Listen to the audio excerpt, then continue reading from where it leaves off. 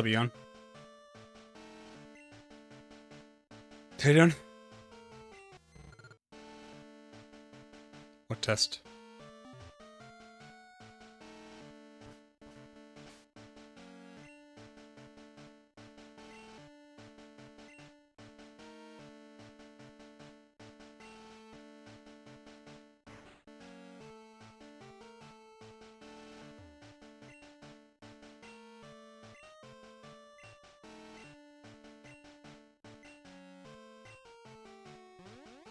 Battlefield 6. Nice, have fun.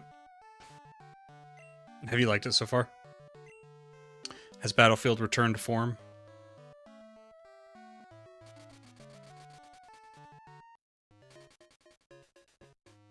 What's up, Maverick? How you doing? I got about 6:50 to wake up my son for school. I passed down the I don't want to wake up genre, yeah. The gene.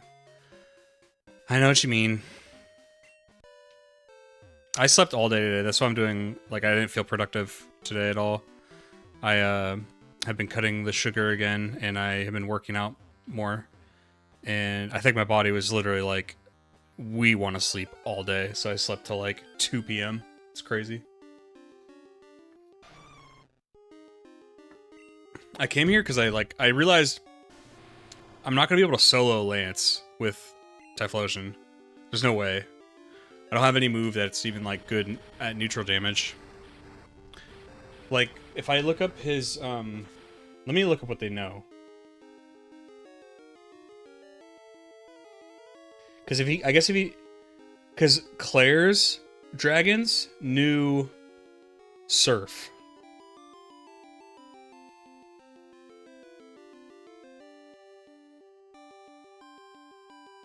Okay, so only his Gyarados knows Surf, and I can one-shot Gyarados.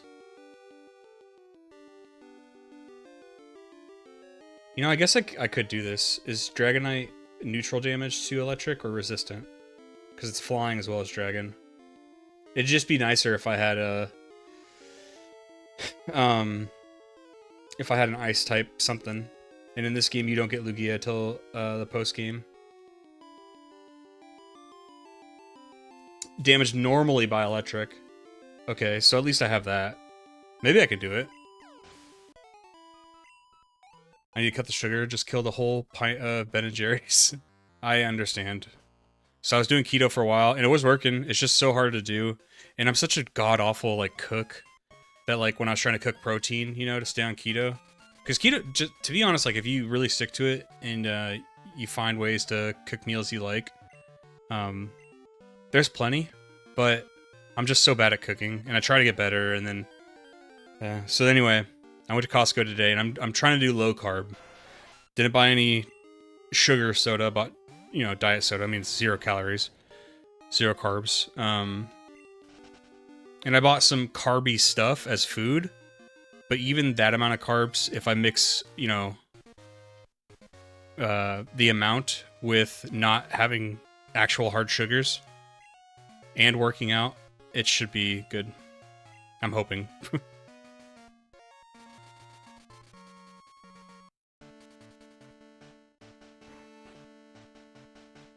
I'm gonna try to do this just with Typhlosion. What time is it? It's 9. Oh, okay, so okay, one more time. I'm gonna go get the haircut so I don't forget. I want to get the haircut for the day before the clock turns over. Because I need to start getting these baby Pokemon to have their happiness up to evolve.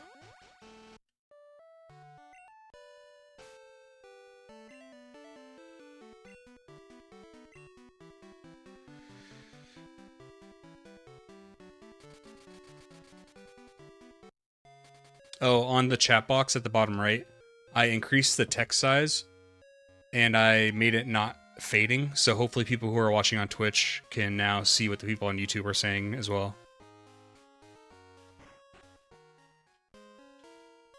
I realized that the very few people who watch on Twitch were confused who I was talking to most of the time. So hopefully, like, Maverick, you can tell me, one haircut per day. Was I playing till like midnight last night? What the hell?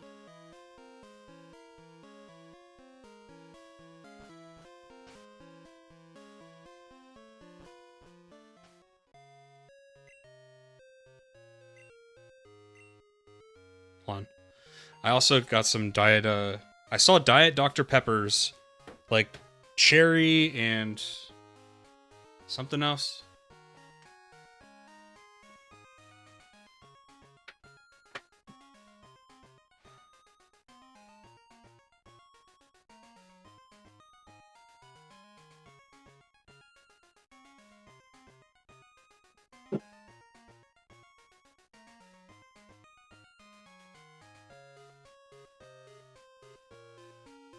Yeah, I guess I just got cherry and regular Diet Dr. Pepper.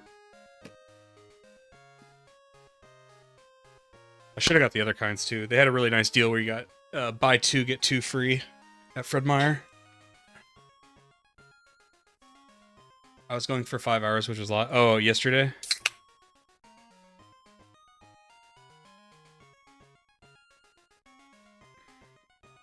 That tastes really good. And that's warm too, by the way. Wow, that's really good. Yeah. It is the diet one. 0 carbs, 0 calories. I was like, that's a little too good.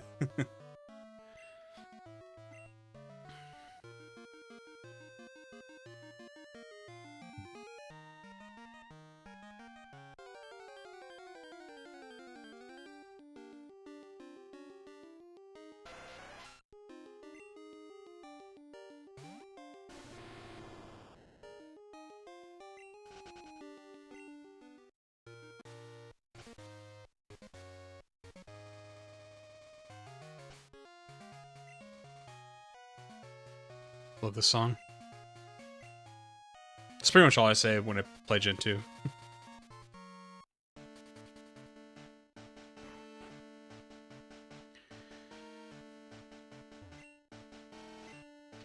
I need to put away any of the Pokemon that don't want dying in the battle, because I don't want them to lose happiness.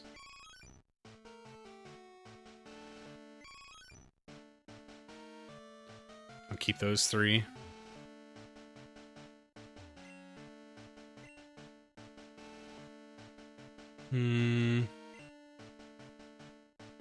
Should only need, like... Shouldn't need that many.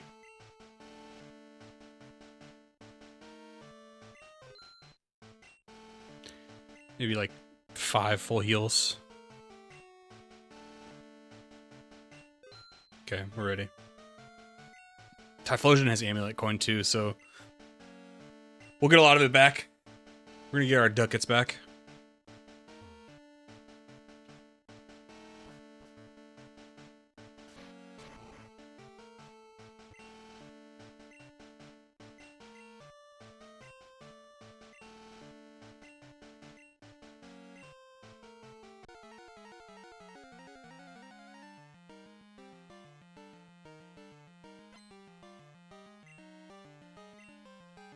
Oh, not that you asked Eon Kane or anybody else. I think I know what the issue with my RPM is. And I kind of ran the numbers, and I was looking at the differences between videos. It's length of video. I didn't mean to hit that. I meant to hit Thunder Punch. I was trying to switch them, but whatever. We'll be fine. It's fine. What's up, Onio? Yep, Elite Four already. Well, I decided, Onio, that I was just gonna, like, hey, let's get the Elite Four out of the way so we can have plenty of money. We can have all the TMs and HMs we need, and then we'll kind of go back and catch what we need. And I'll say that in the video. I'll be like, I'll give, like, little highlights here and there, but I'm gonna just explain that, like, hey, we're just gonna do the run just to give us access to everything, then we'll start collecting.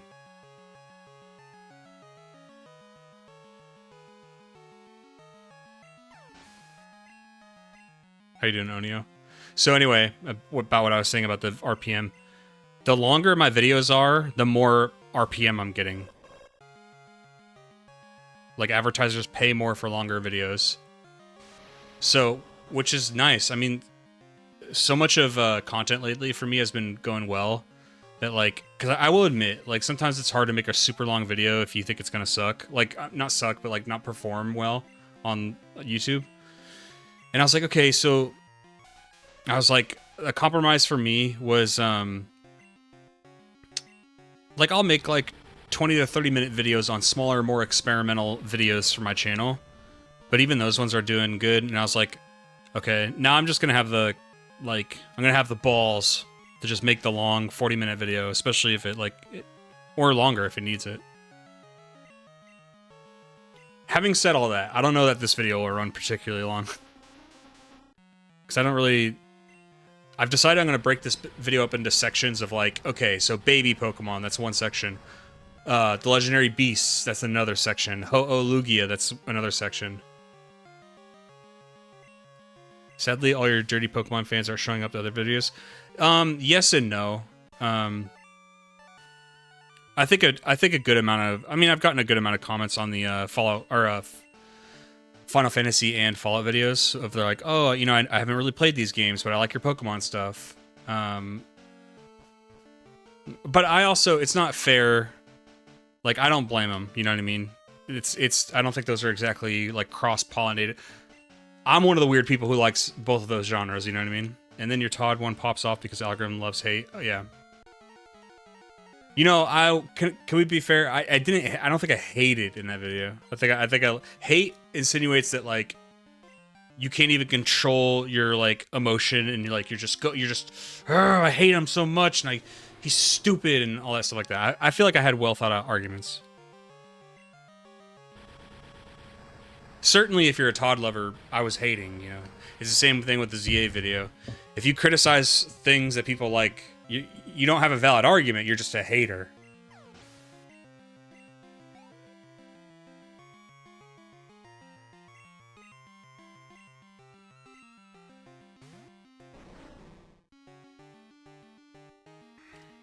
Me?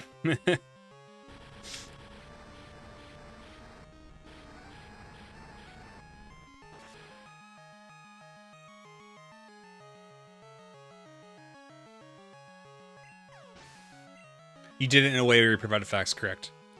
Well, that's the beauty of that video, is, like, you can't really say much to me because I let him speak for himself, so it's like, I mean, I just responded to things he said. And people, that video, I gotta give it to myself. I think that's a beautiful social experiment video. I kind of want to do another one like that, where I intentionally don't speak for myself a lot. I'll say little things, but I let the person speak. Because Todd will say something, and you'll still get people in the comments like, "That's not how it works.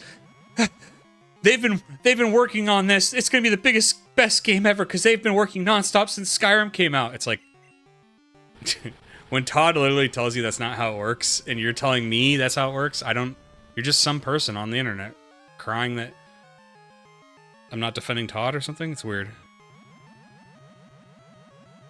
I like most of the stuff you cover. I'm a big fan of the classics outside of Pokemon. Thank you. Appreciate you, man. See Eon Kane?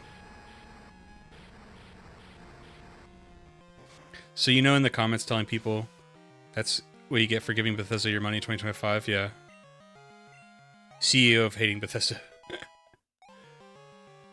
Yeah, well, luckily, a lot of the games I want to play, like Onio said, happen to be classics, so that's good for me. You know, I want to play Final Fantasies, I want to play Dragon Quest, Personas. My brother just asked me about... My brother's going to help me with a few Final Fantasy videos because he likes the series. Not all the games, but a few.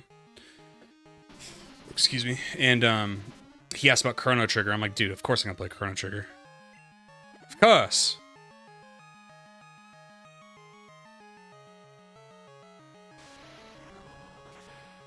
Isn't it... Swift can't miss, right? Because I think he did double team. Oh, never mind. Doesn't matter. Got him with the range.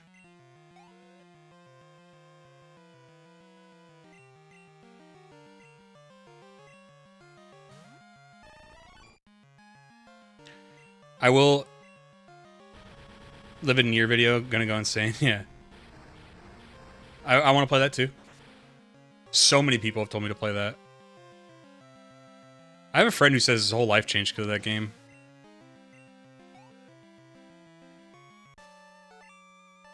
Stop teaching evasive move. It's funny. It is a great strategy though. Like trying to poison your opponent and then raising your evasiveness so you can't get hit while they just whittle away.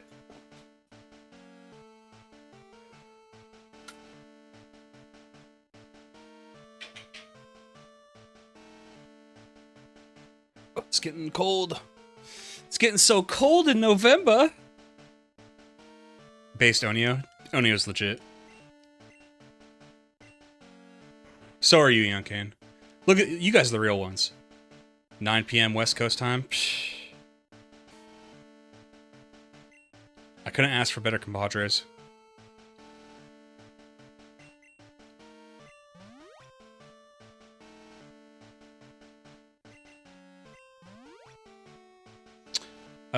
Wesley will learn flamethrowers soon. Level 60, I think he learns flamethrower. It's that good. I certainly hope so. I think I own it.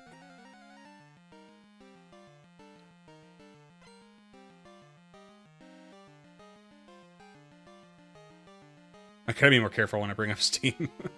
Did you guys see the new, what are they calling it? The Steam Box? They should have called it the Steam Box. I have Nier Automata, and I have Nier Replicant. Which ones do these mean, Eon? What does this mean? 3 p.m. over here? Over here for Onio, 3 p.m. Australia? Like, I think it's in, like, middle of the night or early morning in, like, Europe and South Africa.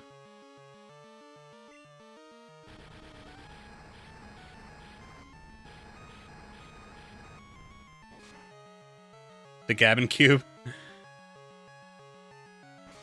My girlfriend, I've gotten her into, like, Valve products because she loves her Steam Deck that I got her. Especially after I put emulators on it. She's like, now she gets it. And she's like, are you excited about the... Because I showed her the console. And I was like, well, no, it doesn't really make sense for me. Because I already have a Steam Deck for mobile gaming. But then I have a really good PC for gaming and editing. So it's not a product kind of for me. It's a product for people maybe who are on a budget, who want to have a gaming PC. Because she lost her mind when I was putting emulators on her Steam Deck. I hooked up, because on this little... Steam Deck has a, just like the Switch, you can buy a dock. So you can put it on your TV, and you can put, you know, it has USB ports and Ethernet port. It's amazing. This is the official Valve one. And she watched me plug in a mouse, and she's like, what? It's like a computer. I'm like, a Steam Deck is like quite literally a computer. Replicant is the first one, but it's more like a 1.3. It's a remaster make of the original game, and it's much more enjoyable than the original version. The problem is, I like the original version of Nier, American release, because he was a dad instead of a brother.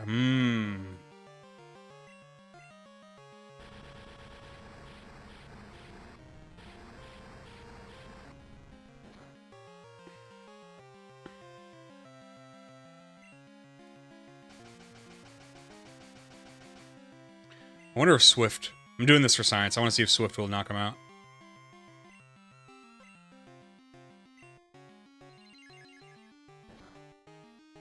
No.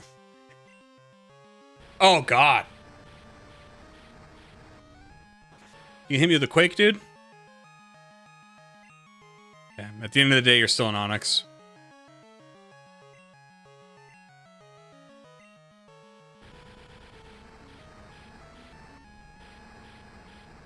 What city were you from again, Onio? Because I think Brewham was from Tasmania. Were you from Melbourne?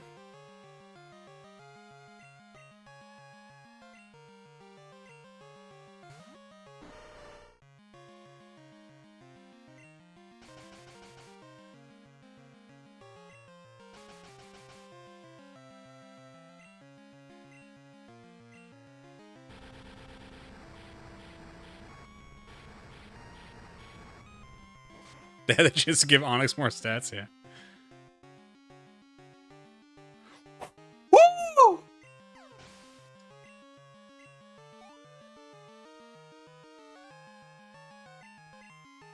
Alright, we're going to strategically switch to our Pidgey. So we can get a full heal on Wesley. Not a full heal, a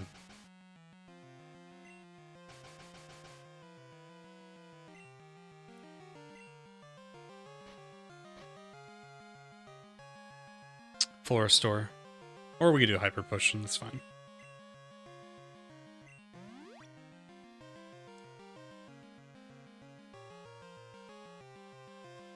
High jump kick miss? Oh. I like when they miss the high jump kick.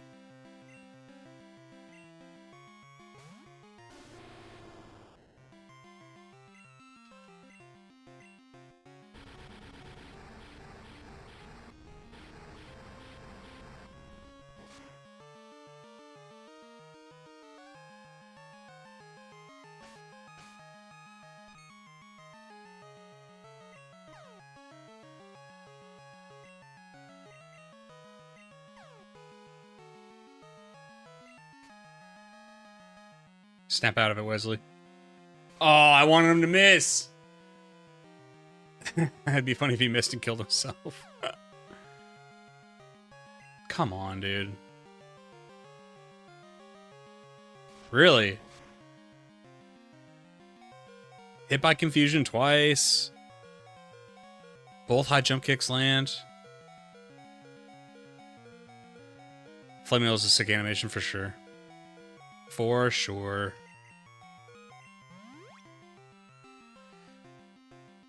My favorite is always going to be like early Hyper Beam with the sound effect.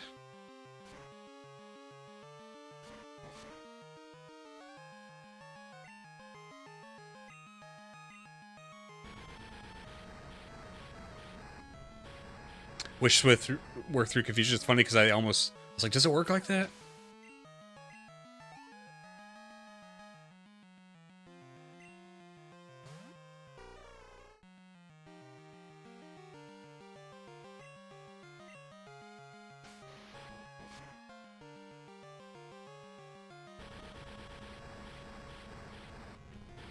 I learned this technique from Lance.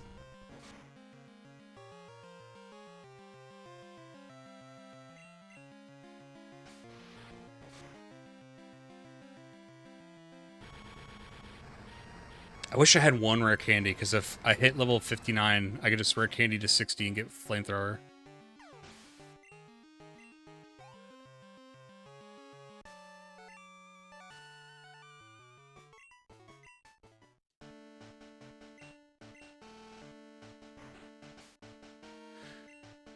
And I can't use it right now, because I gotta get it in battle to level up. Yeah, I don't think I have one. Okay, and this feels silly, but I have to revive one of the Pokemon.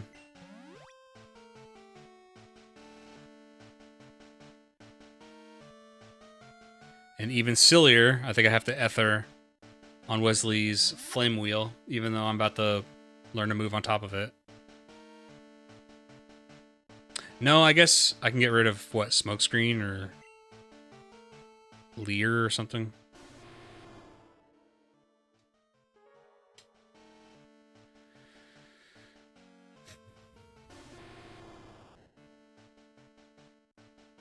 Oh yeah, Smokescreen.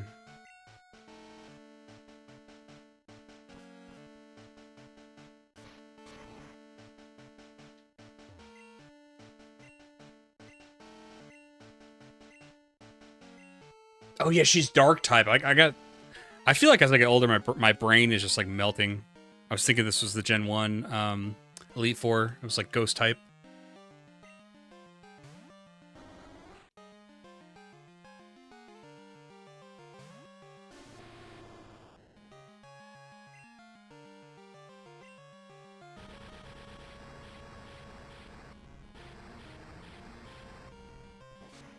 Umbreon's so cool. Ooh.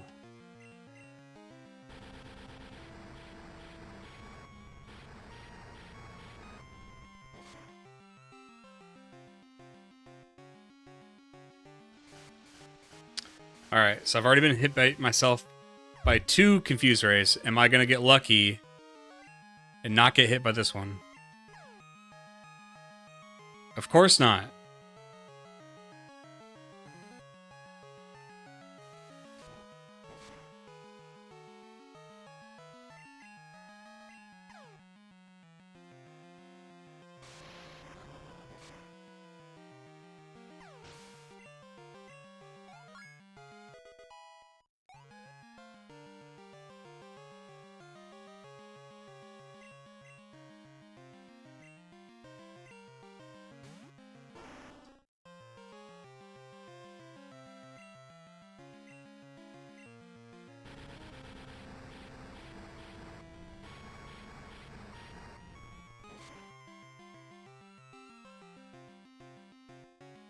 Ooh, I thought that was a critical. Lick? No paralysis. Okay.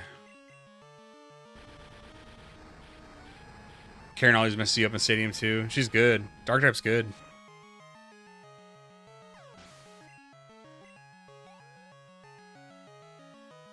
Yeah, 25% on the enemy. Yeah, for sure.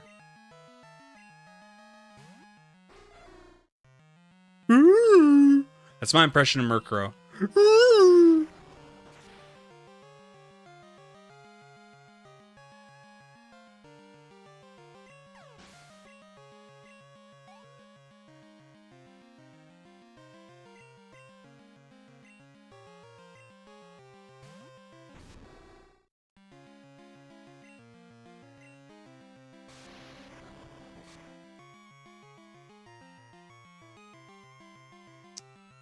Hopefully that's a range. And this next one can... Wait, Crunch lowers special defense? It's weird. Oh, it's a dark type move. Ah. Sorry, I forgot the split stuff.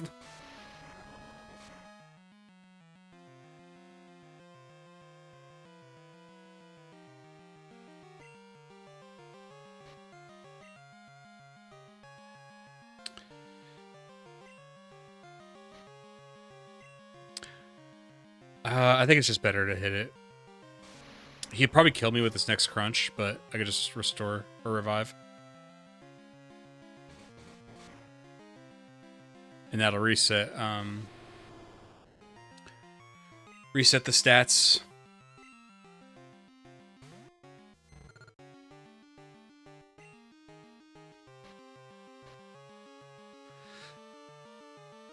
Truly, but you're right, pre-split, yeah. That's another thing I have to remember. You know, bouncing between these generations like this, I'm like, ugh. Top 5 design of all time, for sure. He's always been super cool Pokemon.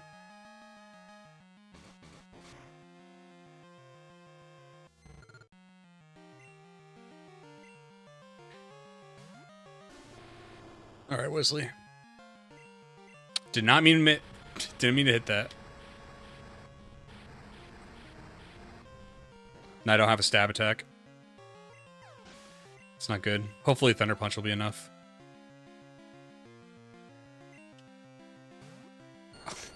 That Flame Wheel would have been nice. Alright, well, okay. I have to use an Ether either way. Hopefully I don't die. Petal Dance. That shouldn't kill me.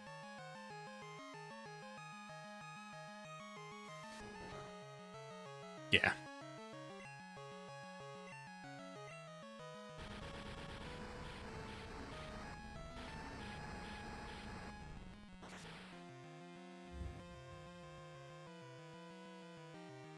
Okay.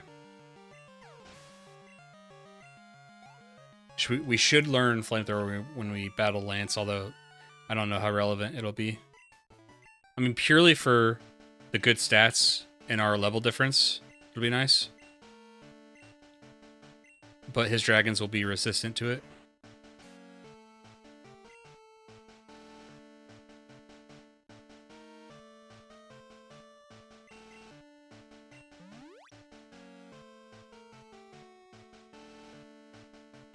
I'm going to use Revive on both of our dorks. Just so I have switch out fodder.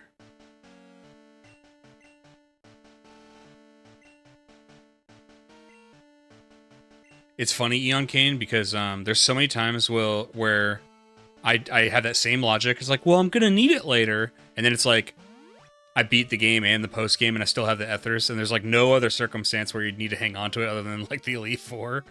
I am that human.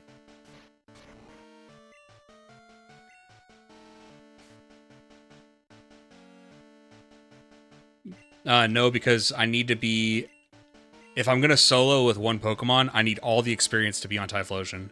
Or else I'm going to make this a lot harder on myself. After I beat the Elite Four, yes, I'll start using an experience share.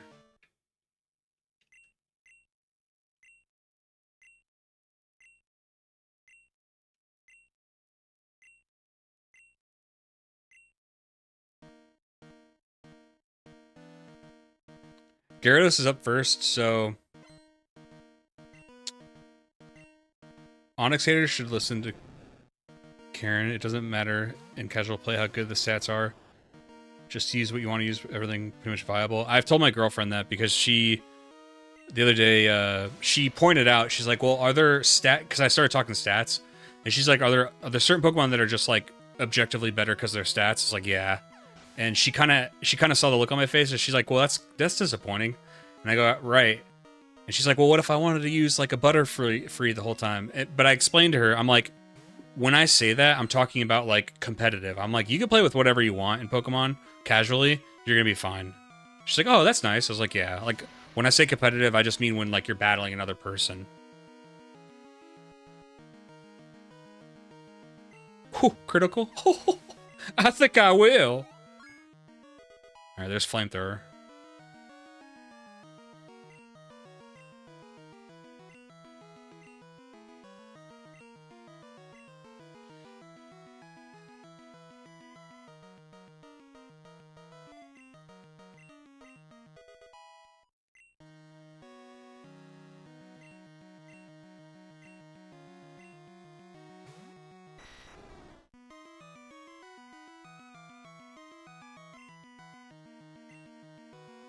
I should have used the other Ether before the fight. I didn't realize Thunder Punch was so far down.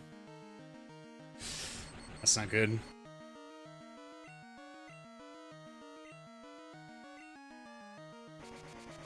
That shouldn't do too much.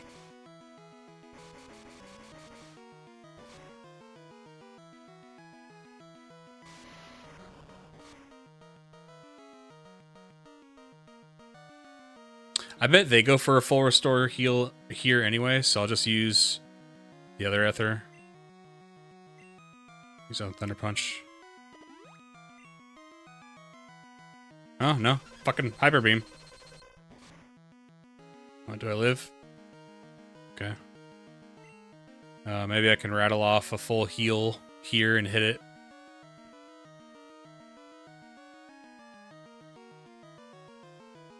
Where'd the full heal go? Ah.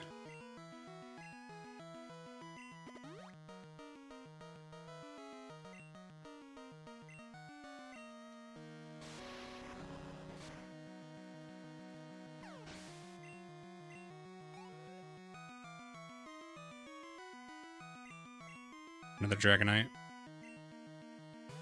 Keeping Smokery. So, Onio, I did that because in circumstances where I was trying to catch the Pokemon, it was nice that they couldn't beat me in the face with...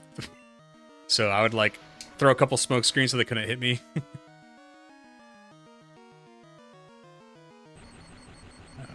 You rat bastard.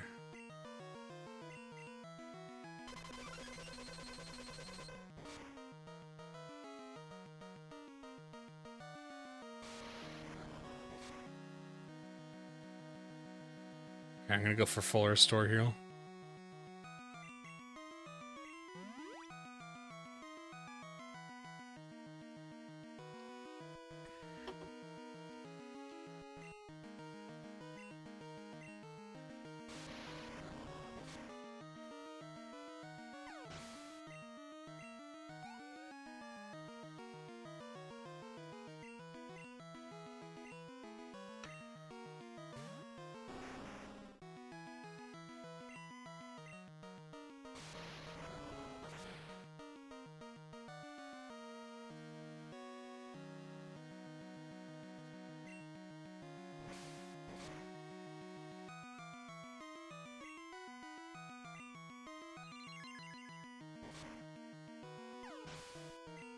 Does Swift have the same noise animation as it does in the beginning of the game when the stars are falling on the logo?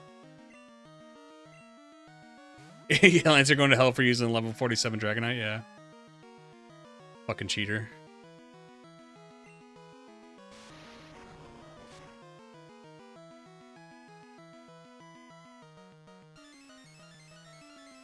What's up, Marvel?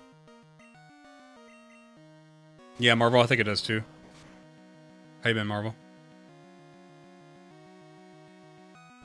Outrage? You should calm down. Come on, just one more hit. This should be it. Let's go. Well, we're the champion.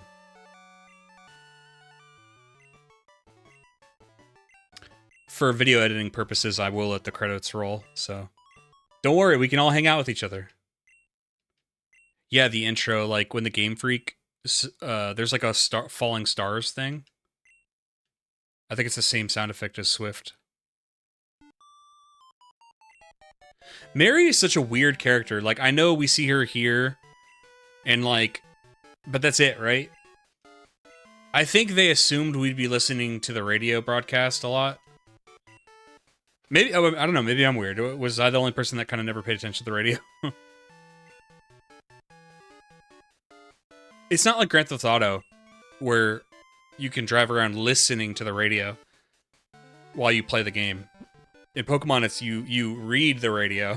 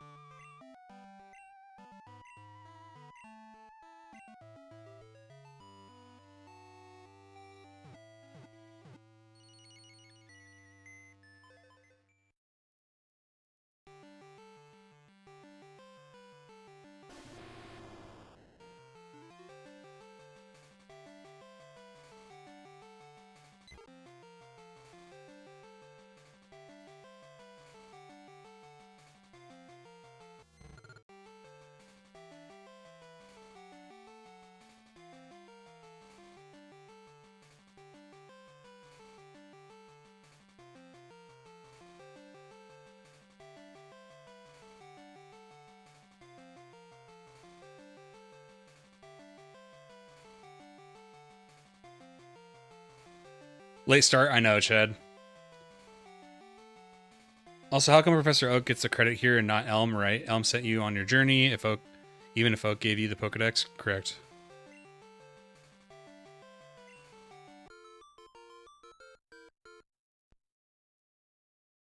Okay, we're gonna let this roll, because I want this for the video when I make it.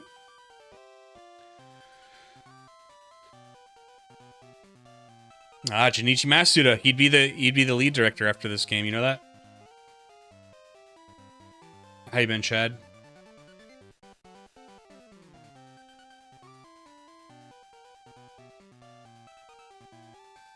I didn't know the lullaby theme gave you less encounters. I'm very ignorant to the radio.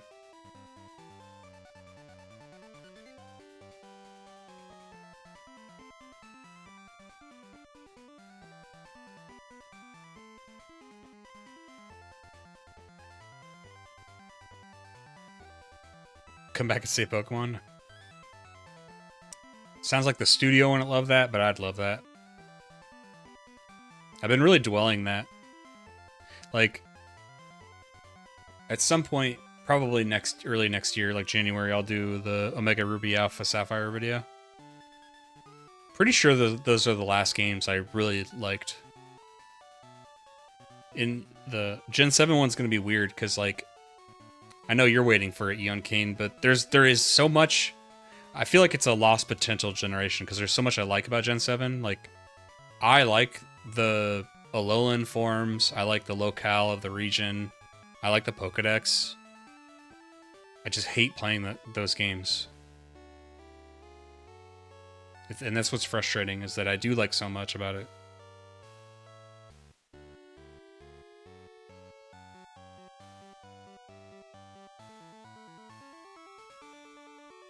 How about it all? Just hanging out with the little man, trying to finish the decks on the Heart and Soul ROM. Nice. How's he coming along?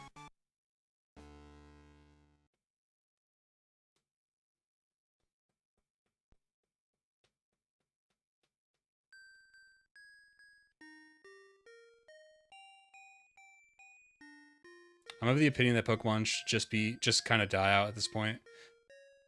I don't think it will. I think it's like Disney. And then we're at that point where like you know, I promise it's not just unique to Pokemon, but like There's fandoms that have sections of fans who like lash out and they get mad at people like me who like, hey, I have issues with this and this. And they're like, shut up! Don't just don't play it. It's like, no, I like it. I've grown up with it, but like it could be better. And they think if you're really, really nice to the big corporation and you keep giving them money, that they'll eventually be nice to you back and invest in their game a lot and make like a really spectacular game. No, that's not what happens. Remember when Pal World first came out and suddenly like 3 months later, the Pokemon Company, after the huge success of Pal World, was like, you know, we're going to start taking longer dev times and dev cycles. We're going to start working on the games longer and expanding what they could be. Like, oh, the timing. While Ultra was better, it also was not really needed. Just rush through those ones. My opinion on Ultra is that I agree with you. It is... I could not believe... I remember the marketing of those games, and the trailers would say things like insinuating that it was like a different dimension or something. I could not believe that when I started to play, I was like, wait, it's literally the same game again? It's literally the same game again, except a few story beats are changed. For the worse, mind you. For the worse. And then the wormholes. And if... And I'm not saying this is you, but people who defend like, well, come on, it had the wormholes. Yeah, that's cool. Also, could have been a DLC. Like, you can't have 97% of the game is the exact same, and then be like, yeah, but they added wormholes. What are you fucking...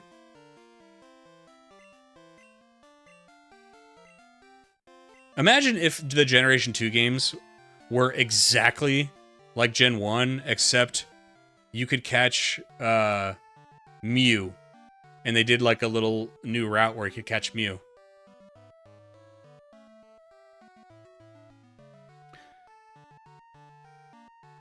My preference is the random encounter in the grass, not the ones in the overworld. 4 badges and 52 Pokemon in the Dex, and given the fact that he can't read yet, his brute forcing of the game is actually admirable. They took your $40 twice and said psych.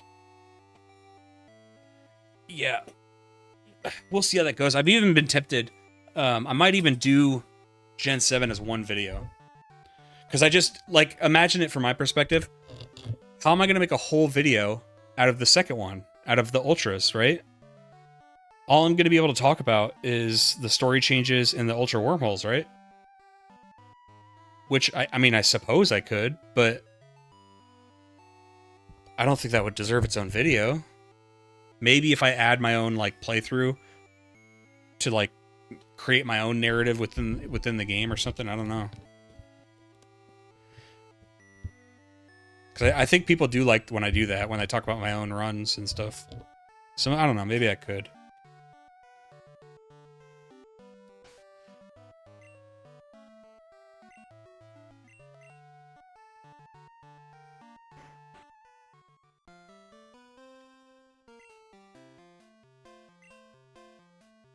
Did he already give me the ticket?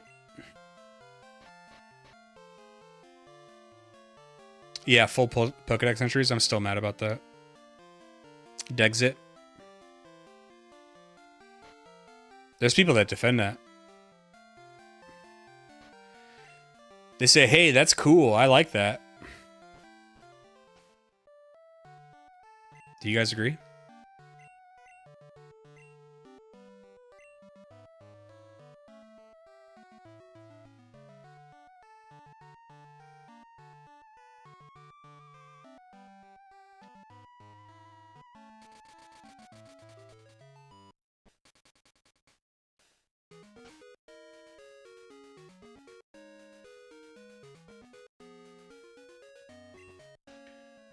Alright, guys, I need to think of Gen 2 logic here.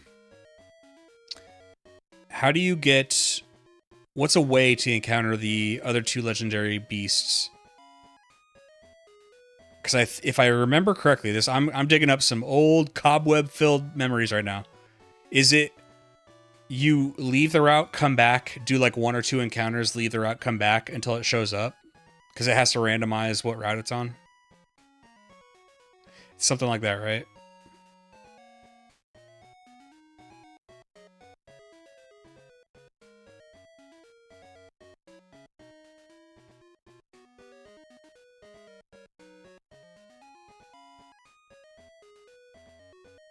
Marvel, I think by the DS era, I don't think it had anything to do with storage.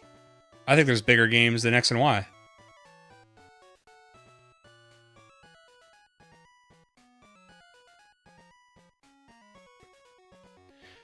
I would do a soft cut at the end of your initial video, then frame the tiny content in 2 or 3 minutes in your usual cadence and style, and treat it as a video within a video for the wormhole stuff. Oh, that's kind of interesting. That's what you're saying.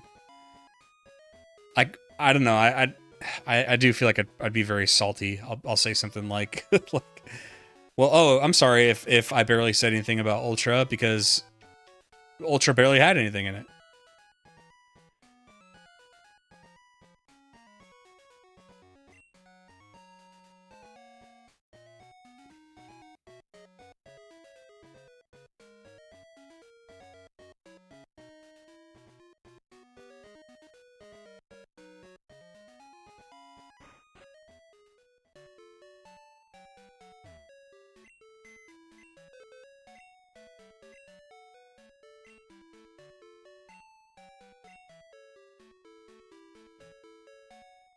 Oh, another video I want to do. Have you guys heard about Pokemon Stadium Amnesia Psyduck? I could do a video on that. That could be fun.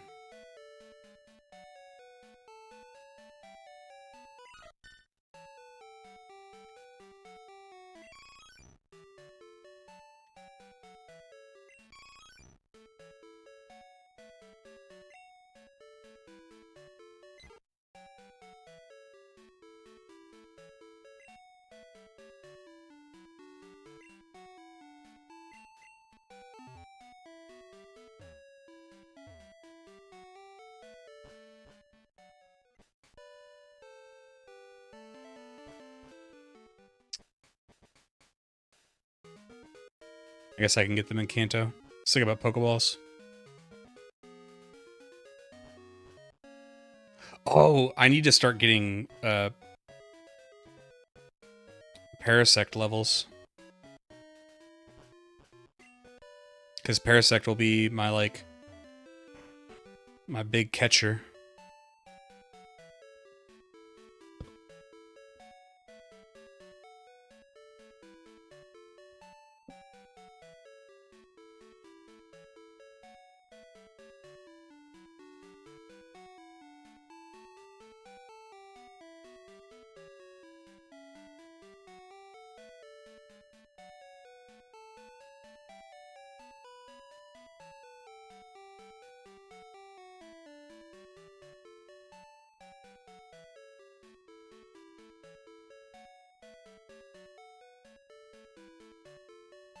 And then where do I get Fury Cutter to?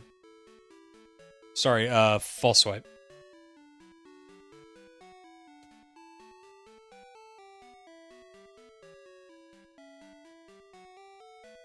Oh, False Swipe isn't a technical machine.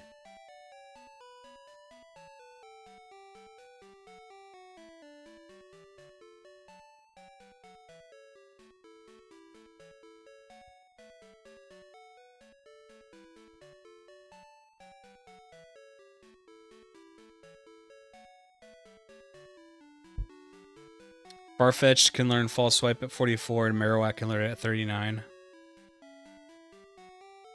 I think I could still do it with Paris. What's up, Arturo?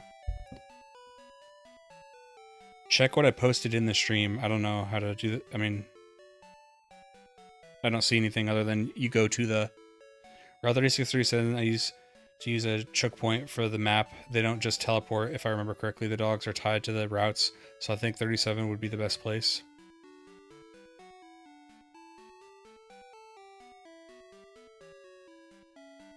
You could also do the Earthquake Ligar first aid. What is that? What do you mean? Is that like a special one?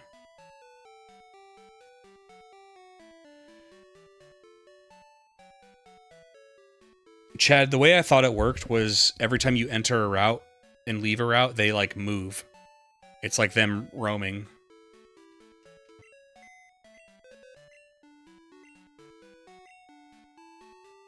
What's up, Final Blue? How you doing?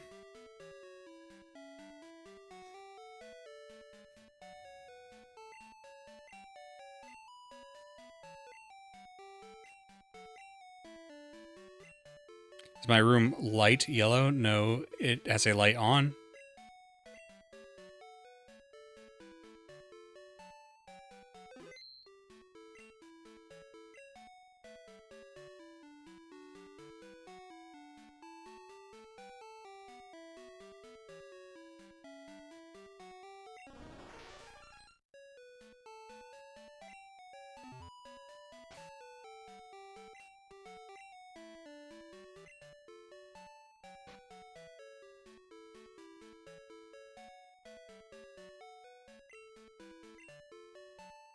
Dude, I have been thinking about getting lights for the room in general, though. Like, you know, the ones that go around. For years, I underestimated the power of Super Fang as a catch move until going back to Gen 1 without Fall Swipe. Yeah, because doesn't Super Fang do, like, a definitive, like, 20, 30, or 40 damage, something like that? There's, like, Super Fang and Hyper Fang, right? And they do, like, a set amount of damage. So that actually would be good for catching. Because you never have to worry about crits, right?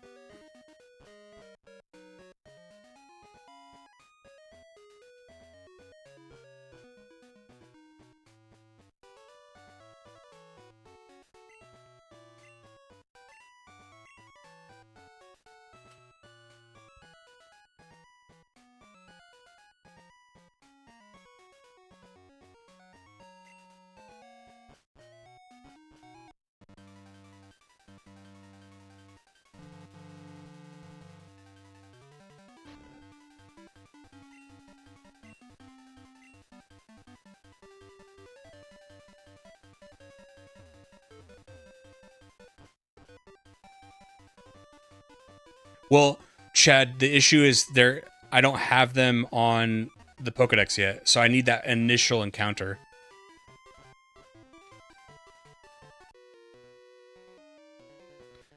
Completely unrelated, but a Yu-Gi-Oh card I had stuffed in a box somewhere is suddenly about $40, and now I'm desperately trying to find it. I don't care if it's anything video games or nerdy culture is welcome. Okay, guys, it's safe here. My buddy had a binder of, like, the base set, whatever, of Yu-Gi-Oh! Like, the Blue Eyes and the Exodia, and I was like, dude, you should find that, because it sounds like it's probably money. He found it. They were all in excellent condition, but apparently it wasn't, like, first edition stuff, and I guess if it's not first edition, it's, like, trash. Which is, like... I do kind of like that, because, like, for me, I collected all of all of the base sets, and I started getting into Neo, or the whatever Gen 2's is, and I still got to complete that in the Pokemon challenge, or Gym Leader challenge, or whatever they called it. But I don't need first edition. It's just a personal collection. I just want to put it up on a wall, to be honest with you. And that's kind of cool, because all that stuff is super cheap.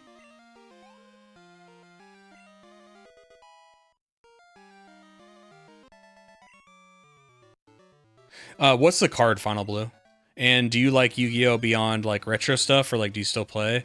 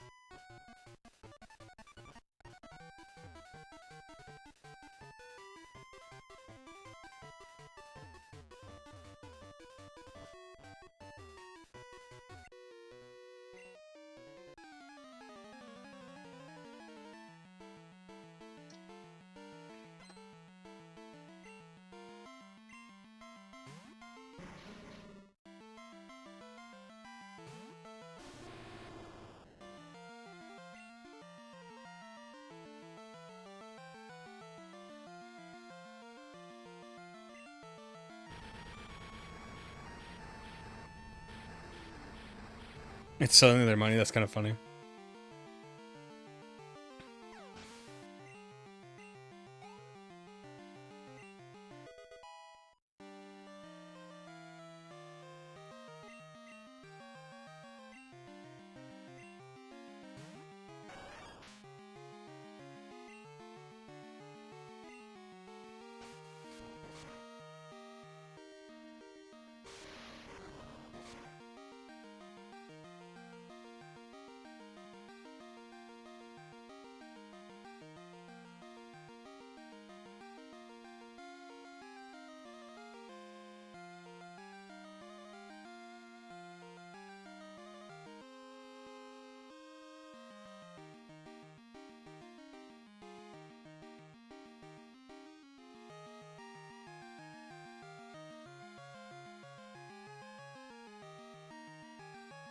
Sorry, I gotta get my Pokemon Crystal walkthrough guides so I can see what I can encounter.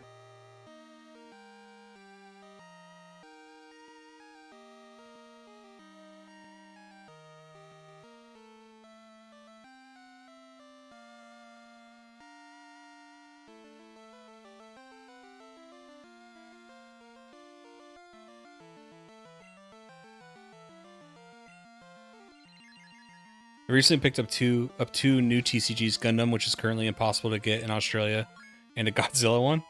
I played Modern and Retro.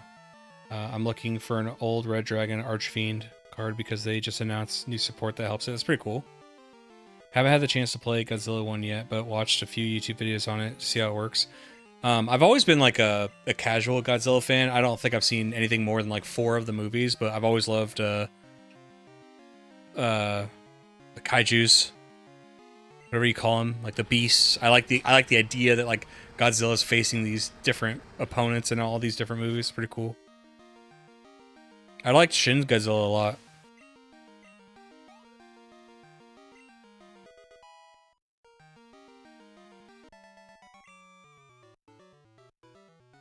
And Gundam is another series I've been wanting to get into. Just like video games, there's a lot of animes I've been wanting to watch. With Gundam, I get so much conflicting information on like where I should start and what I should watch, what I should avoid.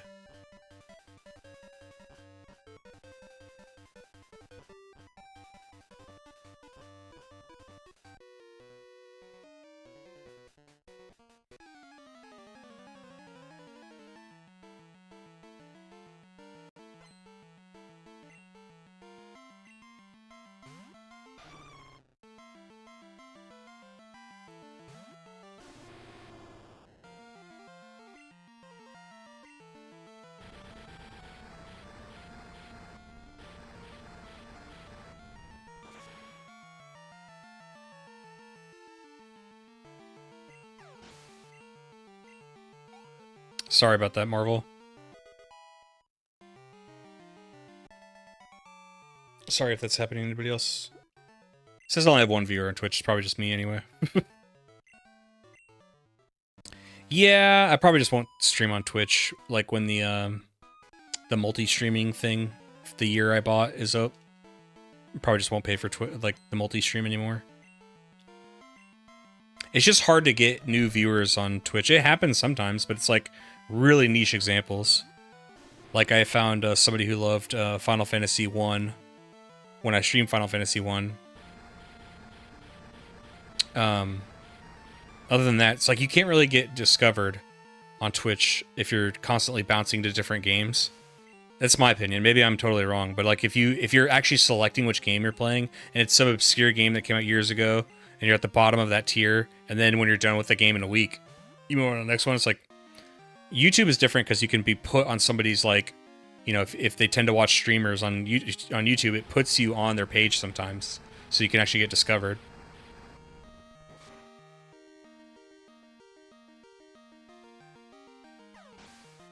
Why is Little Man losing his mind?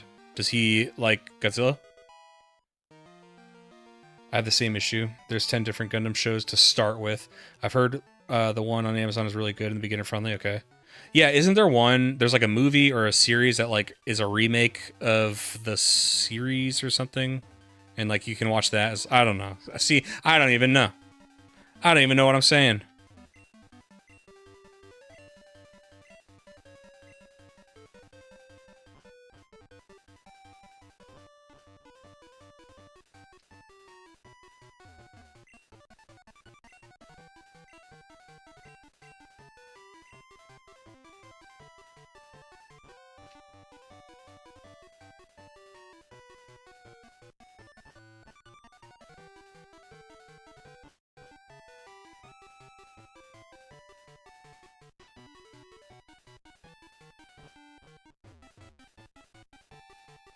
I forgot where the buddy is.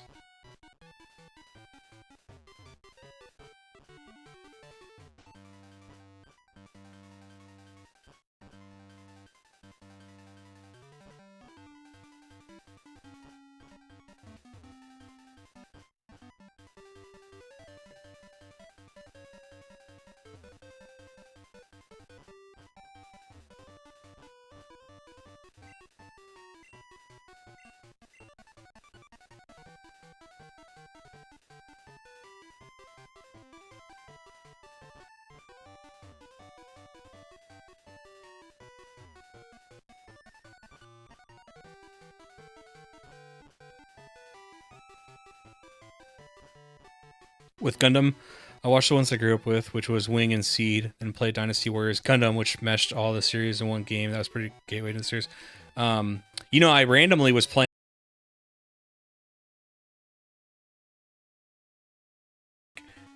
get in those battles and like just hack and slash. I tend to like, I only like the Dynasty Warriors that are like Empire ones, the Empire series, because I like conquering and like building stuff. If it's just like boom, next battle, next battle. Like I tried to play the Fire Emblem Warriors game, and that one kind of mixes the characters from all the different series. But you know what? I haven't played enough Fire Emblem to care.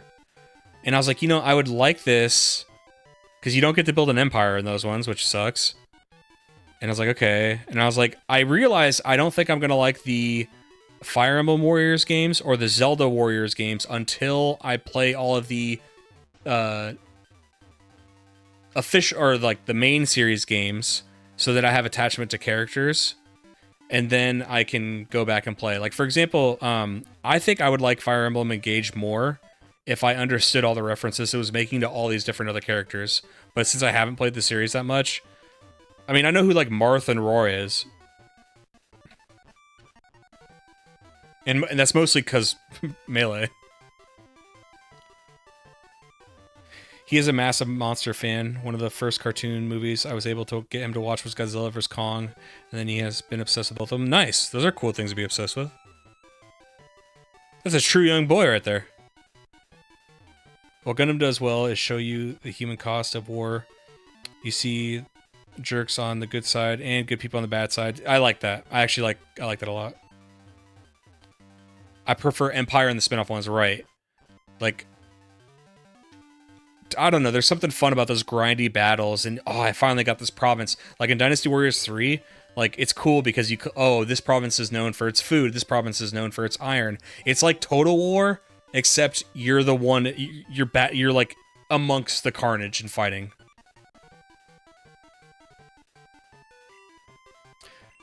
I think I'll like Hyrule Warriors and like Gundam Warriors and stuff like that. I think I will like those games when I play the other games that like make references to the characters. Because the thing that the Warriors, the like Zelda and the I don't know about Gundam, but Fire Emblem ones, they don't have the empire building aspect. So it's like, in my opinion, you got to be there for the gameplay, and you got to be there if you already know the characters really well. And it's like Zelda, I of course do to some degree. And I think I would actually really like the one that's a prequel to Breath of the Wild that shows you like the events of what happened. I think I have that right? Like the not the Age of Imprisonment, but isn't there one that's like you hear about all the stuff that happened to Link and Zelda like 100 years before Breath of the Wild? Doesn't one of those Warriors games take place for that? I have the same issue with trying the One Piece card game. I'm not gonna know who the hell the characters are if I play it right. Where the hell is this guy? Sorry, I know I have a child watching. Sorry, Chad. Where the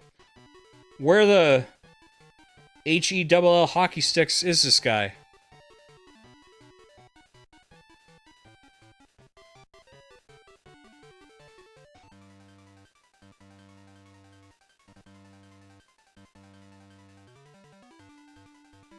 Ah, I found him.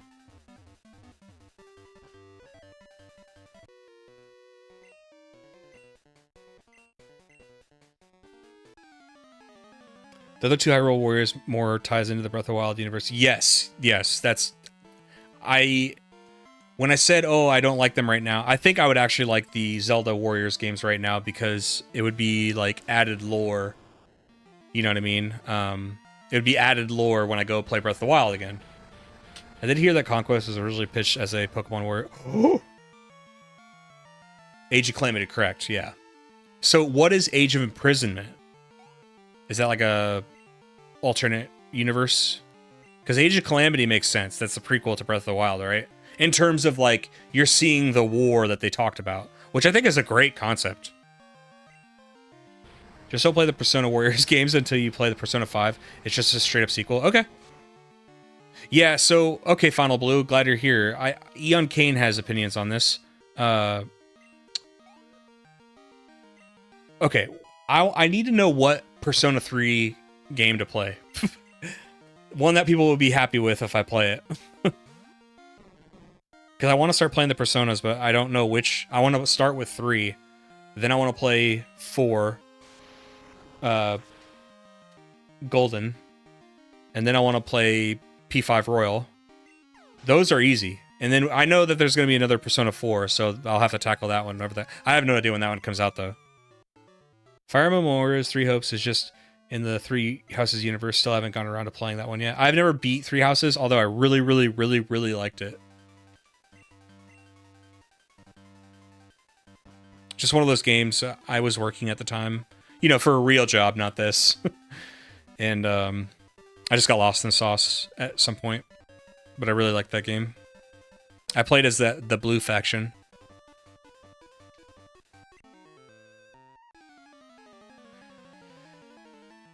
And given how, you know, I won't spoil it for people who haven't, but given how different the blue faction's experience is, it's so crazy to think about. Like, I'm pretty sure like the 3 different paths you can go down are like wildly different from each other, right? It doesn't feel like Pokemon where like the differences are very minute. It feels like when I play for the yellow faction, when I play for the red faction, it's going to be like a totally different path, right?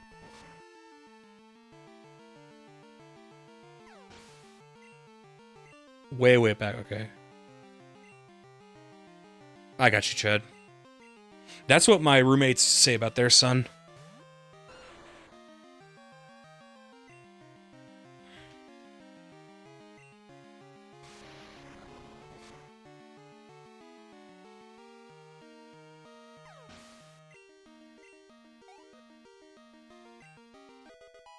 Paris is growing nicely. If you haven't played Tears of the Kingdom, can't really get into more than that without spoilers. I have. I actually like I like Tears better than I do Breath of the Wild.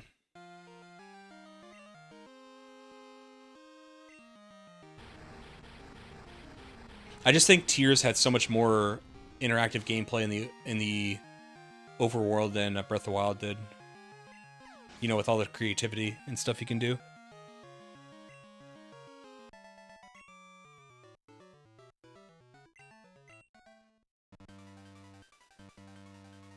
My Wind Waker video didn't do too hot, so I'm kind of like on a hiatus from Zelda, but I do want to play Twilight Princess at some point and keep the series going. And then I want to go back and play. I was thinking about maybe doing Zelda 1 and 2 and Link to the Past and stuff. I think I said last time on Steam that Persona 3 FES is the most authentic experience, or Reloaded fixes some issues but lost some minor stuff. So do you think it would be egregious if I played Reloaded? Because to be honest with you, as a casual who's not played the series much at all, I like the look and everything of 3, and I happen to like the new singer a lot. I think she's great. But 2 are similar. Got you. Okay.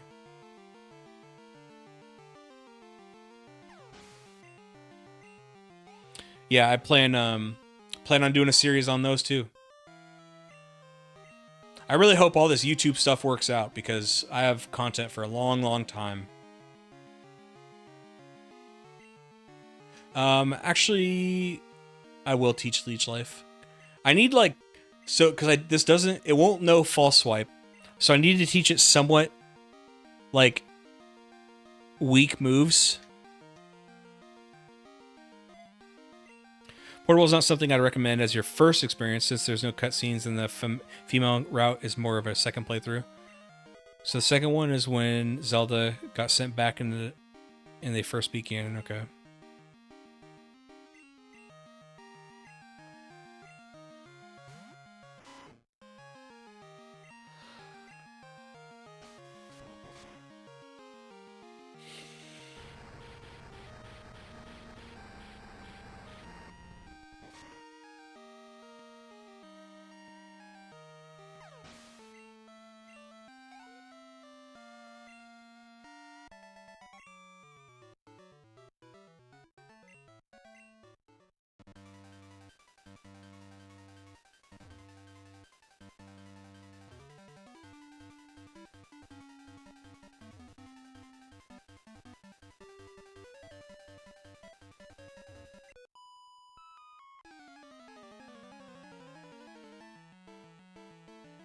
Here's my grab the pitchfork Zelda thing for me. I finished Skyward Sword before Twilight Princess.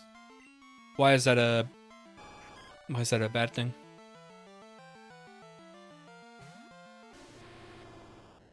Reloader has 95% the same stuff, so I want to think of it as blasphemous. Okay. And it kind of matters, Final Blue, because I plan to tell a story, but the story takes place like in 2006 or something when the first one came out. 6 or 7, whenever it first came out. So I don't want to tell that story, be like, oh, I'm finally playing this game. And then a bunch of people are like, well, it's not the same game at all. It's not even close, you know? So, but nobody really did that for the Final Fantasy 1 video. Not to say that these are the exact same audience. But, I don't know. Sometimes I get in my own head more so than people in the comics really do.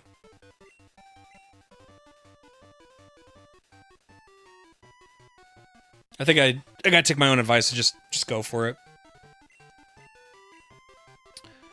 I found having the Motion Plus made Skyward Sword easier to play than Twilight Princess. You know, I gotta be honest, I'm not terribly excited to...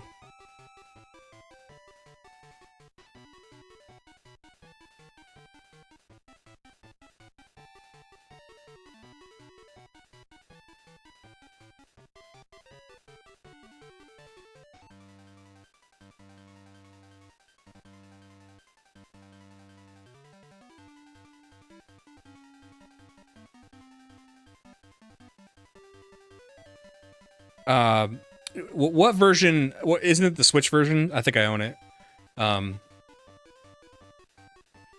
Where you don't have to use the motion controls on Skyward Sword. Yeah, I'm pretty sure I have it.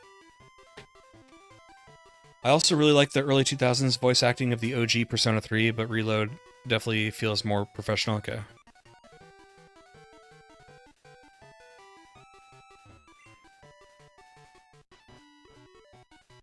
Yeah, so I used to talk smack about Skyward Sword even though I hadn't played it, but this is like back when it first came out. Because I think not everybody, of course, people I knew were like, we all thought the whole motion control thing was a gimmick and nobody wanted to do it. And then I heard how linear it was, but to be completely honest, like if we're being real, it feels like lots of Zeldas before Breath of the Wild are pretty linear if you really think about it. Like even Ocarina of Time, yes, there's like this open world kind of, an open hub we'll call it, but like you can't, I'm saying, you know, if you're a speedrunner and you know glitches, okay. I'm saying for a casual random person, you still have to go where they tell you to go. It's not like you can, you know, you can only go so far in the open hub. I think the series with the biggest divide between OG remakes is the Yakuza games. Whoa, explain. They swear that the remakes take too much. I've loved the remakes, dude. Remakes. And look, I will say I really don't think I'm a graphics snob. When I look, or graphics snob, when I look at the old Yakuzas, oh, those are rough to look at, dude. I don't even recognize anybody. I'm like, that was Kiryu? What the hell?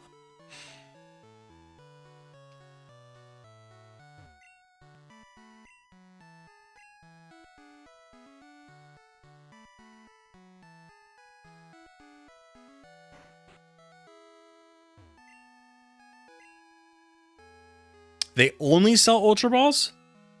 Jeez.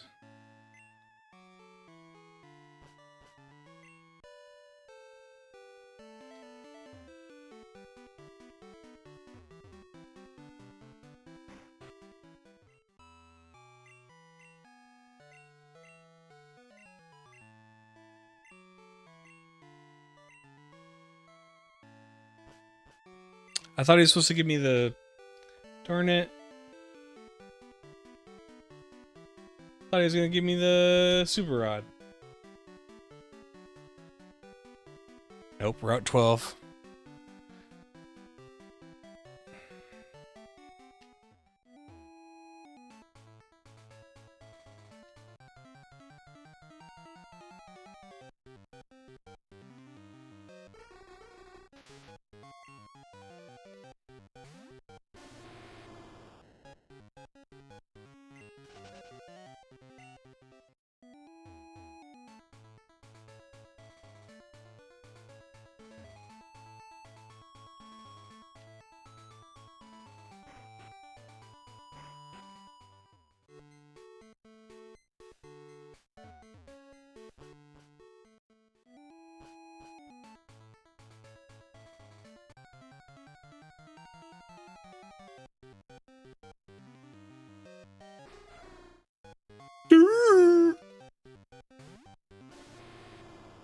That's what you sound like, Murkrow.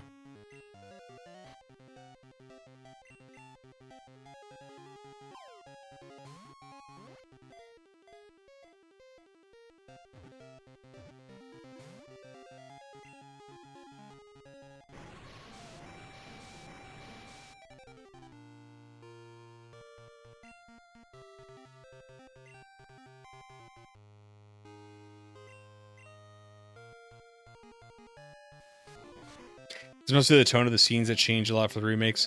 Also, in Yakuza Kiwami, they added Majima way more than he appeared in the OG. You know, I'm glad you brought that up. What do you think of Majima?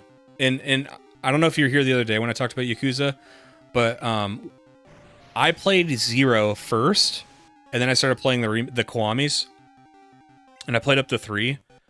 And while I liked them, I was a little bit disappointed because the first hour of Yakuza 0 is so amazing.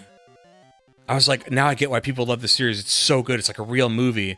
And then as you keep playing, it gets more and more silly and hokey jokey and more like Majima is there. And I was like, oh, okay. And like, for example, it was very... I'm saying when you're new to the series and you have no context for who Majima is, I thought his character in 0 was so cool and, like, interesting, and I loved the story. And then, by the end of the game, he just suddenly turns into Majima that all the rest of you already know. And maybe that makes sense to you, but for me, I'm like... Oh, he's the Joker now? Like, he's insane? What? Like, I didn't get it. I hold on. When I say it was like a leap that felt strange.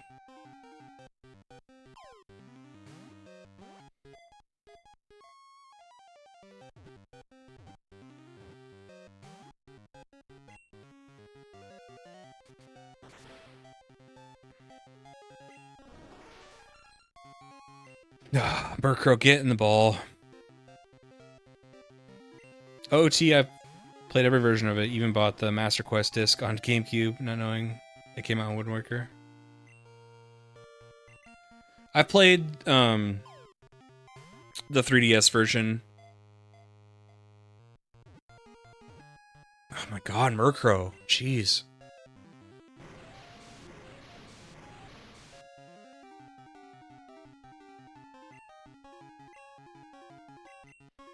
I also play 0 first. It really spoils you when you play the rest.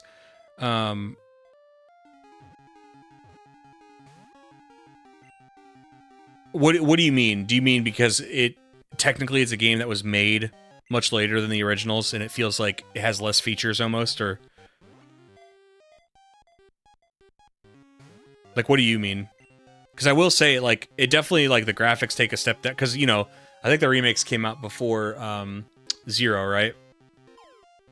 I guess, I don't know. I bought into what I thought the series was due to 0, and I was, like, kind of disappointed when I was like, oh, and I had to learn through, like, people talking about it online. They're like, well, the whole, you know, Majima is, like, beloved, and they love crazy Majima. And I was like, well, I didn't even know, and I kind of liked his original character, and...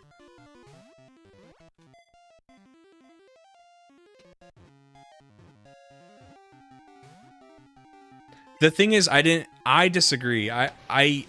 I understand he's been through a lot, but him like instantaneously getting crazy in that moment because he's like trying to run off that blind girl to like,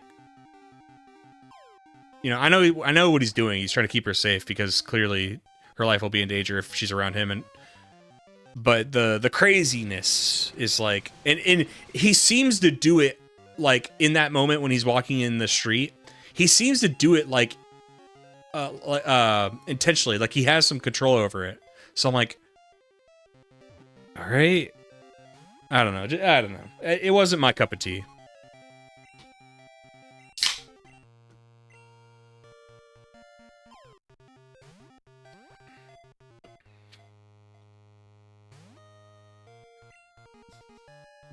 I don't know why it's so hard to catch a Murkrow.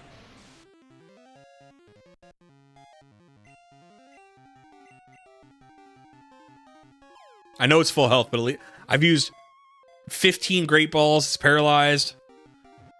Oh my god. What a waste of time. I know the answer. We gotta get Parasect strength up. The combat is the best in the series. Then you go to Kiwami, and it's more stripped back. Agreed. Yeah. In the past, I had to play, watch, read everything in order, so I couldn't play 2 of a game without playing 1. I know what you mean, Marvel. The only time I can even stop myself from doing that is like, you know, people are like, well, you know, you didn't have to play Final Fantasy 1. You could have just played like 6 or 7 to get the series going. And I was like, well, I kind of wanted to play them just to see the progression of RPGs, really. It wasn't so much that like I knew it didn't have anything to do, like the stories didn't have anything to do with each other.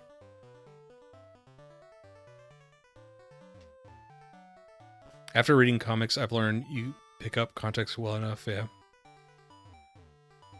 You mean like when you read comics, you kind of get the idea if you read enough, or you don't have to read every little piece of lore ever.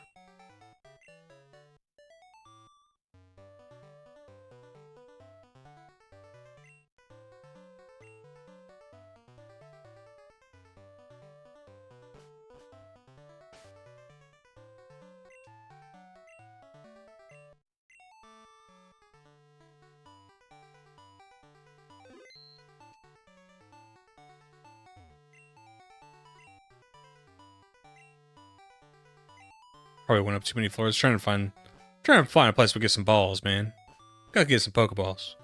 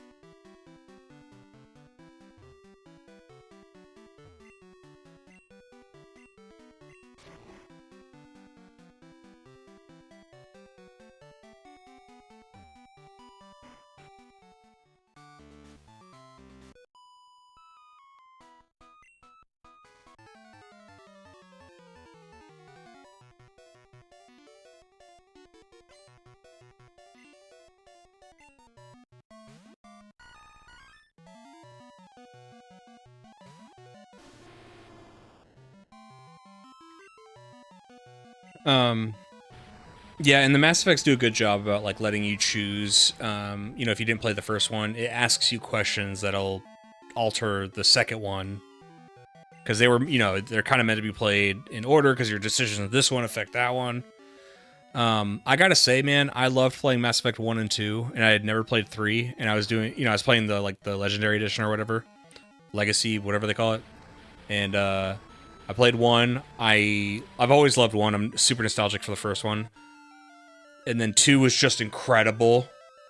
Finished 2, and then I played about an hour of 3, and I stopped. I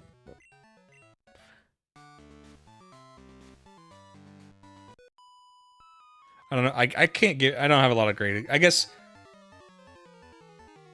it played weird. I don't know. I think 2 is so good that 3 had a lot to climb.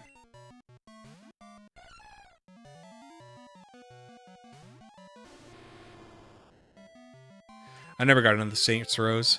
Ironically, like, you know, kid me was dumb as hell. My logic didn't really make any sense. But I thought Grand Theft Auto was like real and like raw, and Saints Row is like too jokey. It's like, yeah, Grand Theft Auto was pretty jokey.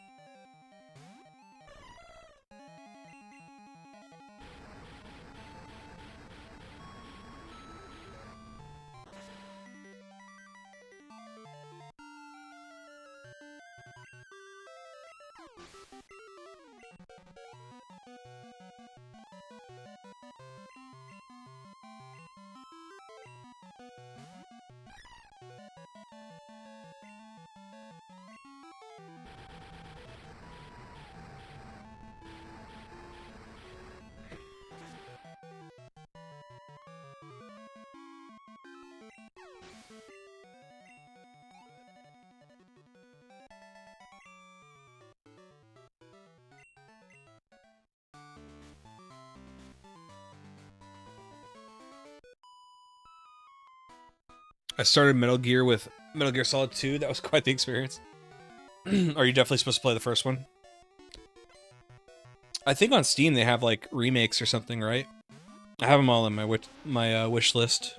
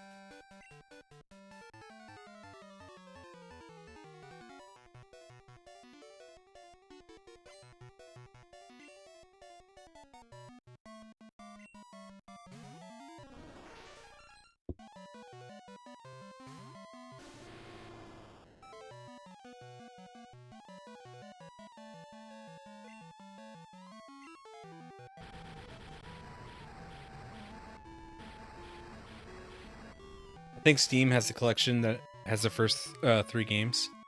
I'm beginning to think me and you are the exact same blend of autistic live. That's the exact reason I never picked up Saints Row and stuck with GTA. Yeah, that's what's so cool about putting yourself out there on the internet. You find other same Spectrum equivalents. Yeah. Well, you know what's funny, Chad, is like it's kind of cool that like I do this now because now I have all these older games I can go back and play. Because modern gaming is such a not a great experience. And now I have so many great games I can go back and play. Like, sure, let's do the Saints Row games. I plan next year on doing, I want to do the GTAs. And kind of lead up to GTA 6, you know?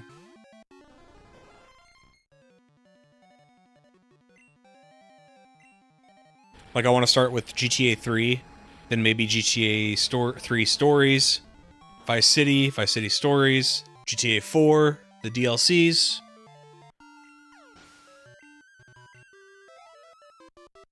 And then they do GTA 5.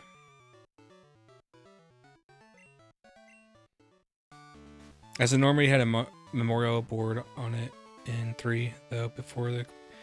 So he never got his name on it. Like, you feel seen now? Yeah. I heard it hurt to get the Garus on that list. I hope you can get them killed.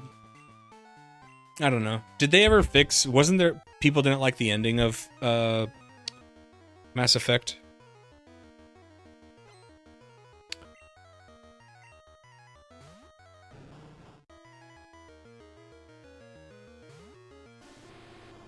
Metal Gear Solid 2 plays with your expectations. If you played Metal Gear Solid 1, I didn't... Oh, I was very confused by the end. My roommate really wants me to play the Metal Gears. Pretty much, if anything was like very, very popular and beloved, I want to play it, so it's all on the table. It's just a matter of getting there.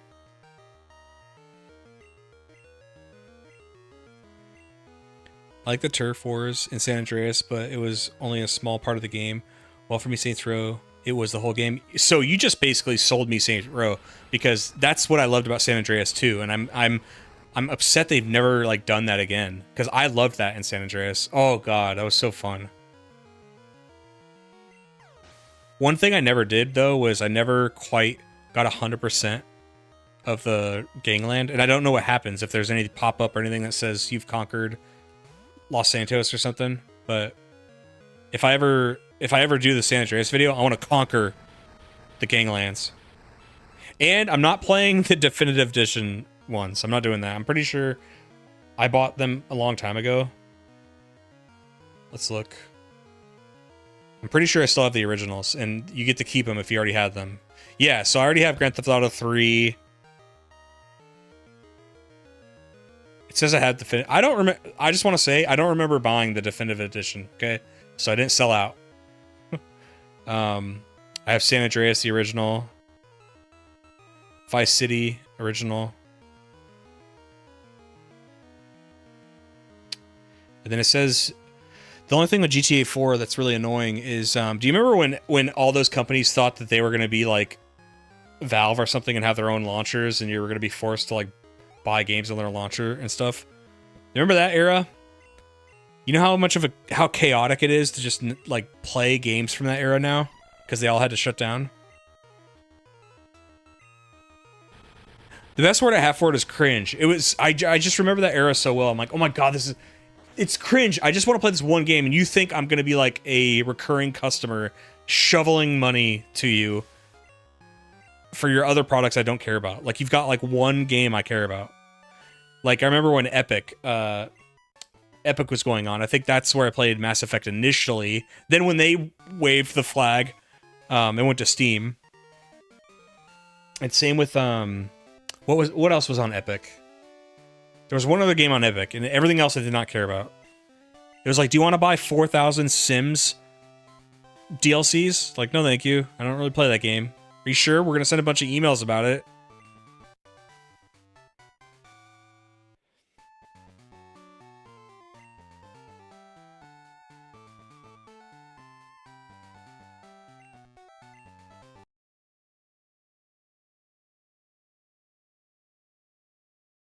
Turf Wars.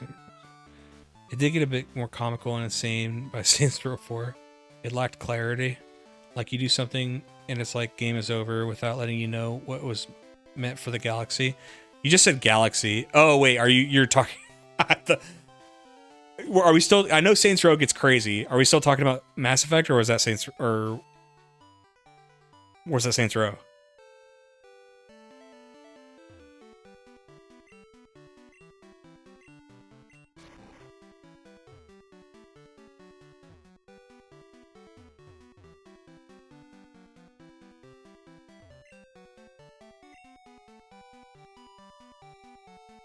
You play. Oh my god. Yeah, you play.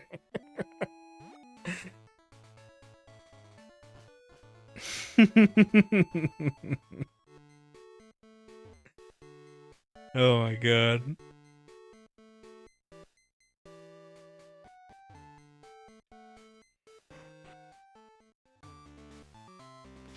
Fortnite is the reason most people open Epic Store. Oh, I didn't know it was on there. I've never played Fortnite. Never played Fortnite. That's funny though. If they didn't have that, probably would have been defunct by now.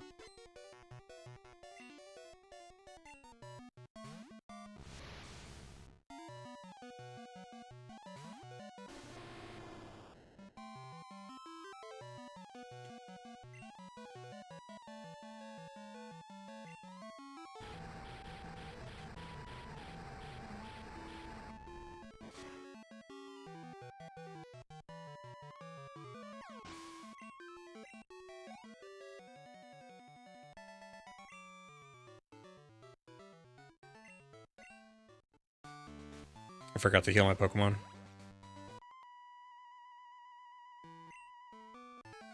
Lack clarity is Mass Effect. Gotcha. Is there... For the Saints Rose, what is that sold on? Is that on Steam? I prefer... I'm at the point now where if it's not on Steam for PC, I don't want to buy it. Like, I'm not signing up for Epic or... I typed it in Steam. Saints Row the Third. Saints Row... Oh, is it... Jeez, how many are there? Saints Row... Oh, that's the really bad one. Yeah, no thanks. Saints Row 2. I wonder how these run on... Saints Row bundle. I usually like doing it like this. Saints Row 2, Saints Row 3. Oh, 3 remastered? Alright. I usually like going for the remasters. Get Out of Hell. The full package. Is that different than remastered? Oh yeah, for sure. This came out 9 years later. Re-elected. Okay. Where's Saints Row 1? Like the actual OG? Was it never on PC?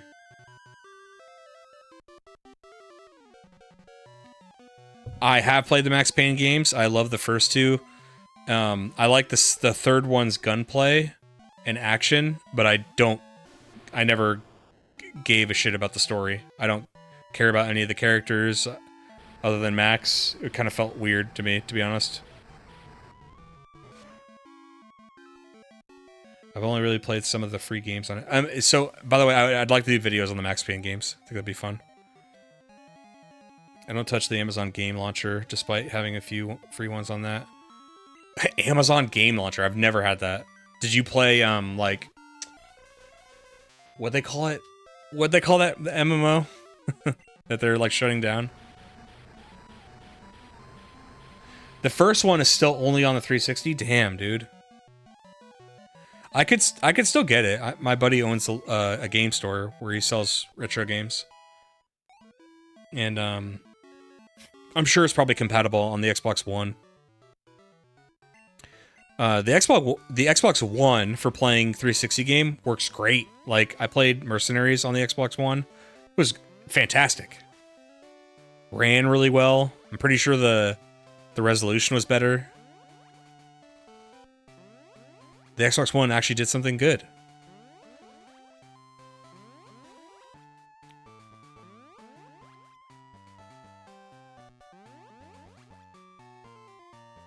It was too sandboxing.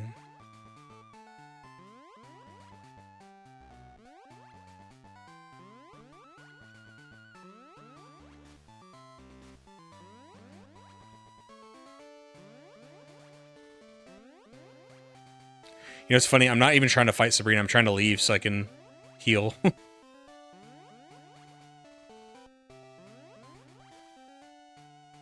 Did you ever try Alan Wake then? I honestly really like the story compared to Max Payne. No, I haven't played Alan Wake. Why do you... Are you comparing those for a reason, or are they from a similar studio or something? No, I liked Max Payne 1 and 2. One of my favorite moments in gaming that I created for myself was... with the bullet time, it kind of reminded me of The Matrix. And I was listening to The Prodigy, the band, like the techno band. And I think it was Max Payne 2, where he goes into the church. I was listening to Prodigy as I did that, like, church battle. It was so... Oh my... It's like a core gaming memory to me. It was so awesome. New World, that's right.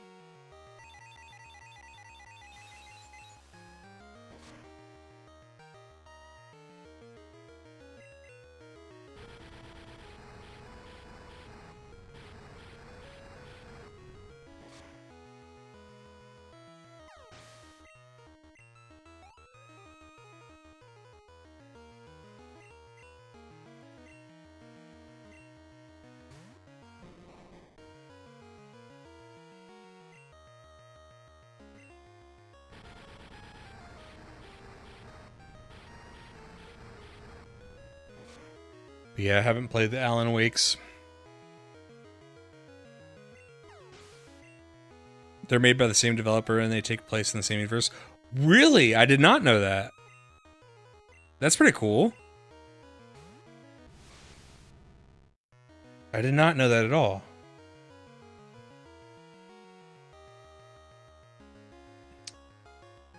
That's crazy. I feel like if they would advertise that more, people like me would be into it.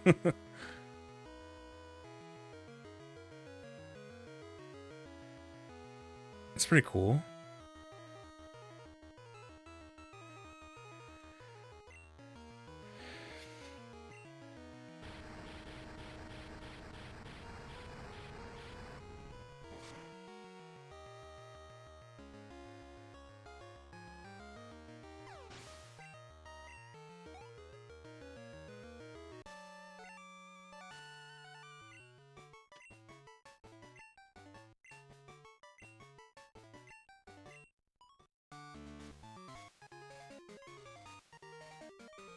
Oh, so are there like, are there supernatural elements to the game then? Another series in the never-ending list of games I'd like to play is, Exodus.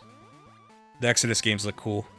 Something about, like, the Soviet, like, weaponry and, like, the dingy nuclear fallout. Like, a more, like, plausible scenario of nuclear fallout. I don't know, it looks cool.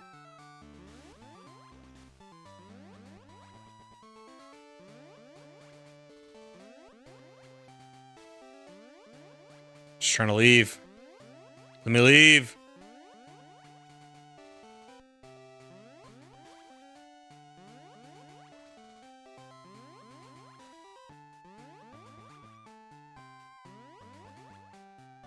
Jesus.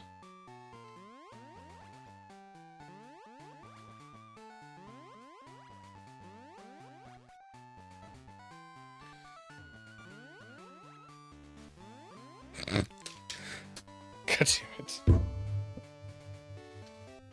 How do they expect you to leave this place?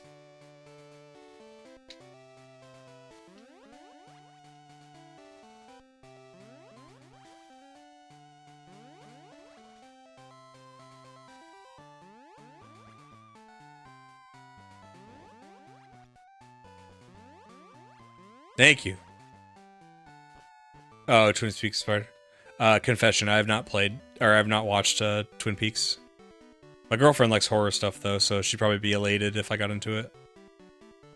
She just listened to The Exorcist audiobook read by the author, and she really liked it.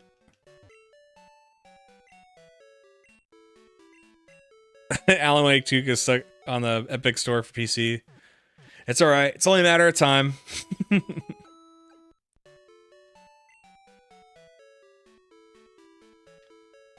Give it a few more years.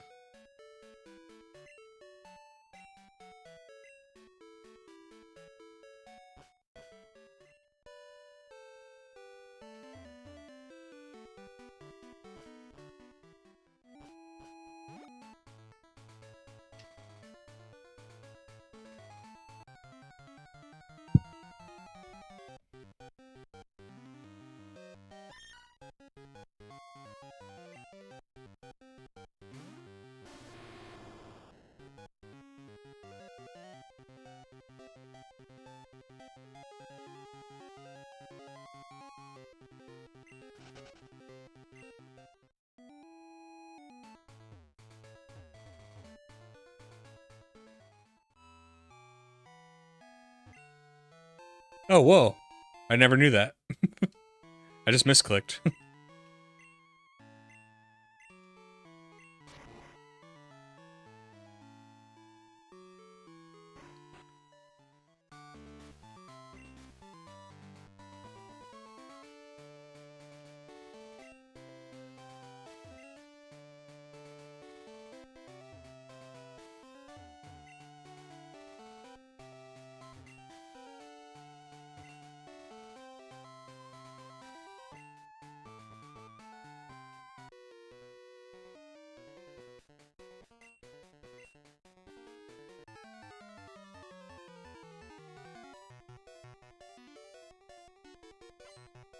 Whoa!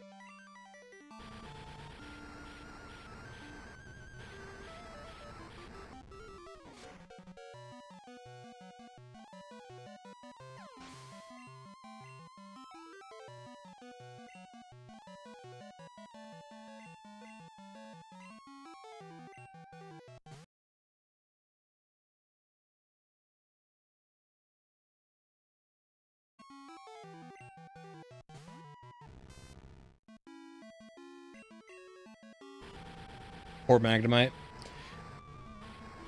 Now that it has Steel type, just goes into Oblivion.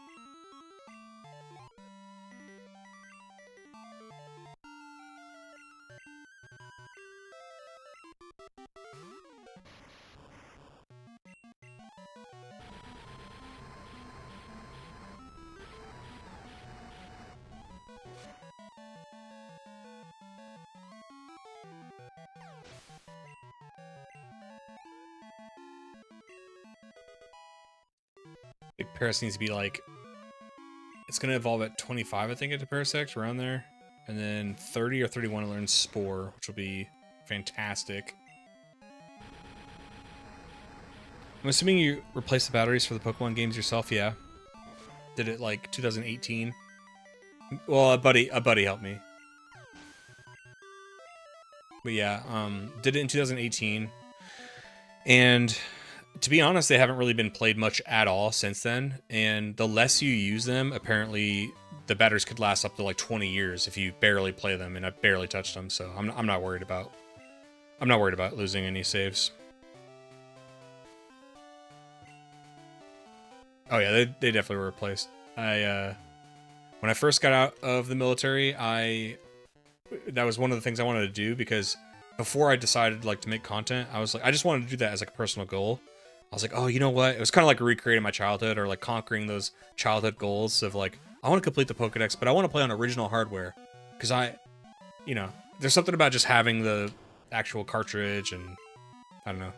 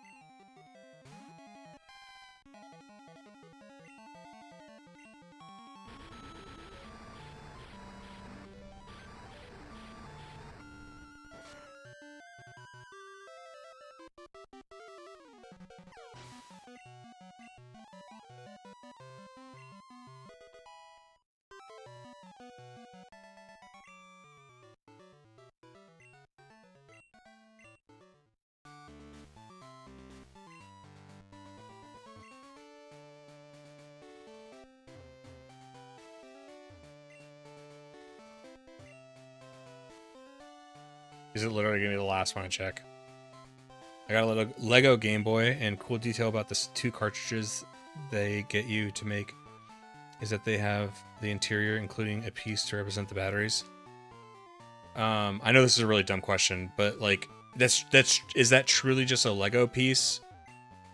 It's not a real Game Boy, right? and I'm asking because I thought I saw something about them marketing like a Game Boy, but I thought it was real. I don't know. I don't know. I didn't look into it much.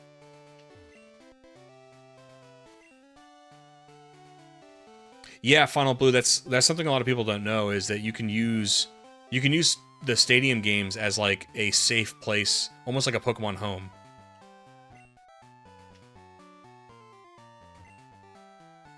Just Lego, got it. Okay. I thought I saw something where it was like, because people were so hyped about it, and it probably was just Lego fans that were just hyped about it, but it like got to me, which I'm not into Lego. I mean, I don't dislike it, but I haven't, not into it. It got to me, so I was like, I thought I saw something where it's like, it's a real Game Boy too. I was like, what? They're remaking a Game Boy?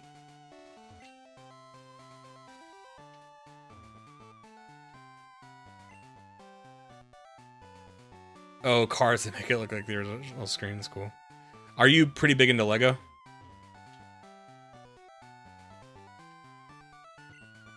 I used to love it as a kid, dude. Oh my god, my cousin had he had like a huge tub full of Legos, and he had all the special pieces and stuff, dude. I was building palaces and tanks, and I built what I called an X-Wing one time too, because I love Star Wars, and I built like an X-Wing, and I loved it. I was like flying around the bathroom. Oh, I'm an idiot. I was like, I gotta solve the thing.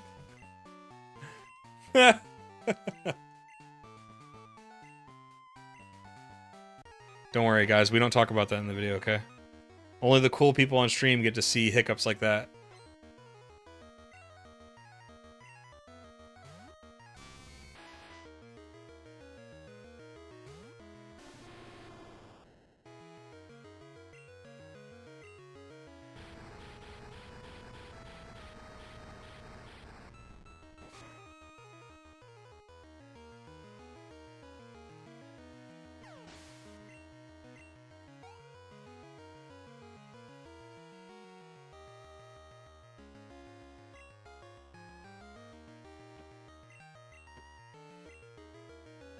Oh, Legend of Zelda. That's crazy. Quite a lot of sets. Do you have any of them? Like, do you have them like you personally like building them and having them, or do you buy any as like investments? Voltron and 3 Transformers, nice.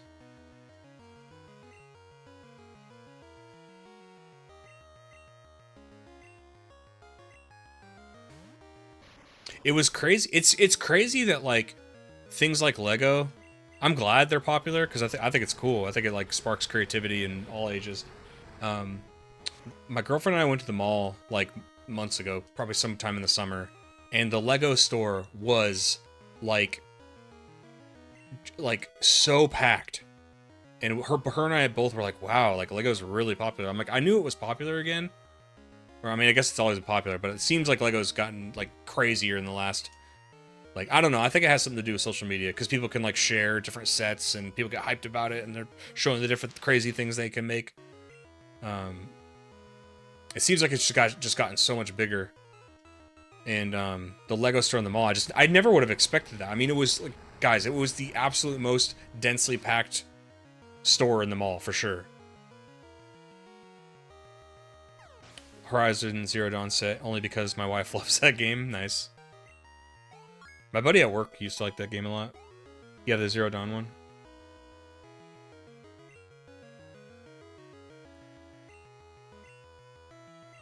I'll keep the boxes if I ever need to sell them. Gone. Oh, so you can sell them used and they still carry some value?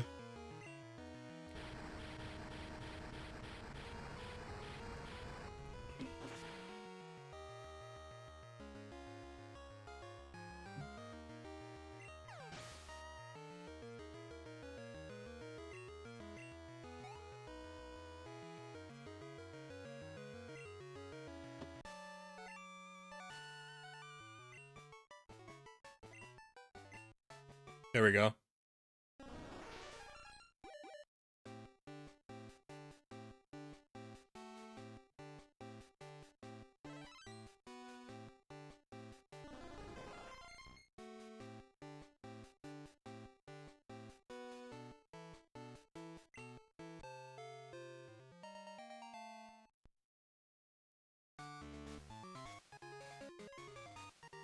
Horizon MMO.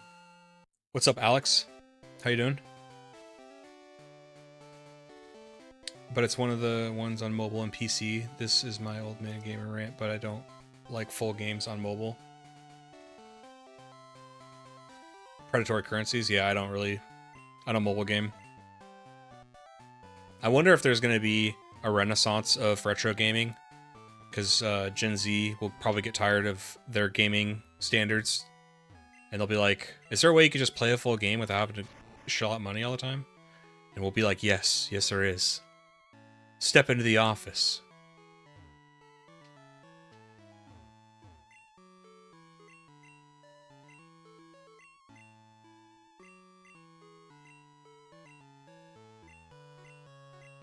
This guy creeps me out with how much he loves Rapidash.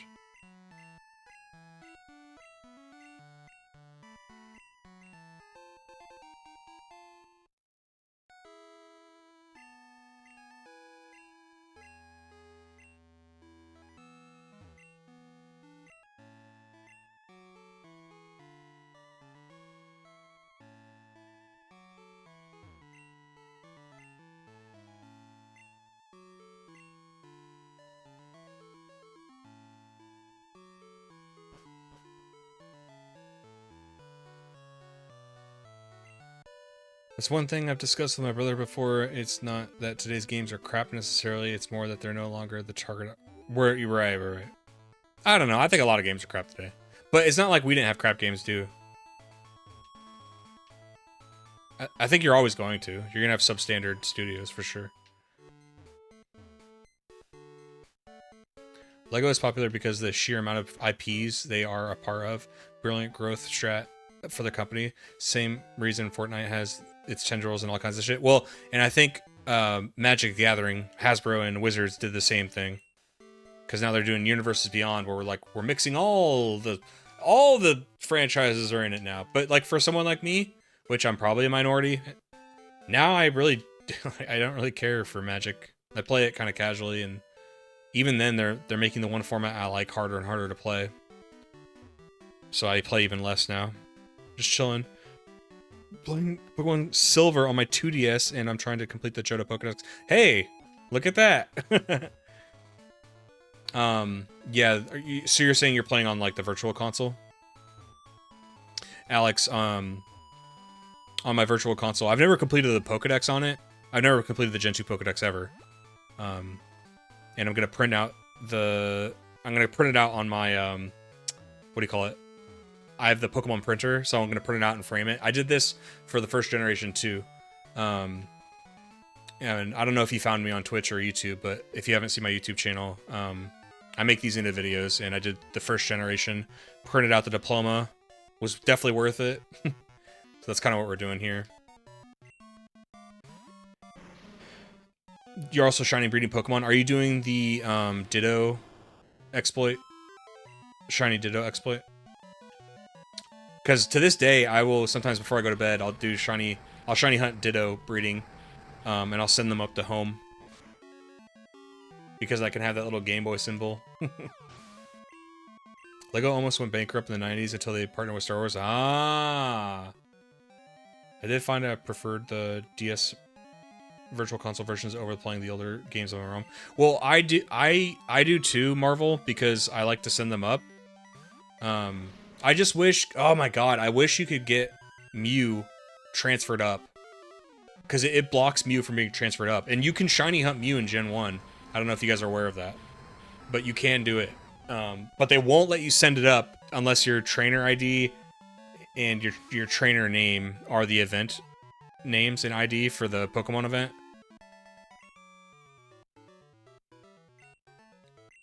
You bred a few already? Nice.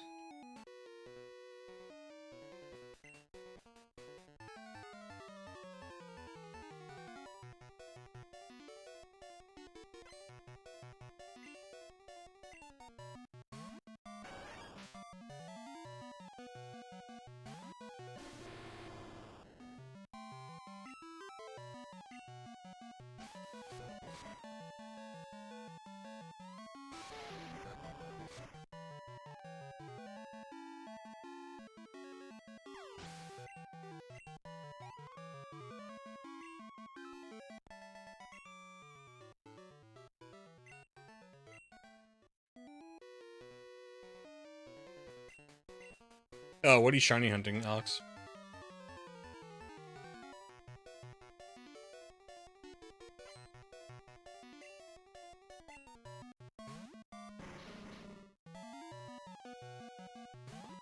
I've hatched exactly one shiny Pokemon. It was working on my Kalos Dex. It was Krogunk. Were you trying to do it?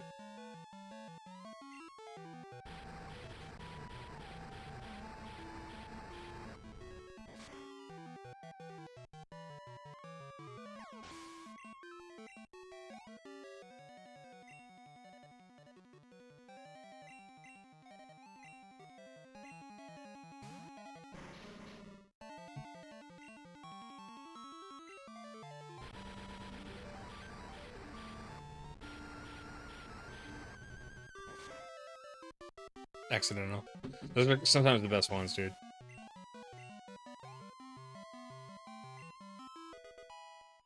I'm much more... I remember, I think, every accidental shiny I've had over ones I was actually hunting for. Other than shiny Celebi, of course. I mean, come on, dude. Come on, dude.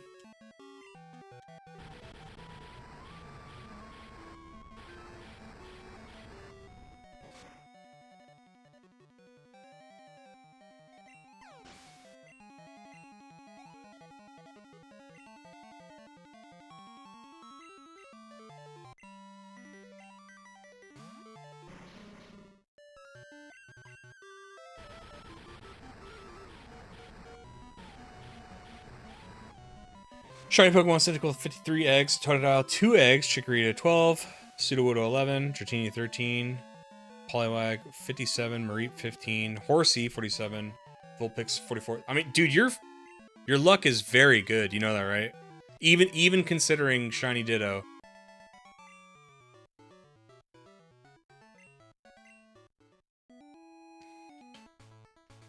I'm glad I never used the Master Balls anymore. So do I, Alex. Yeah, I had to get them all. I have all Gen 1 games and Gen 2 games authentically bought when they were still available. Yeah, I gotta get on it, because eventually they're gonna shut down... I know they're gonna shut down Poke Transporter.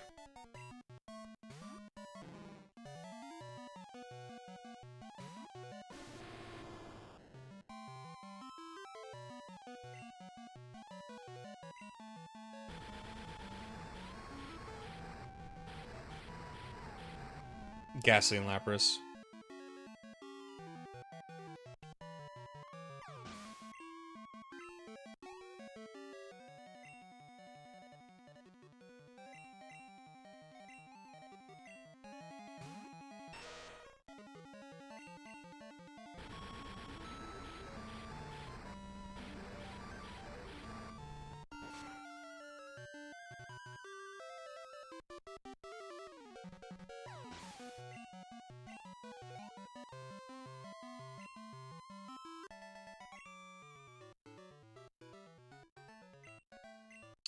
Yeah, Alex, I hope it's not going to be something like spontaneous.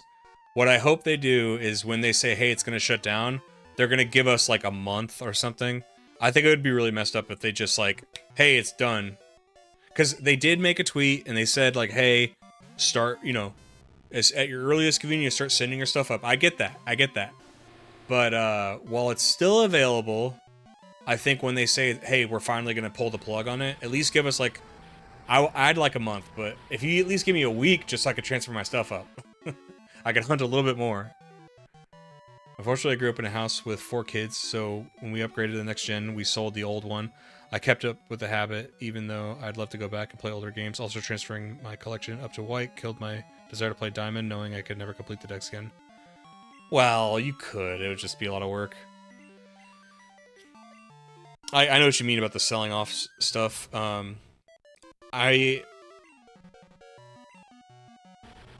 Like,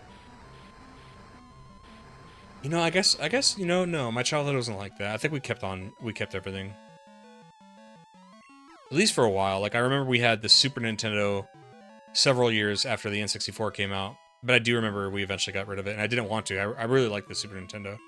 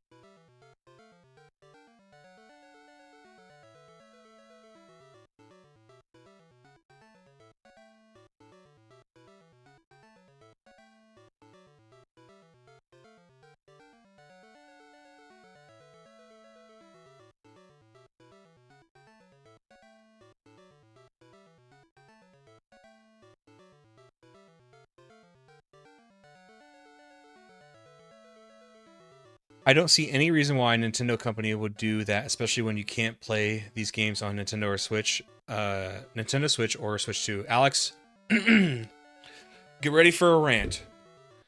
Alex, the reason why they don't care, first of all, is there's probably on their books, it cost about a couple $1,000s a year to keep the servers up for Poke Transporter from 3DS to Switch, right? Now, you might be thinking this multi-billion-dollar company, hey, that's really not that much money to have the value of being able to tell your fans that all of their games are interconnected, right? You could play the first 2 generation games and transfer them all the way up to the modern games, or at least to home, at least to Pokemon Home. Isn't that a great thing? No, not for them. You're not paying them any money for doing that. Secondly, I don't think they want us to play the old games. Everybody keeps wondering, hey, why don't they,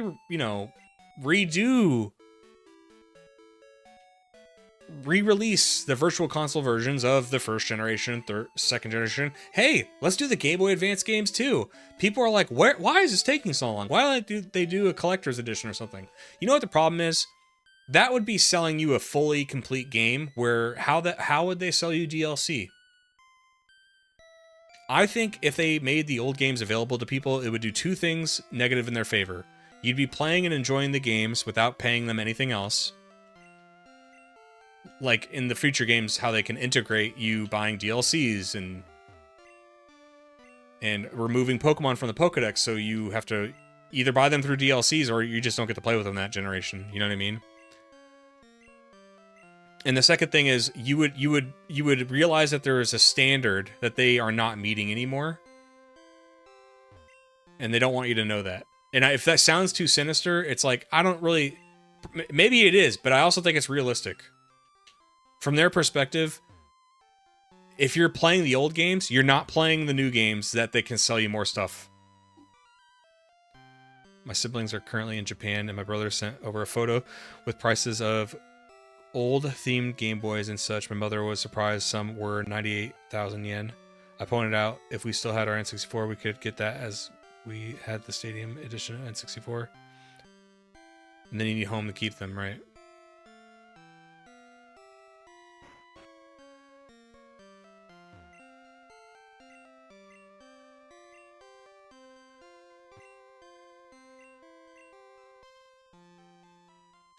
Look, I'll admit it, I'm a sucker. I put way too much time and everything into it.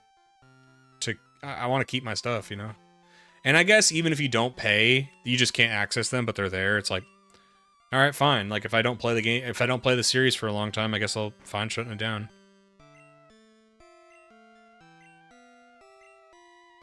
This will hurt everyone.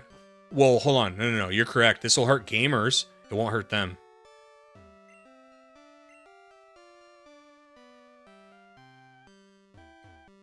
Yeah, here's my prediction. I do think eventually they will reintroduce the Gen 1 and 2 games. I don't know about the Gen 3 games and Gen 4 games. But it'll be under the Switch like 2 expansion pack, something, some kind of premium subscription model, so you're constantly paying them if you want to keep playing with your stuff. And I don't have much faith that they will do any transfer features like they did with the Virtual Console. Too much work. Too much work. It's not, but I'm saying for them, too much work.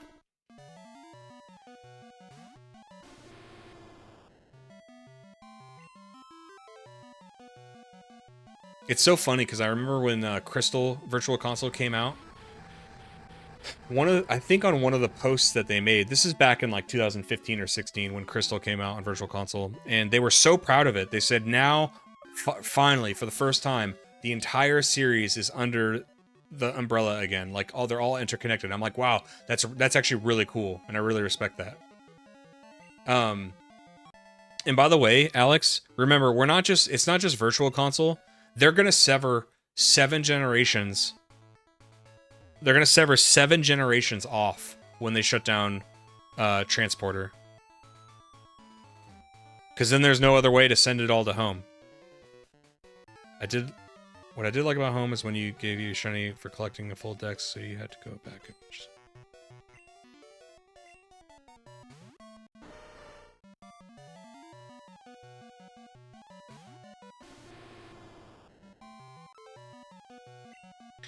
Like this whole idea where you can catch everything, they already got rid of the slogan, gotta catch them all, right? Because you don't catch them all.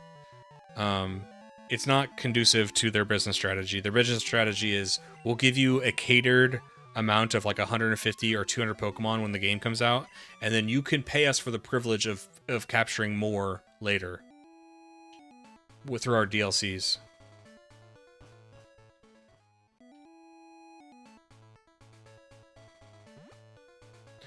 Why didn't you go to Japan, Marvel? That sounds like a fun trip.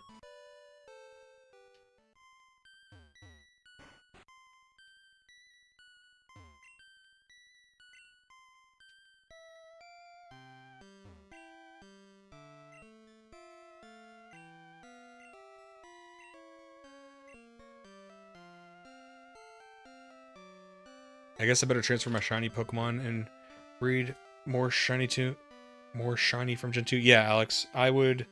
I mean, you're already doing it, but I'd keep doing it. And I'd keep transferring your stuff up. Because the clock is ticking.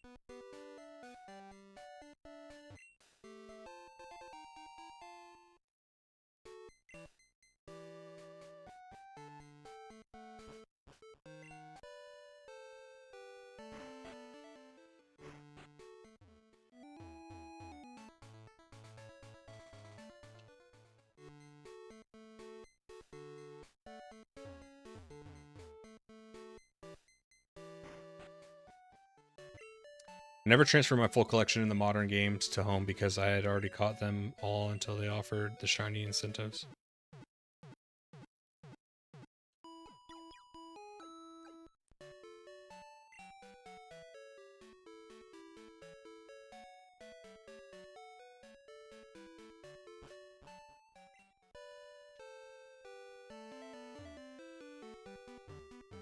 Wonder if there's... Is there still a rare candy back here?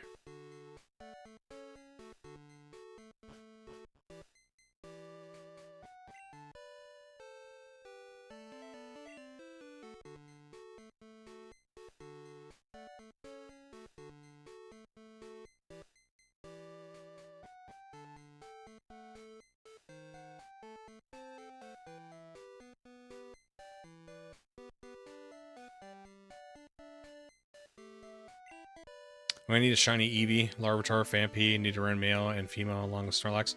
I've done my own, because I've been doing what you've been doing. I've done Eevee, Larvitar, Phanpy. Those are some personal favorites of mine. I think I've done the Snorlax. I've also done Heracross, Houndour. There's some more I'm not thinking of. Oh, Pidgey.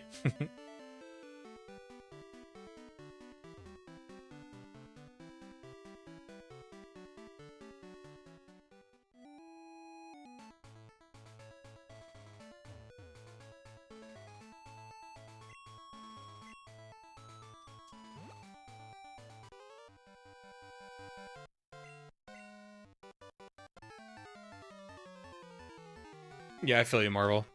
I think when I was starting my Lib Index, that's pretty much how I did it. It's like I tried to catch as much stuff as I could.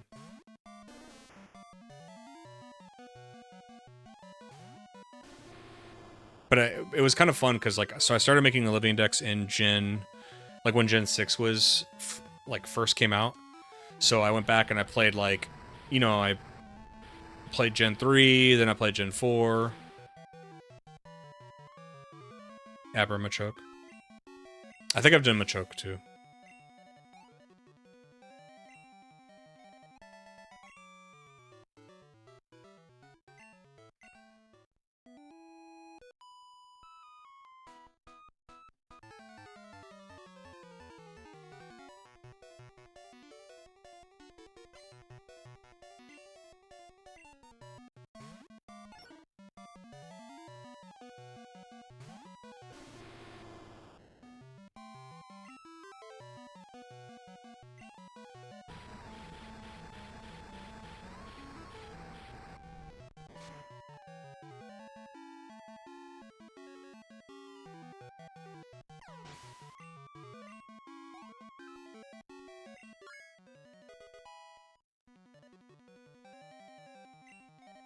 There we go, Spore, baby.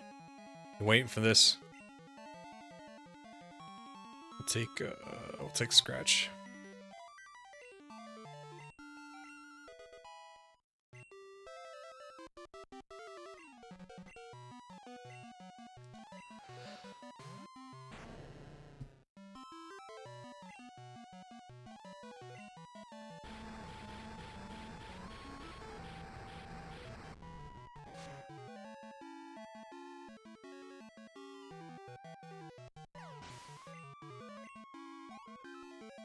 Oh, that's cool, Marvel.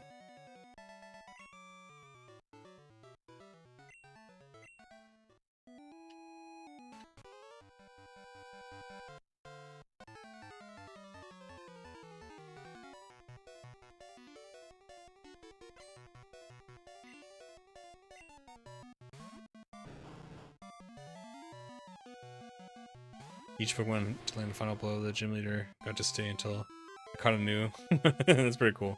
So you should theory craft with me some challenges, because I don't want to quite do like Nuzlocke like everybody else, but I want to do certain videos where I do certain challenges. Like, an easy one is getting Psyduck on Stadium 1. That'll be a fun one. But I want to do other challenges. Something like that. But new, like a spin on them.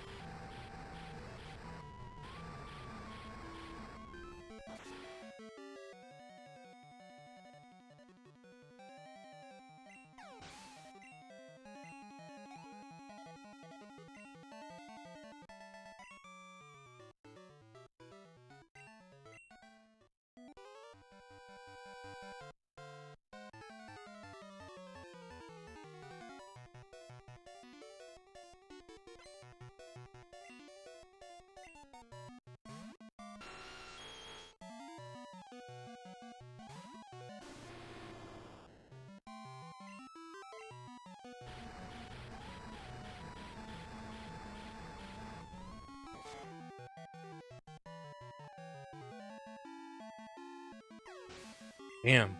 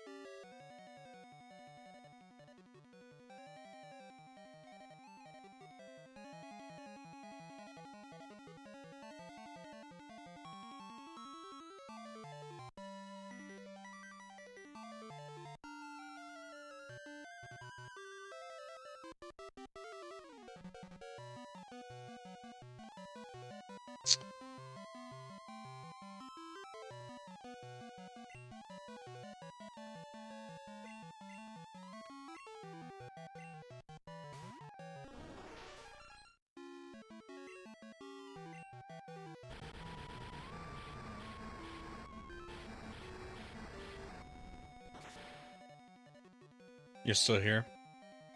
Cool. I'm glad. Keep me company, Alex. I think it's just me and Marvel.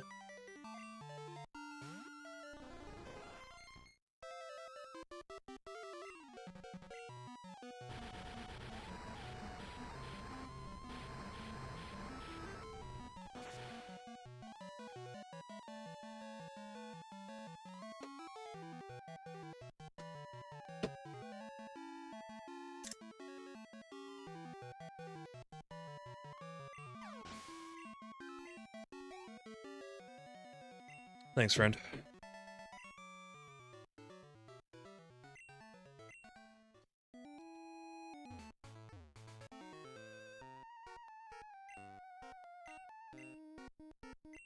Chad, I'm sorry. I thought you and the little man went to bed, man.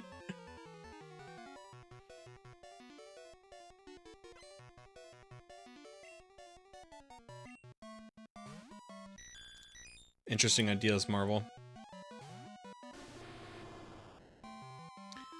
I don't want to quite, like, if I ever do run videos, I don't want to quite copy J-Rose, because J-Rose, he'll just, you know, I think he does a ROM hack where he just gives himself some, you know, Gen 1 Pokemon, he goes through it. I want some kind of twist. Like, something... I don't know. And I was gonna even offer, like... I don't want to offer, like, money, but, like, I want to do, like, bounties. Like, people give me different challenges that are feasible. You know, I'm not, like, an expert, like some of these people who does crazy challenges. But, like, you know, beat the... You know, something simple, like, beat the game with only Rock-type Pokemon, or with Onix or something, like... Something of that effect. We're not owls largely by... Oh, of your insomnia. How old is your... Or, is your... How about the... Is your son in elementary school yet? The only thing there is... You limit yourself on what you'll... Depending on...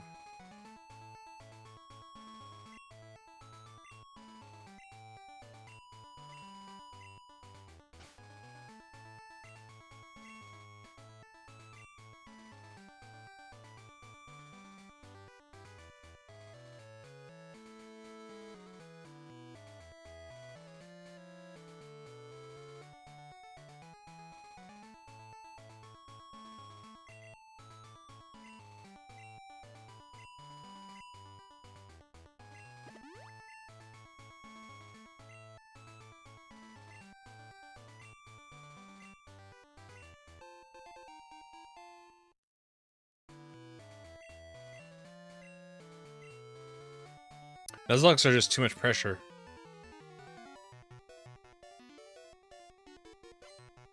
Sometimes people that are attempting certain Nuzlocke will take like weeks or months to do them, you know? I'm not trying to do that. I kind of like the trend I'm on where, you know, I mean, I just... It's all part of the video pipeline. think going forward, I might take 3 weeks to upload. Because I feel like that gives me enough time to make, it gives me enough time to play the games, write a script, and, like, make a really, like, a big video. Because I found out, earlier I was talking about, like, my RPM on YouTube, which is, like, I'm paid per 1,000 views.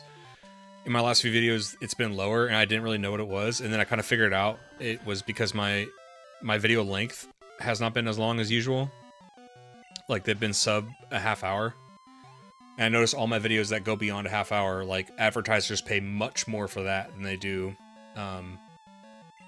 less than that. So I'm like, well, okay. And then I'm like, I'm not totally against making longer videos either. It just takes more time, obviously. He turns 5 on 27th, so he missed the enrollment window till next year. So he's going to be a super smart kindergartner, or first grader, yeah? Was it kindergarten or first grade? I'm only asking because of the age thing.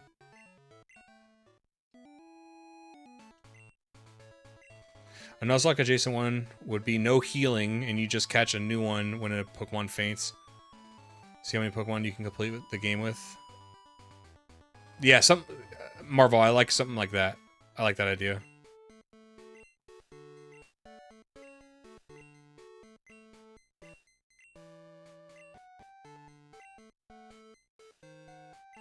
What does he want to see? A long tongue? You want to see a lick-a-tongue? Dude.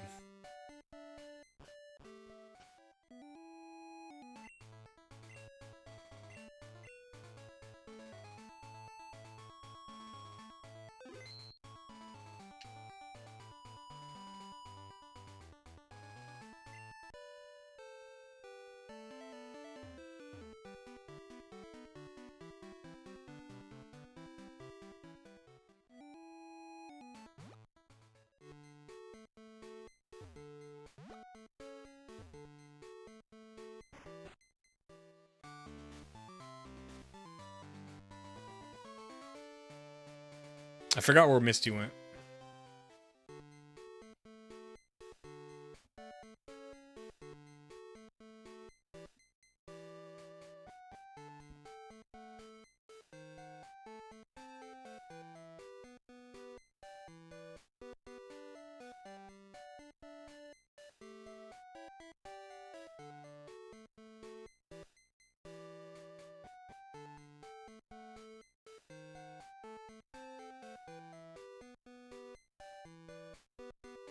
I think I have to go talk to the manager of the power plant.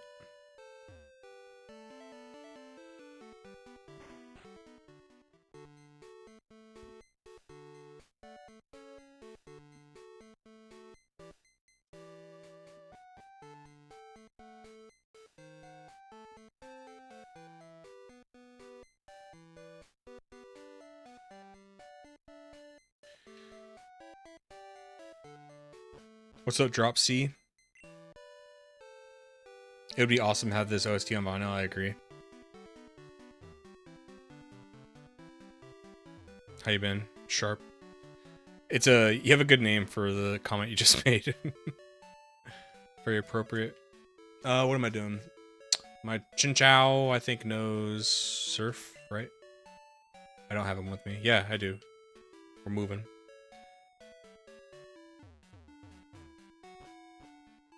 Yeah, Alex, what is your system? Because here's what I do. I collect 6 eggs. I hatch all eggs. Then I release all non-shinies.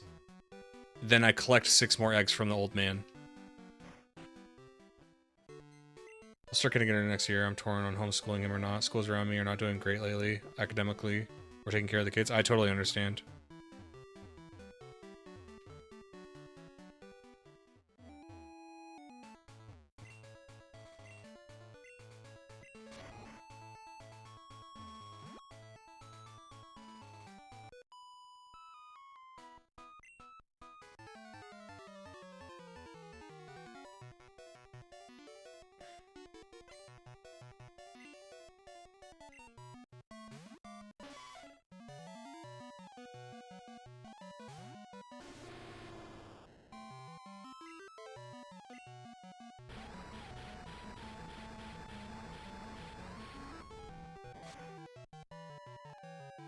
Drop C, I have a question.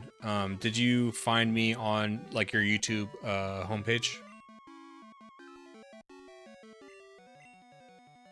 I'll keep the non-shiny ones until I get the shiny number.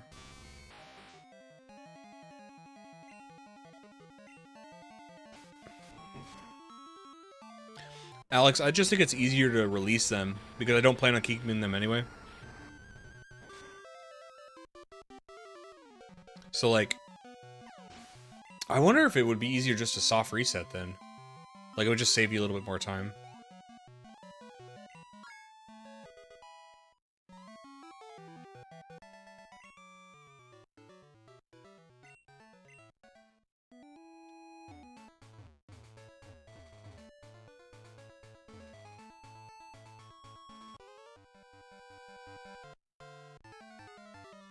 I've been subscribing to your main channel on this one for a minute. Oh, okay. Thank you, Dropsy. Appreciate you, man. I hadn't recognized your name, so I was, I like to pick people's brains and see if they maybe found me through the thumbnail on this video, or like on the stream, rather. Well, thank you for subbing for that long, man.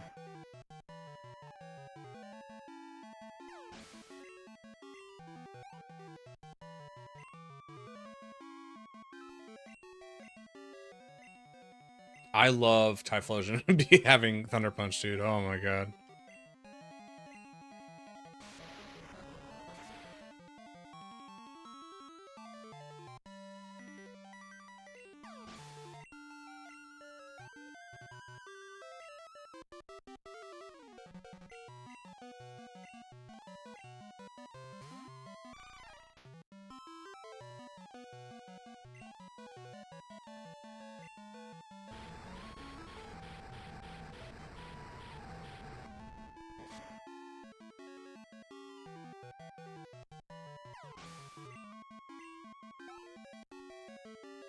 Your dad was a dog handler in the what Royal?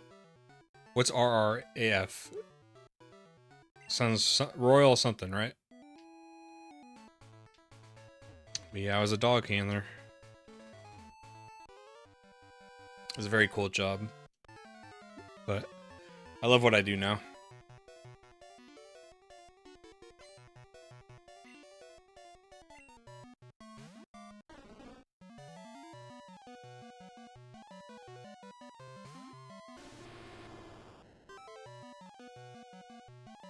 Oh, that kind of duty, that kind of deployment, you're definitely Royal something.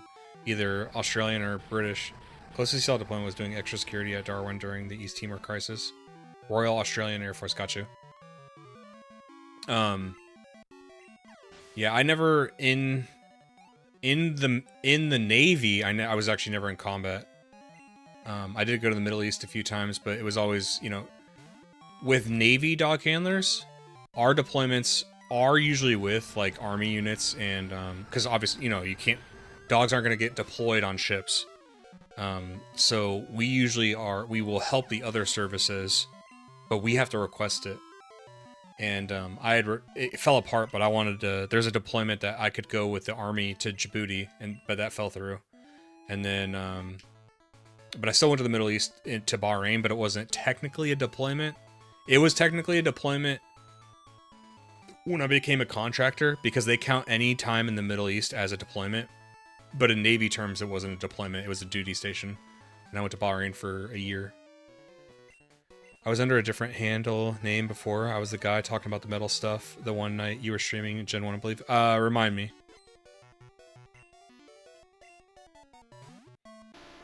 Did you go to Guam for one joint training exercises? I had a bad breakup in Guam, so I hate Guam.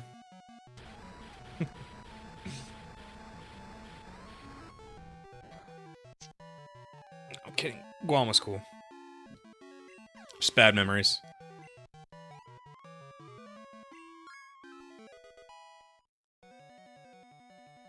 What do you do for work, Marvel?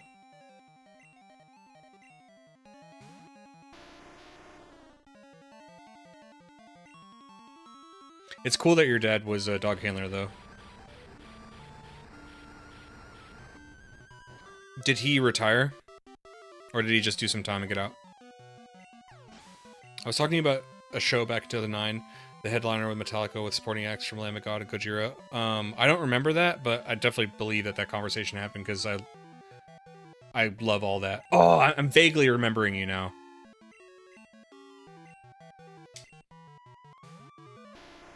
Did I tell you that I saw Lamb of God? I don't know how long ago that was, but I saw Lamb of God, like, sometime this year. They were with Mastodon, two of, like, my favorite bands.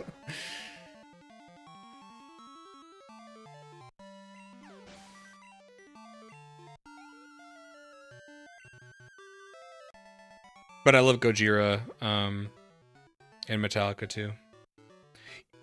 I'll say this, though. So my girlfriend is very, like, supportive, and she's a very sweet lady. She'll go out of her way to, like... I like Megadeth a lot. And Megadeth announced that they're gonna do, like, their last tour and retire. And she was hitting me up, and she's like, well, first, we had talked about Metallica, because I got her into Metallica first. You know, had her listen to the classics. She really likes a lot of their older songs.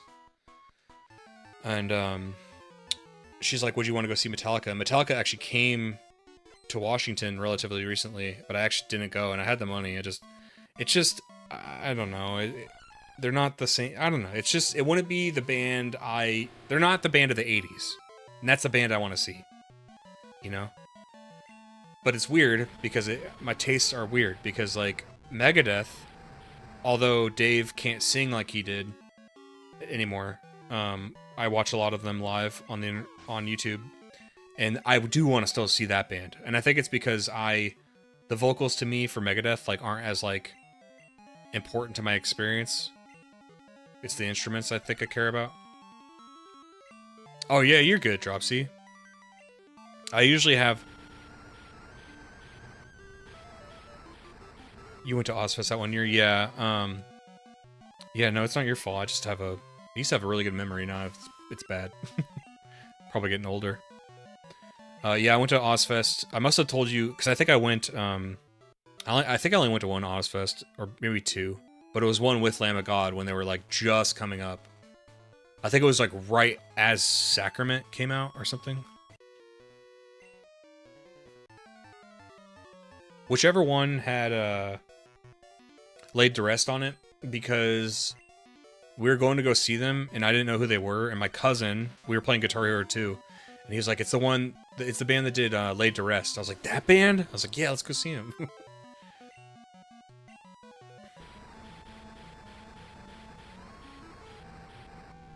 You're a part-time dishwasher. I don't envy you. I washed dishes right out of high school and I hated it.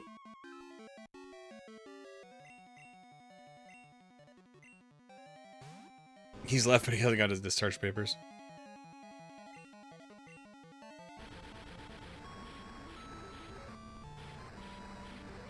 I would have loved to see Metallica in the legendary 1989 Seattle show, and yeah, I'll believe Megadeth calling it quits when I see it. Yeah, I know. I think the same thing. But, I mean, the gimmick's gonna work on me, because if they are serious, I definitely do want to see them before they're done. But I guess it's a multi-year retirement tour, so right now they have a bunch of dates in Eastern America and South America.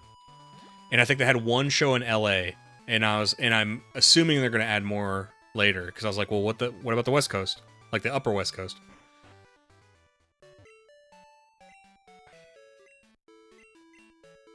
So I definitely want to see them. A pleasant surprise. Dude, I was waiting for someone like you, Wes. Now South Africa is waking up. I got the Australians in the evening, South Africans in the morning. It's almost midnight here. I was having sleep issues, and I got back on it. When I say sleep issues, I was just like, I was still working as much as I normally would.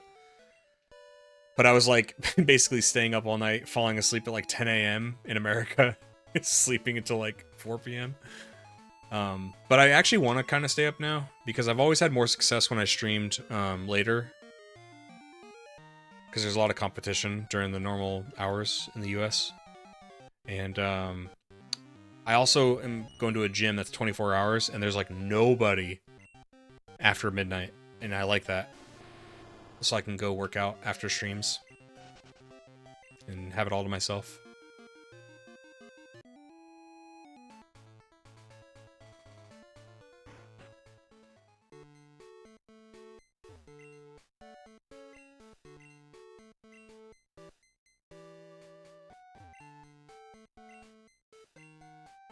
Just got back from the gym. Pokemon heals my aching misses. How'd it go, Onio?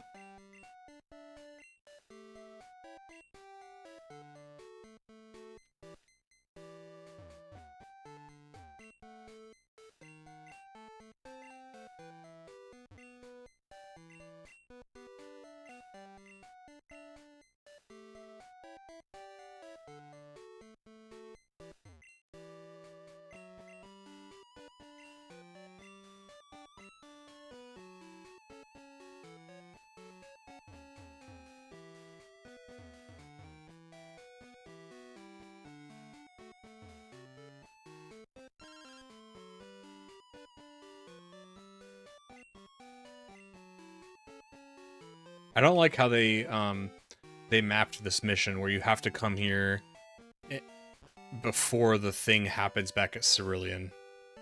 Just... What am I doing? Oh my god, I don't have my flyer. Gotta walk all the way back. Went well, did a bit less than I usually do since I did a 7-kilometer run this morning.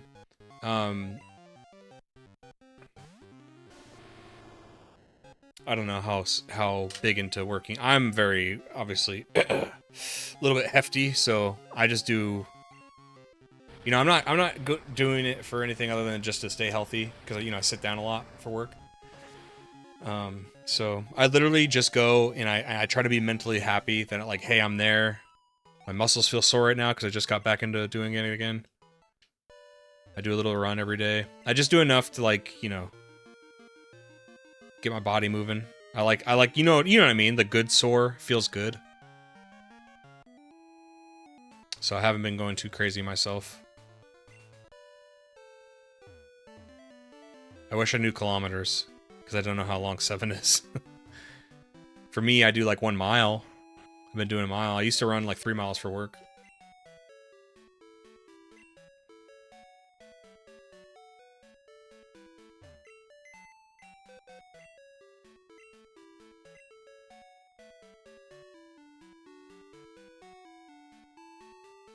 Do you guys want to know the bounds of my laziness? I was about to just walk back because I didn't want to. I didn't want to put the Chinchou in the box.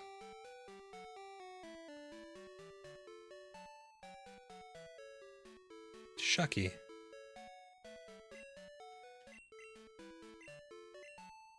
What's up, Opheron? How you doing? Watching me because I have a sleeping baby in my lap. Are you doing a run where you only use your starter to fight?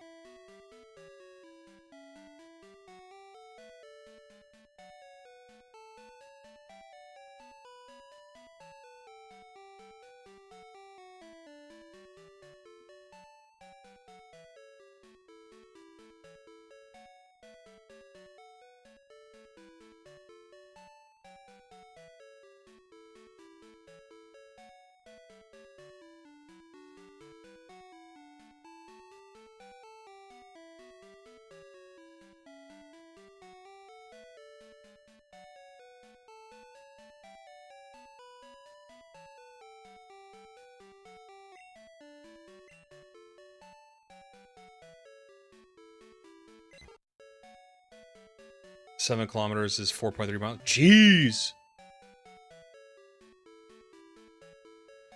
It isn't a competition. You only need what satisfies you. I've been focused on weight loss, which has been pretty successful. Onio, are you on any kind of diet? I was trying keto, but it's just too hard because I suck at cooking, and I always mess up my protein. So I'm eating carbs again, but no soda, no sugar. You know, I'm not gonna, you know, I bought some Hot Pockets, you know, but I also plan on eating once a day, so it's not like I'm just chowing down Hot Pockets all day.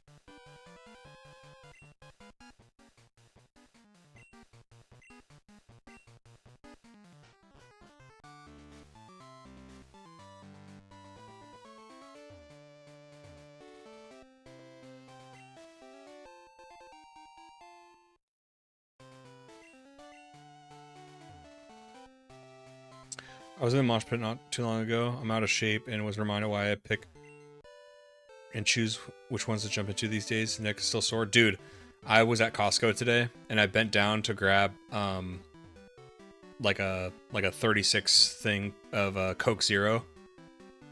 And like I audibly made it I was like and I was like, yeah, I wasn't doing that like 5 years ago. I'm getting old. I hated it. It's like, god damn it. Not a strict diet, just eating healthier, whole foods, less carbs, and maintaining calorie deficit. Protein is really important combined with workouts in order to not lose too much muscle. I know. The thing I've never lived with like a girlfriend before, and my girlfriend has never lived with a boyfriend before, and we're both in our 30s. But we've been talking about moving in with each other because she supports my... Like, I'm going to contribute too, monetarily, but I have a great situation right now, and she's fine with me doing YouTube. She digs it. And anyway, what she provides in this scenario is she's really good at cooking, and she wants to cook for me.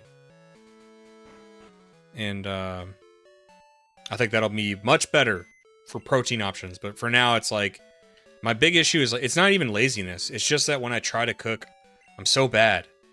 And I try to get better, and I just don't understand things and like when stuff is ready and when it's not, and then I overcook it sometimes, but then I undercook it other times.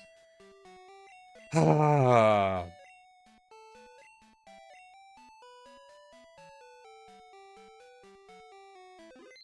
Been there, yeah. I figure by the games I'm talking about and I continue to play that it's like, it should hint at my age at this point. Damn it.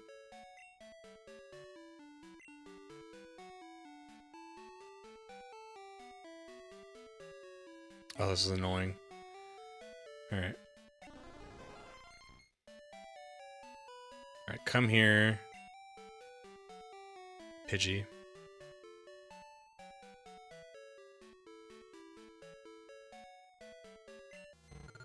What am I getting her a ring? Oh, she's asleep. I want to see how it goes when we live together.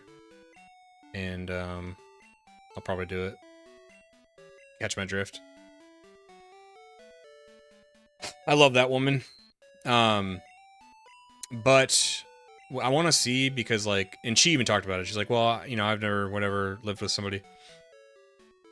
And she, you know, she brought up the other day, it's like, well, we'll have to figure out, like, who's going to do what chores. I'm like, oh, I'm not worried about that. Because, like, if I do YouTube, I'd be staying home most days. I'm like, I don't care if it's, like, I'm doing more things at home than she would be doing. Like, because I could do some laundry while she's out at work. I could take out the trash. I can mow the lawn, you know what I mean? I don't mind doing that. I don't care if that's, like, uneven. It's already uneven financially, because, like, so she really wants to live with me. Like, she really wants to, like, take the next step in the relationship. And I said, I understand, but, like, I'm living with my high school friends, and they're charging me very reasonable rent with internet, utilities bundled in. So I live very frugally. And I like it. It means that I can keep doing YouTube as I slowly build the channel and get more and more revenue as time goes on.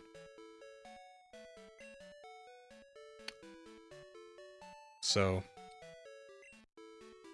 I was telling her, I was like, you know, right now she makes more than me, but that makes sense. She's been in her career for a while, and I'm starting a new one, you know. What am I doing? Oh, I'm trying to get Paris. But not to be dramatic with you guys, but I told her I'm happier than I've been like ever in life, and I feel like I found the thing I've always wanted to do, which is making content for you guys. I am very, very serious when I say that. I loved being a dog handler. I mean, who doesn't want to like hang out with dogs all day? And when I was a contractor, I was making a bunch of money. Did I absolutely love it and like I couldn't see myself doing any other job ever? No. I always wanted to do like some kind of content.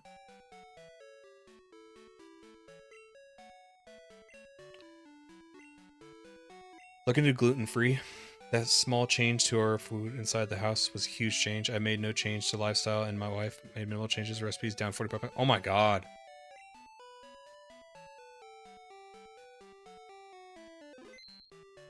I have to, yeah, Chad, I have to do that.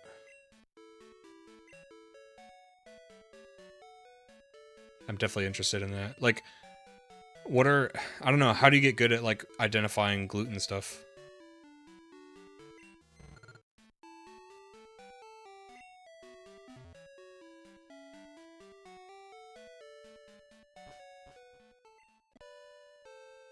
Thank you, Dropsy. Appreciate you, man.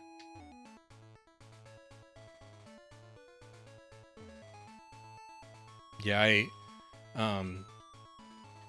probably too much information, but I mean, I have a lot of money in stock and stuff, and I'm profiting at this point on YouTube. Not much, you know, just barely. But that's great because I don't need to ever.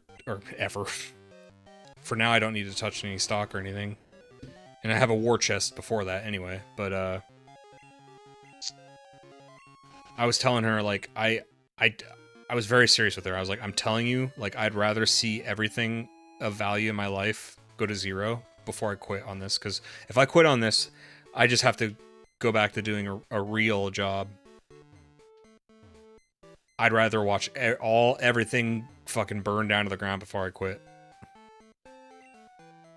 Because at least in the future, will I be bummed that I didn't make it as a content creator on YouTube? Sure. But I will absolutely be able to say, like, you tried. And I think it would torment me if I never tried. And to me, making it is not being, like, the biggest content creator. It's just, I just want to make a living doing it. I don't need to be, like, Asmongold, you know? I have a busted lower back, so I'm very physically restricted. So just changing my routine isn't an option. And Google mainly, most packaging is plain because it's a big selling point. Okay. Just don't get canceled. I mean, I can... Listen, here's the thing. Getting canceled, I think, is a rite of passage, so... I don't know what I could get canceled for. I'm sure, like, I'll piss off Pokemon fans again. I mean, when I say I mean, I know we are Pokemon fans. I just mean the radicals. The radical Pokemon fans!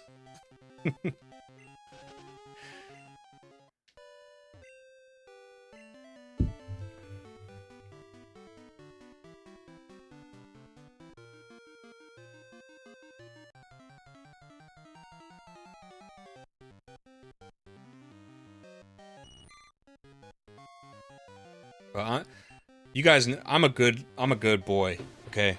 I'm a good lad. I've never done anything bad off camera. Never, ever.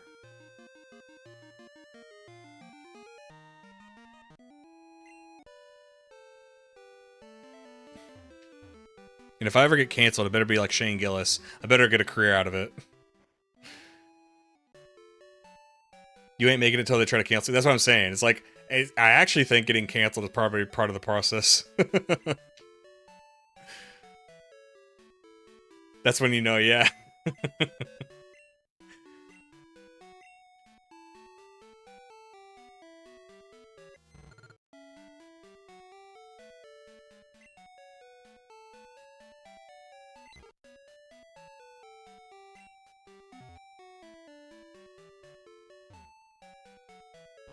Chad, that's the thing is, like, I think I already had thick skin.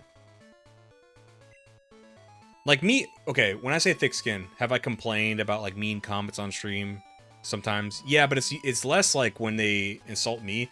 I get more offended when people try to incorrect me, because, you know, you work on a video. I'm already my biggest critic. I already get things wrong on videos. It happens. Oh, I get so salty. Like, I'm a salty sailor again when they incorrect me. Anyway, to me, thick skin is like, do I let it dominate my psyche and my persona when someone says something mean on YouTube? No, I don't care. I think Wes was there. We had somebody clearly knew too much about me, so this person had been watching a lot of content on me, but he watched my stream and he's like, you're too late to the game, you're never gonna make it, you're in your 30s talking about video games and it's pathetic. And I was like, if you think I'm ashamed that I get to play video games all day for work, no, no, dude, come on, dude.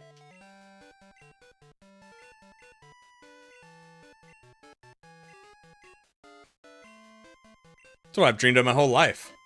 If I had been, guys, do you understand? If we had been born, for all of us in our 30s and like 40s, if we had been born like 20 years before that, and like we only saw gaming in like the 70s and 80s by the time we were getting close to retirement age, doing this as a job would have never, it didn't even exist.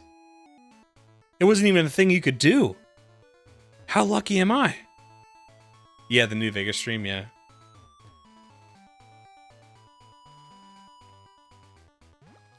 No, I'm... When that stuff happens, it's pity. Yeah, I can handle dumb shit for sure. Like that person, they knew too much about me. When I say knew too much, they watched enough of my content to say things. Because I've said before, I'm like, you know, you get self-doubt. You'll say things like,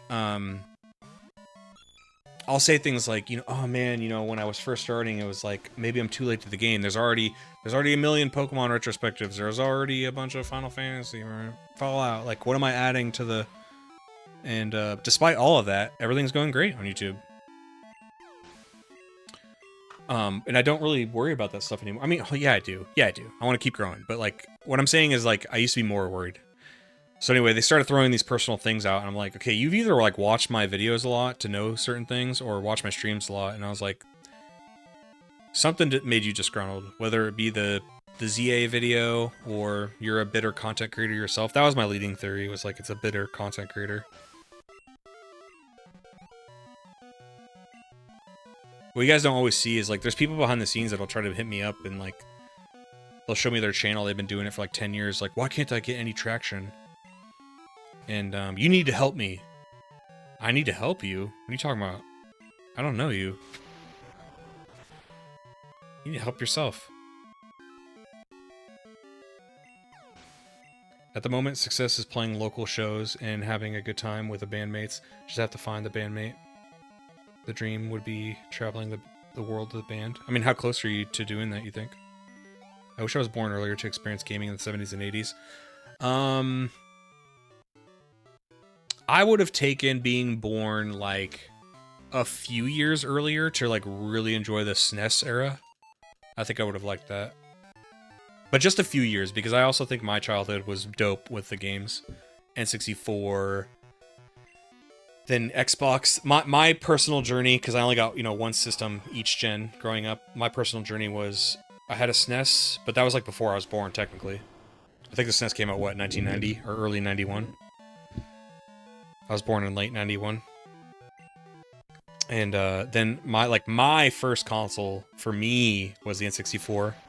I got the Donkey Kong 64 green see-through transparent N64. So it was a little bit into its lifespan, like 6 months or a year or something like that. Then I got an Xbox, then I got a 360, and I think around before I got the 360, I would actually call myself like a PC gamer ever since.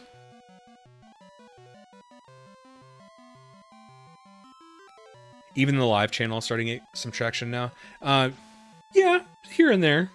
It still needs work, of course, but I also think that Wes, I remember when I first started streaming, and I would kind of be bummed out with like viewership for streaming. Wes, I am 100% comfortable having it just like this with just a few people. I'm still having fun. I'm still enjoying your guys' company, and I hope I'm entertaining you guys or giving you something to throw up while you're doing something. The priority is YouTube,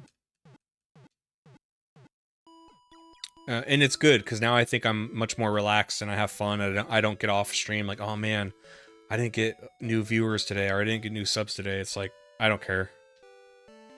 I think that's good.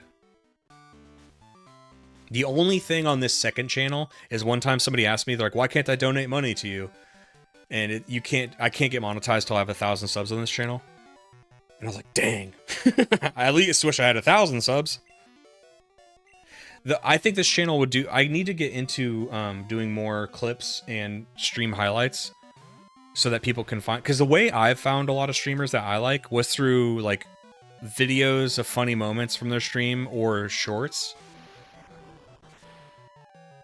But the only reason why... Like, even though that's not a super big time sink, it's still time away from making the major videos, which are really the bread and butter.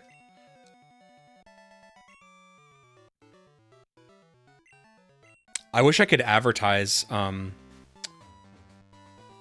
because there's a TikTok channel that uses parts of my videos, and they give me credit in the description and stuff, but they've been using part of my Fallout videos to do Fallout content shorts. And I hit him up, I'm like, hey, thanks for using my stuff, and I was like, you can use as much of my stuff as you want. I was like, and do what you just did, just give them a way to find my channel. You know, because, like, channels like Asmongold, he has, like, editors who upload all of his content, and, but I want to find a way, because, like, I'm not at a point where I could, like, pay people to do stuff, but, like, what if they chopped stuff, or I made them moderators on this channel, but not the main channel, and they could upload clips, they can keep the money from that the clips generate. That could pay for itself, so that gives them an incentive to make clips, and they get to keep anything it generates. I mean, it wouldn't be extremely lucrative, but...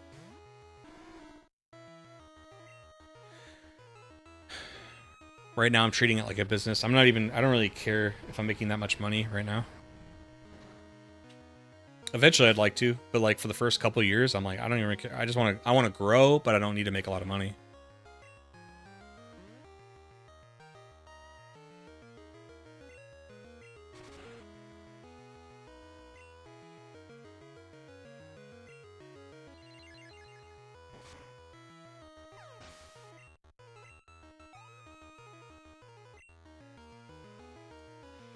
I've got the gear and can play well enough, I suppose. Rhythm, guitar, attempted vocals. I've never played a show, but I've been self-taught for like 14 years.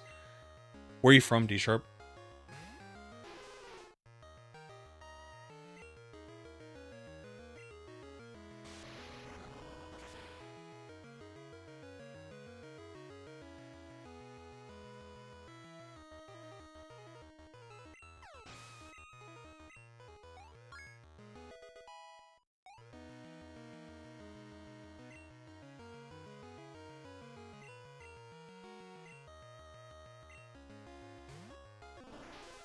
Man's trying to get his product out to as many people as possible. I'm a businessman.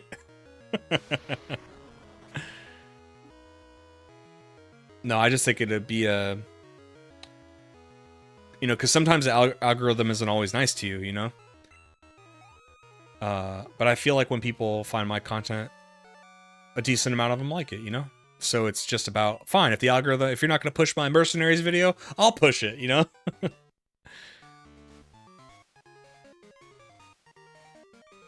I tried with people over the years, but I've never really panned it out. Just need a motivation to try and to find people and jam with again. I'm on the East Coast, was from California before that. Nice. Did you move for work?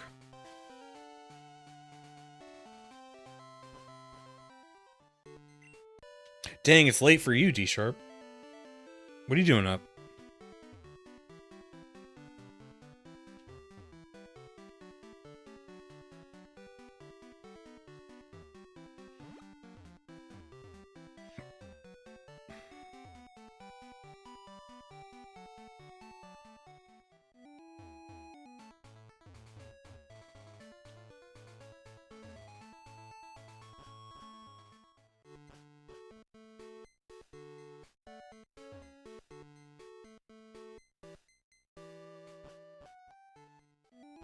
You're off tomorrow on your Night Owl. Makes sense.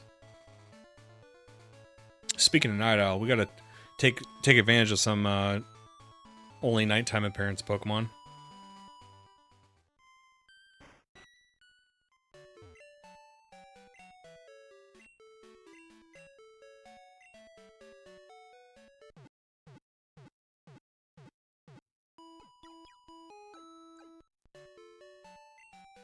I think I might have found the channel early with the... Wow, yeah, that is early. Well, thank you for supporting since then, man. That's awesome.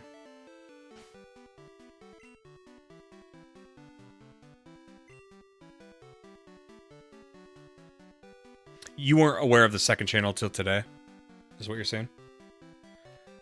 Yeah, I push it rarely. Like I made one post about it on my main channel like 2 days ago when I first started this, but I don't want to bug people too much. And like I said, I don't care if this well, when I say I don't care, it's that I'm not putting pressure on myself to build the live channel too much. I don't care, D-Sharp. We talk about whatever we want.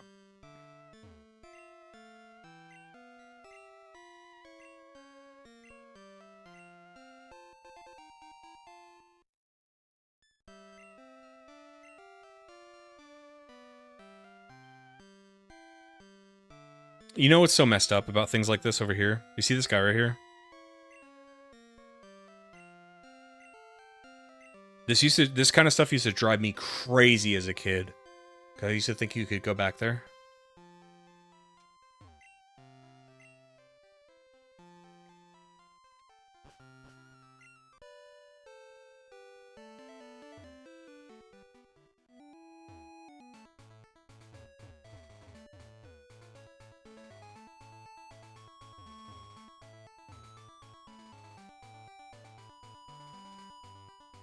I found it easy enough when Twitch was giving me trouble. I went to YouTube and then found the link under your main channel. Okay, awesome.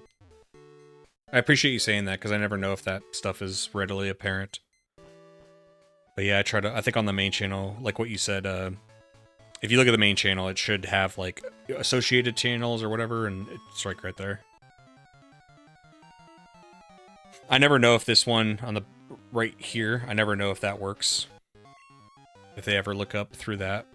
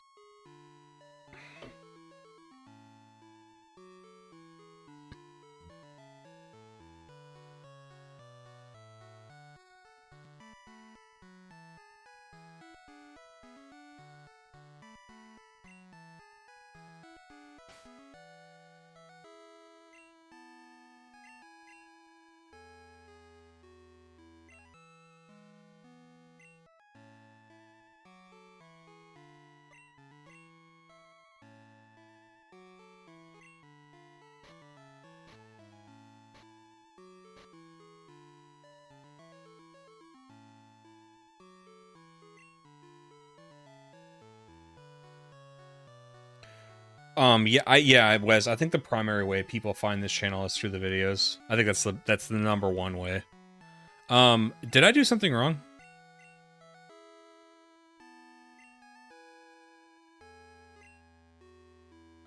I did play, yes, I have. Dude, that game used to freak me out. I love that Lego Island game. How do I explain this? The game used to kind of freak me out though, because God, how do I even begin to explain this? Like sometimes when the bad guy would come toward, God, I gotta replay that, I think. But sometimes the bad guy would come towards you, and it would pause the camera and like focus on the bad guy as he came up to you, and it was so eerie and weird. How do I play Lego Island 1 again? I have to relive that game, now that you said it.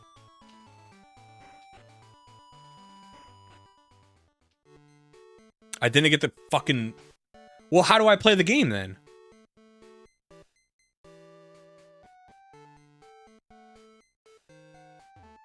How do I get back home?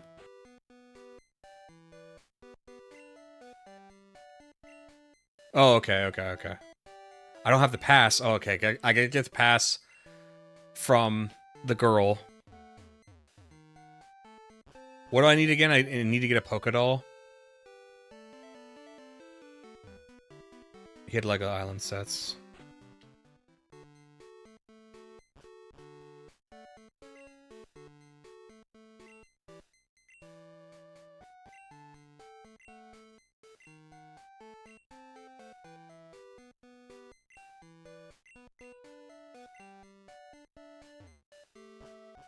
But yeah, it's such a random game to bring up. But yeah, I did play that a lot.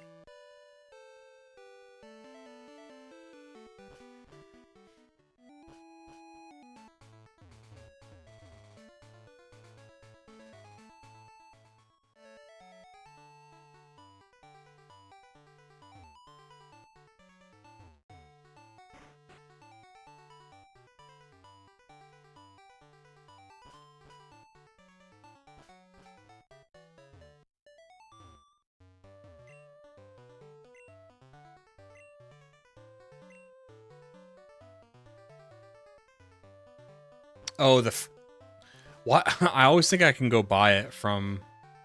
Thank you, Wes. I was about to go buy one from the Celadon store.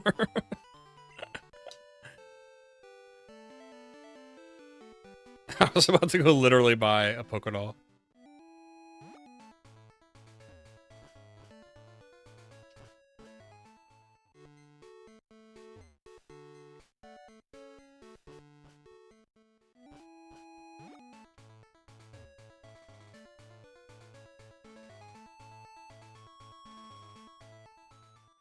Do we prefer to work out the freshwater in Gen 3 remakes? I didn't know how you had to get a tea from someone. Oh yeah, that's there's certain things in Gen 1, because I know I've mentioned it numerous times, my girlfriend's playing blue version. There's a lot of cryptic things, or maybe they're not cryptic. Sometimes she does read too fast. Like sometimes she's not like listening to what the characters are saying. Because I will defend, I used to think they were more cryptic than they actually are. I will say that. But there's other stuff that's like a little bit hard. Like for example, when you get cut for the first time, it's hard to remember that you need to backtrack, and because she had never used cut before, it's hard to remember that she needs to backtrack up to Cerulean and go east of Cerulean to cut the tree to proceed, because she went up to the Snorlax that's blocking the path, like east of the Diglett cave, like when you keep going. Because that, to me, that seems like a natural place to go. And she's like, well, I can't get the big sleeping Pokemon out of the way. I'm like, oh, Snorlax? It's like, yeah, you don't go there quite yet.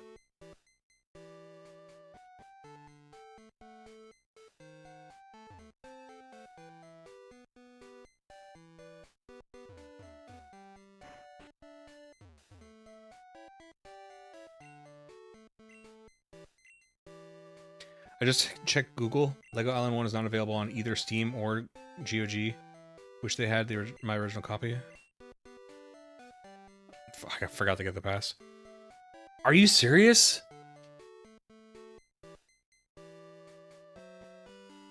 I wonder if... I mean, I'm sure it's so easy to sail the 7 seas for it, probably. I just haven't torrented, and... Dude, I haven't torrented since, like, 2009. That's why guides used to be sold, for sure. She asked me, she's like, how did you guys figure this out when you were kids? And I was like, well, it was a hive mind back then. There were so many kids playing, we either figured it out naturally and then shared the information with each other, or one kid had a guide and then we all got to learn certain things. But I was, because she felt bad, and I was like, it's not you. Some of the stuff is just like, you know, it's not super intuitive all the time. And I told her, because I do, you guys know I've been playing the games in order. It gets better. Like, and it kind of becomes your fault at a certain point if you're not paying attention to the dialogue. It gets better and better as time goes on. Like, you should know where to go next, and it makes sense. And the NPCs are saying it, you know what I mean?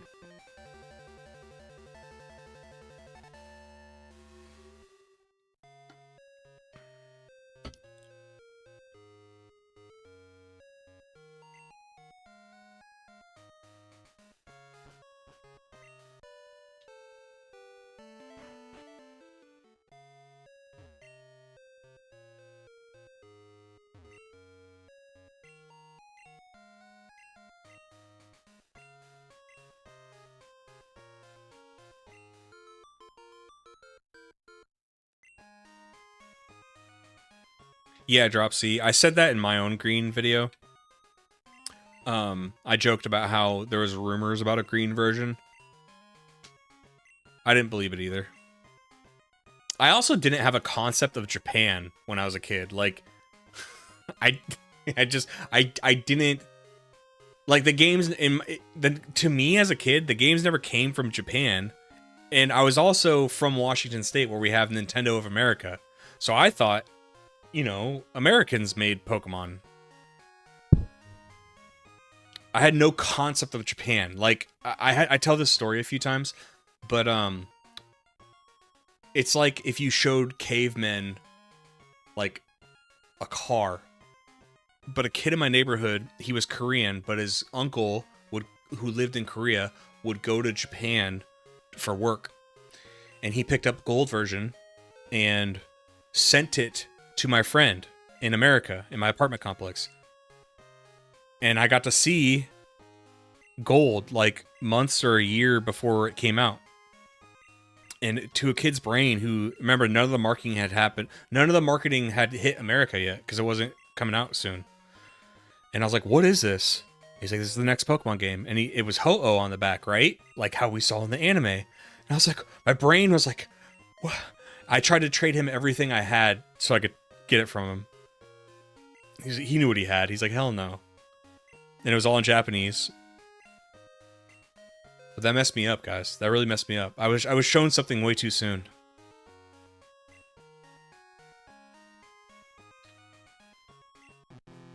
God damn it. Who knows the answer to these questions? Who would have known about the Charmander at the slots?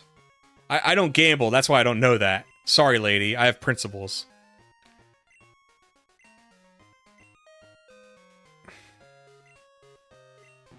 Damn it! No.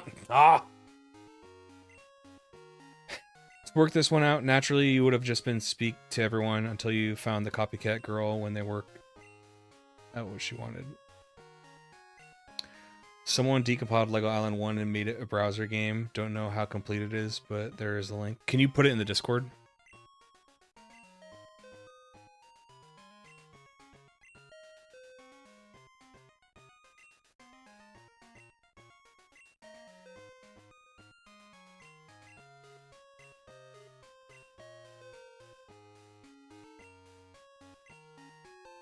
Right, Pokemon to me was just another cartoon, no concept of where the show came from. Code Lyoko was a show I didn't know originated from France until later. One of the rumors I heard was being able to get Peekaboo behind Bill's house as the cave. There's a cave there.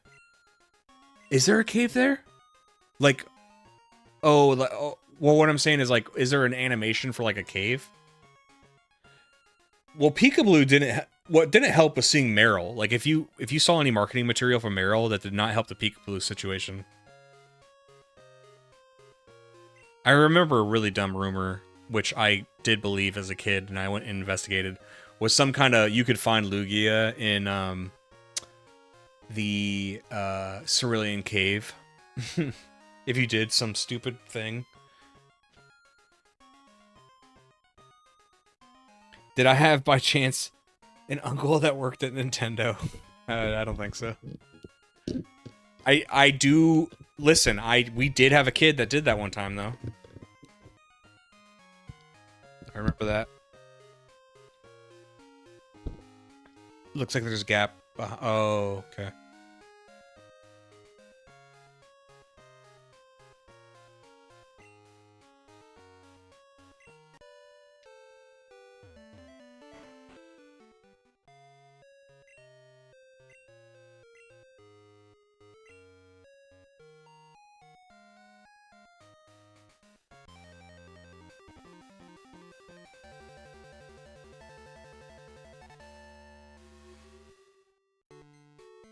What's up, the rave train? How you doing?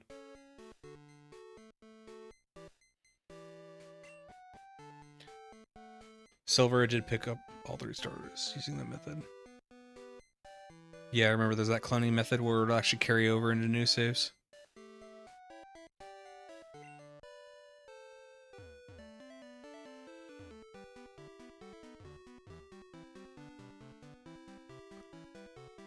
Where am I going? Oh. I need to make sure I get that card. The master recordings from Lego Island 1 were supposedly lost in the ocean forever. What? What? Hold on, so is there no upload of it anywhere? How did that happen? How did they get lost in the ocean forever?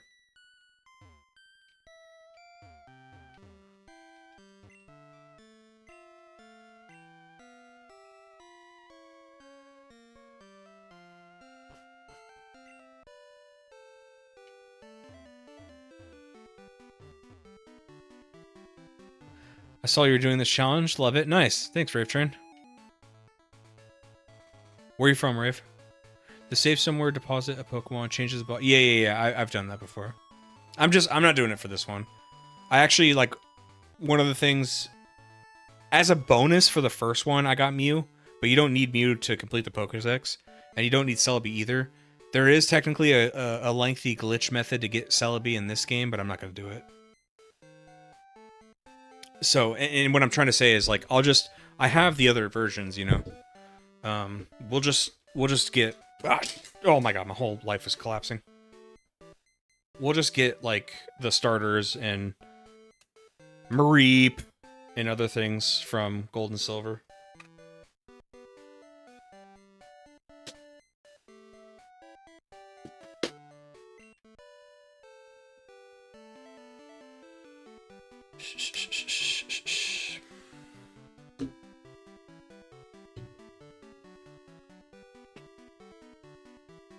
I've been gently trying to do this for 3 years. It's so much work. I'm from Scotland. Just started the workday. Nice. Well, welcome. I'd ask you what part of Scotland, but I mean the only part I can say is like what, like Aberdeen and Edinburgh.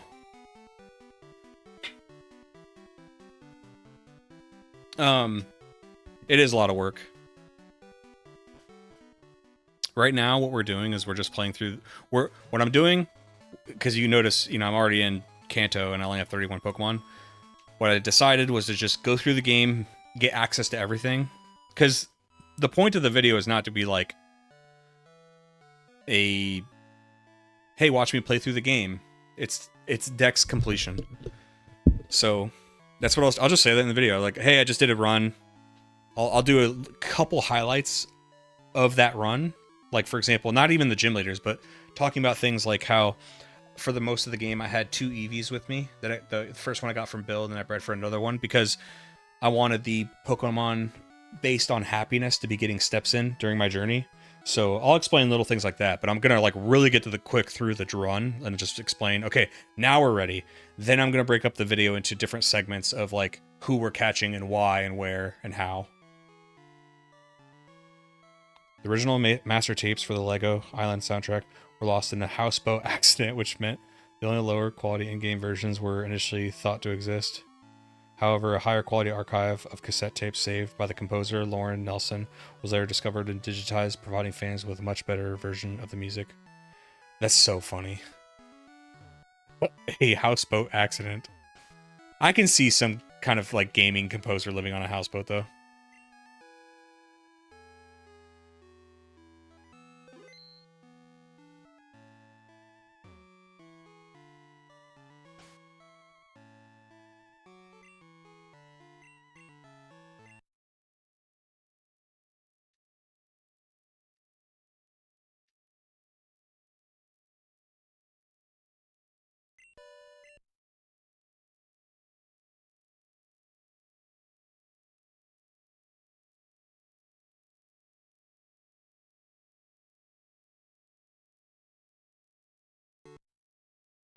Could they put the Pokeflute any further away?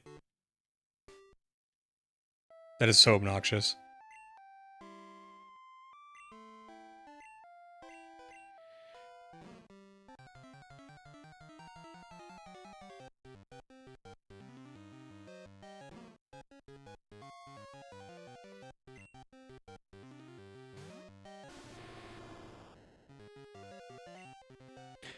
Wes, in Crystal, you get the silver wing from that man, and then the rainbow wing.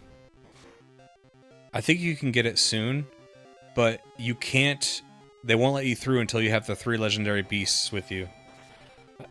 Isn't it something like that?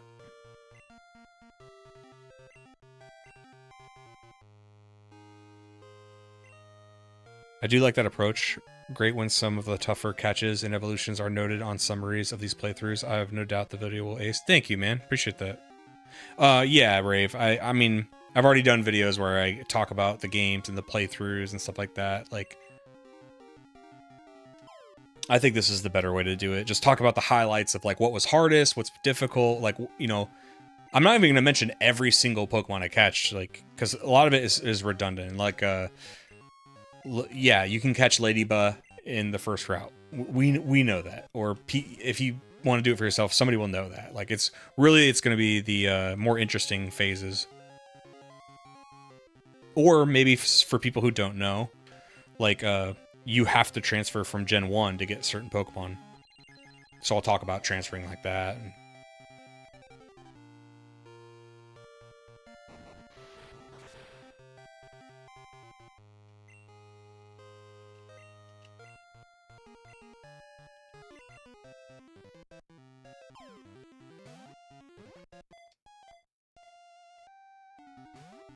Come on!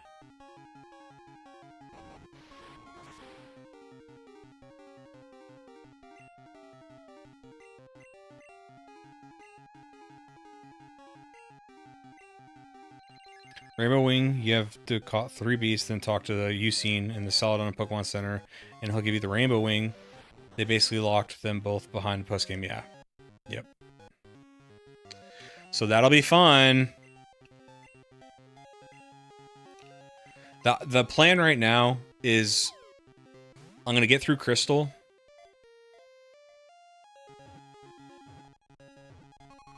Come on! Play through Crystal. And on the second playthrough of either Silver or Gold, I will try to get the Master Ball in one of those. Have I considered the Burnout series? I did when I had first done my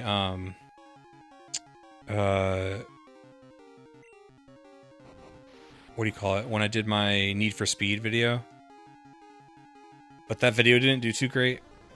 And I hate to do that, but I was like, nah, like I'll try a different series for now. I'd say like it's a series that is on the table though, yes, in the future.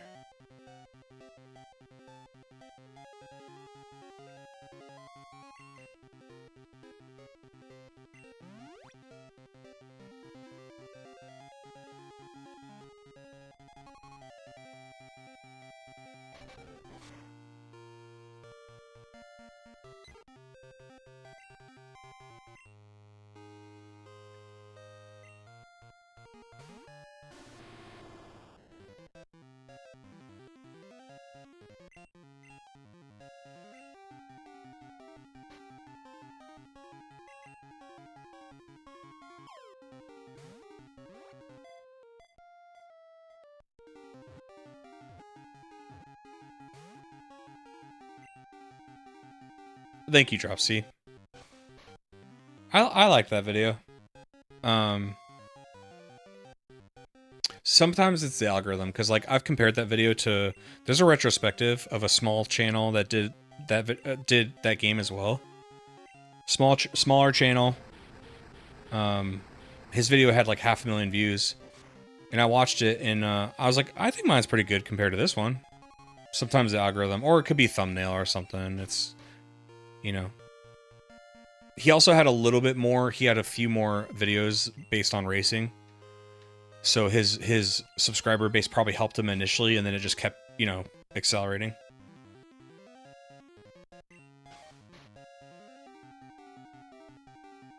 Oh, nice, Drop C.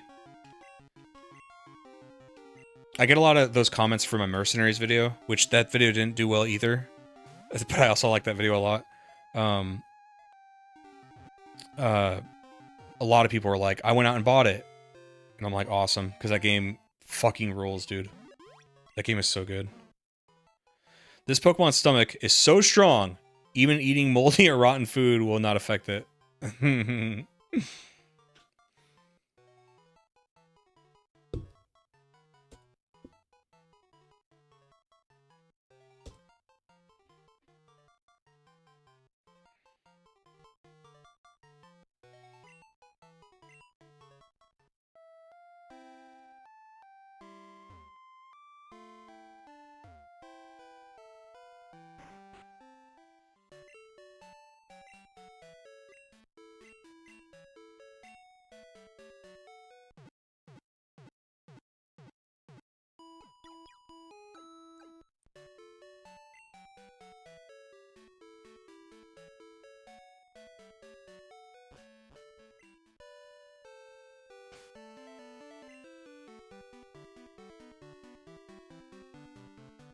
Most Wanted and Carbon next.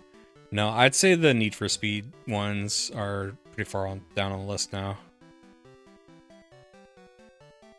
You'd poke a string trying to tune up the C. Well, you should be going down to drop D, but whatever. I'm not gonna tell anybody how to live their life. I'm a drop D kind of guy. You're a big Sabbath guy, so why aren't you going half step? What are you talking about?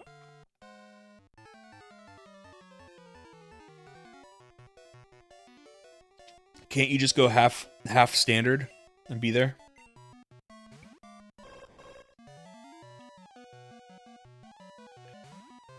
I think, isn't it Mastodon who plays in drop C? That's something they do. I'm not an expert. Clearly.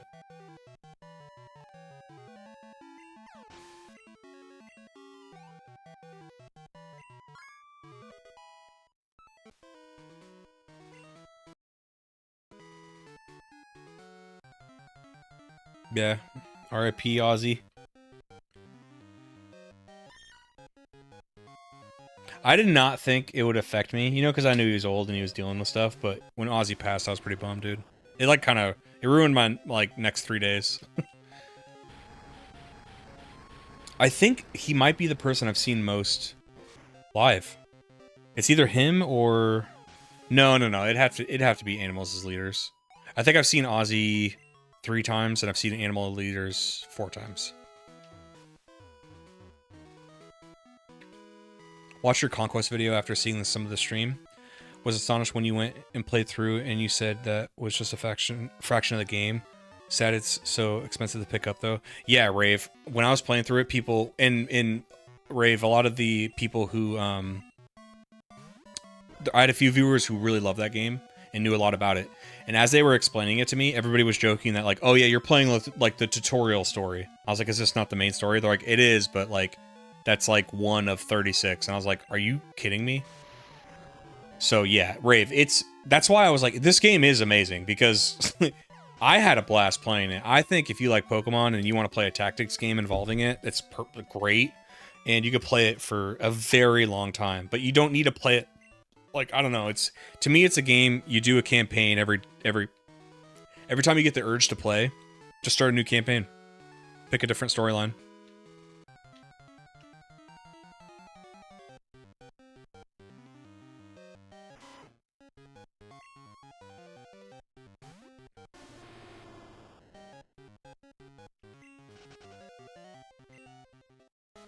Oh, I didn't know that, Onio. I would have definitely guessed it was half step standard. And then just, yeah.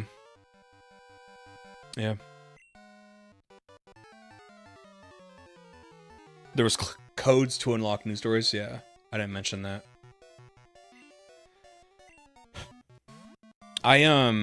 You know, in some of my earlier videos, I did a really good job about, like, talking about more obscure things, and people do appreciate that. People would, like, I would get comments like, oh, I didn't know that part, that's so cool. I've started leaning in more on, like, talk about the meat of the experience, you know, talk about the meat. And I've been better about talking more about my personal playthroughs, because I think that adds something that nobody else can talk about. Nobody can have my experience with the game. I can't have their experience with the game. But I will say little details like online codes or online DLCs or like downloadable events that people may not be able to play again. Some of that has been left behind in the videos, but I'm fine with that, because like look at Rave Train, and there was tons of comments on that video like, oh man, I want to play that game, but it's expensive. But they tried to go look. They were interested in looking. I'm like, that's, if I could get people to like check out a game like that they didn't even know existed or heard about, and they never got to see it, and they saw it through my video, great. But I don't think it was like, not suggesting that you said this, Marvel, I'm just kind of going on a tangent, but also that you can't watch my video and literally know every little thing that's ever happened in that game, and I'm okay with that.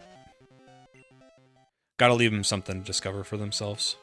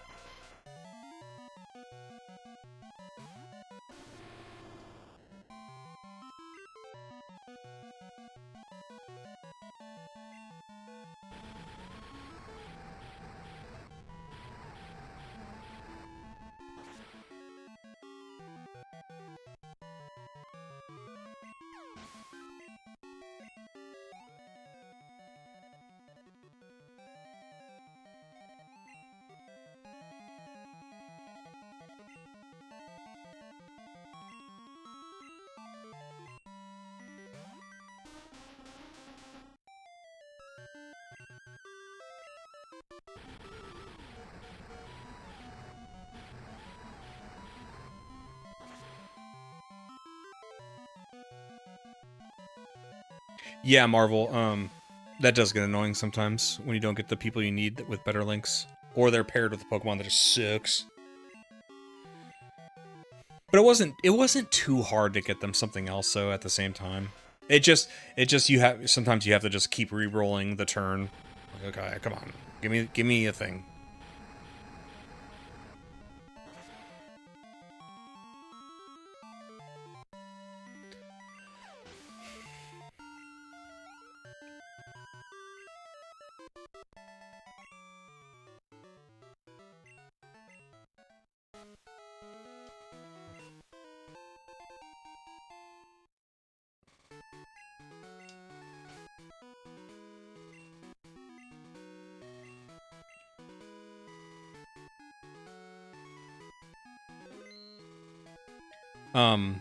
What do you guys think about the thumbnail? Because the thumbnail for the video right now, the prototype, it looks very similar to this stream's thumbnail. I don't know if anybody happened to see the stream thumbnail before they joined chat. Any thoughts? Does it look good? Does it stand out? Do you think it draws you in?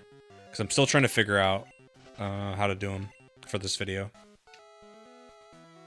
The big thing I want to, like, I'm trying to convey to the audience is that I'm using original hardware, but also I'm using the printer, which I think is a kind of a cool concept. Maybe people haven't seen that process or seen it done before. Because in the first video, I showed me printing out the thumbnail. Or the diploma.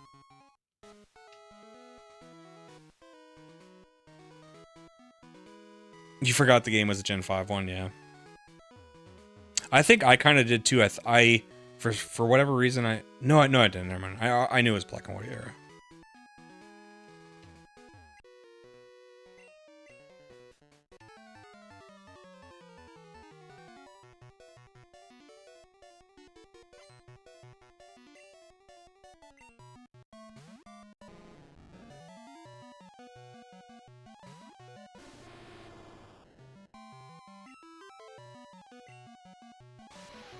Solid thumbnail, in my opinion. I like it. I'm asking, just see if you guys concur.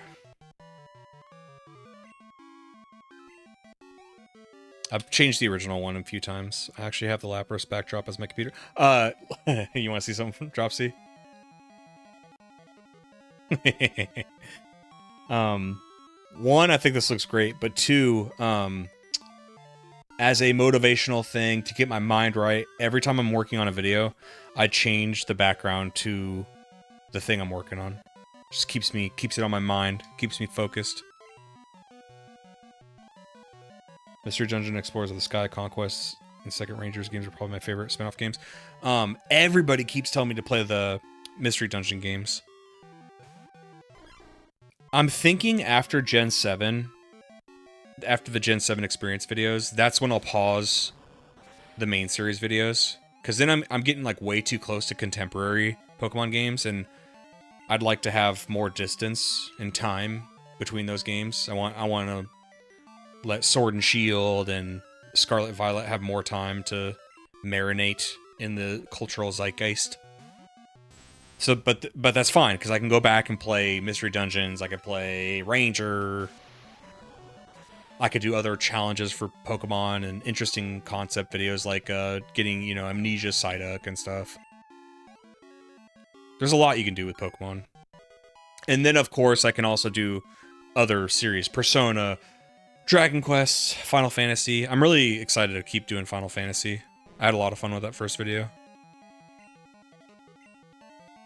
Thumbnail looks good. I don't have a great eye for these things, but maybe if there's a space for a link cable in there to help convey the hardware, right. Yeah, I'm still tinkering around with that. Like, if my point is I want to show off the Game Boy printer, that needs to be a little bit bigger. So it's still a prototype in the works, but details like you just said are what I'm looking for sure. I'd replace Lapras with Oak, or insert him somewhere. Other than that, full send. To be fair, I'm not someone who's good about grabbing people's attention. Yeah, that's the thing, is like... I'm weird with thumbnails too, because I get so picky. For example, the Conquest thumbnail. Like, here, I'll show you.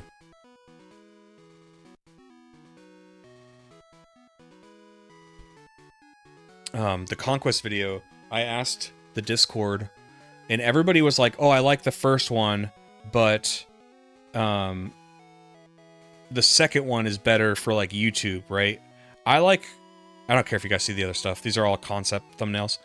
But here's one I'm working on for the Microsoft and the FTC court case. I like this one so far already. I'm not done with it, but anyway. So here's what I wanted, because I like my thumbnail, like my style. Like I put the game in the middle, I put characters on the left and right. I mean, you can see it with the Final Fantasy thumbnails. These need to be changed to transparent, because I like this transparent look that I did for the first one over here. I love this thumbnail now. I gotta make them transparent, make the maybe title a little bit bigger. Anyway, we're talking about this right now. Okay, so Conquest, this is the thumbnail I wanted. No text, clean. And then this is what I went with, though, because it's like, because unfortunately it's not about what I like, it's like what works best on YouTube. You know what I mean? And a little compromise with myself is like when the video views, because you know it's a natural, after you post a video, for the most part it goes down after that, like average viewership goes down. My kind of compromise is I always keep the one I like, and then later on I'll just kind of put it on there, you know what I mean? So it all looks consistent. I might overthink it too, because I feel like when I do the thumbnails with no text, they do fine. There's a question: how do our generation as kids convince our parents to get all of this stuff? I need a link table to trade my friends. Someone is a little bit more clickbaity, but the kind that would work on people. Right. And it's funny because I don't like clickbaity things. Like, and you saw, like, the one I want, I just think it looks, the one I wanted just looks clean. Hopefully it drew interest. But to be fair to, like, a viewer who's never seen my stuff, what does that thumbnail mean to them? It might be a music OST compilation. It might be, they don't even know what they're looking at. So sometimes you need to, like, you need to compromise. Do you guys ever view bias? Do you ever see, like, a video and it only has a certain amount of views, and you don't watch the video because it has so few views? But the thumbnail looked good. I'm 100% guilty of that. Sometimes I'll be like a view snob. Conquest does seem to be one of the more obscure spin-offs, and there's people that might not have heard of it. Right.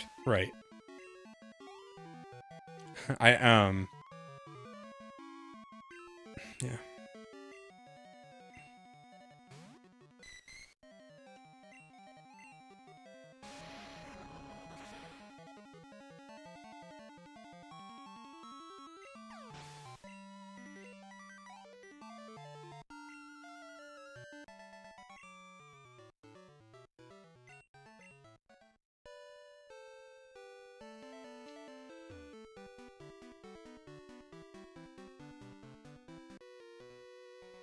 I'm battling all the trainers because I want all the money. Oh, I just want a bunch of money.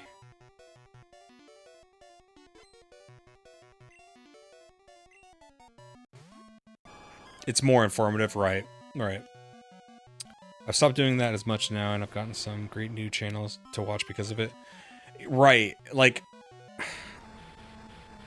it's something I still do, because, like, it's so stupid, too, because you can find great channels,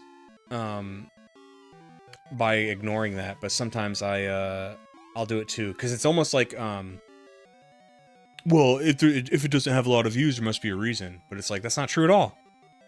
Like, my videos with not a lot of views, I'm like, I worked really hard on this, and I think if you give it a chance, you'd like it, if you are into the genre or whatever. So, yeah. It doesn't really affect me too often, I would think. You would try to be, just, everybody who's, try to be conscious of what videos you're ignoring, and I wonder if you're, like, consciously thinking about it, how often the view count affects it. I can honestly say I've never had views influence whether I watch something or not. If it's an interest of mine, I want as much info as I can get. Okay. I wish I wasn't like that. I'll say it is a little bit harder, because I do notice a lot of videos with very few views will be AI slop. Because you could tell by the thumbnail it's like AI.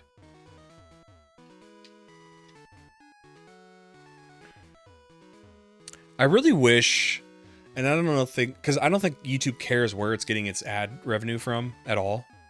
So I think they have no incentive right now to like kind of banish AI content. I really wish you could hit something on YouTube that says, do not show me anything if it's AI generated, like either the vocals or the imagery or the thumbnails.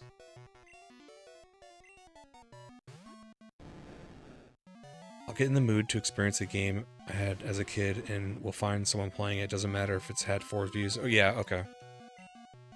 Well, if it was, I'm glad people like you exist, because how else would my videos have gotten traction over I was about to say years. I haven't even been doing this a year. But if it wasn't for people like you, my videos would have never got traction. So I'm glad you guys exist and not everybody's like me.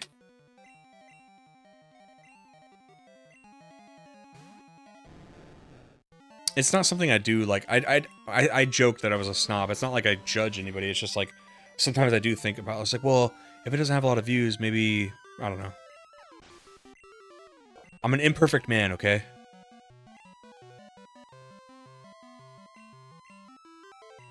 I also wish YouTube would give me out penalties to those who copyright claim everything. Oh, for sure. Luckily, I've never gotten a claim or anything, but I fear that day. You're pretty safe. Like, for some reason, most video game companies don't care if you use their OSTs, so I've never had an issue with that. And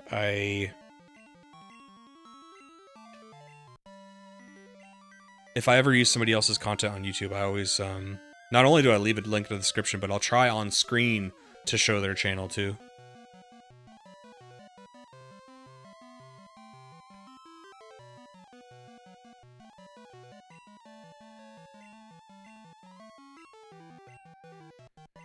I'm not gonna learn Slash. I actually want weaker attacks specifically because I want Paris to be able to take them out. Or whittle them down, rather.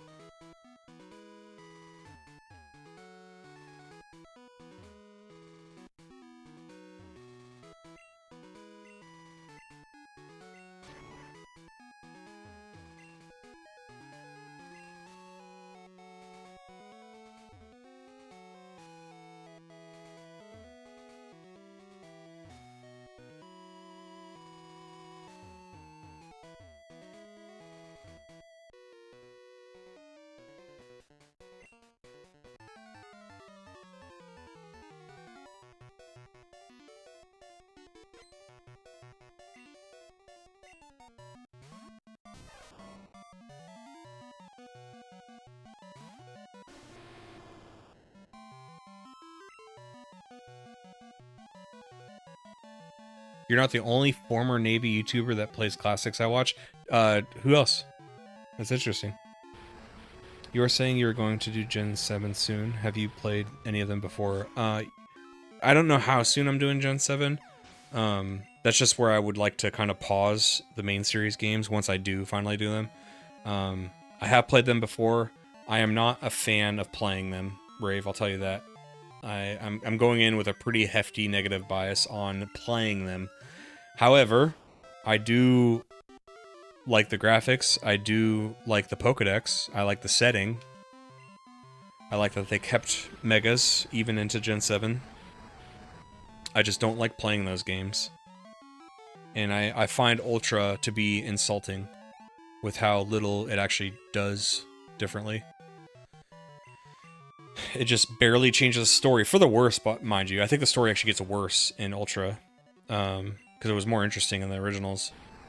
And I feel that Ultra Wormholes could have been DLC. I do not, because a common response, if you complain about Ultra, will be like, yeah, but the Ultra Wormholes. Yeah, okay. That could have been DLC. I couldn't, when I was playing Ultra for the first time, I could not believe it. I genuinely was like, you know, there was so many rumors and theories, like, oh, is it going to take place 2 years after?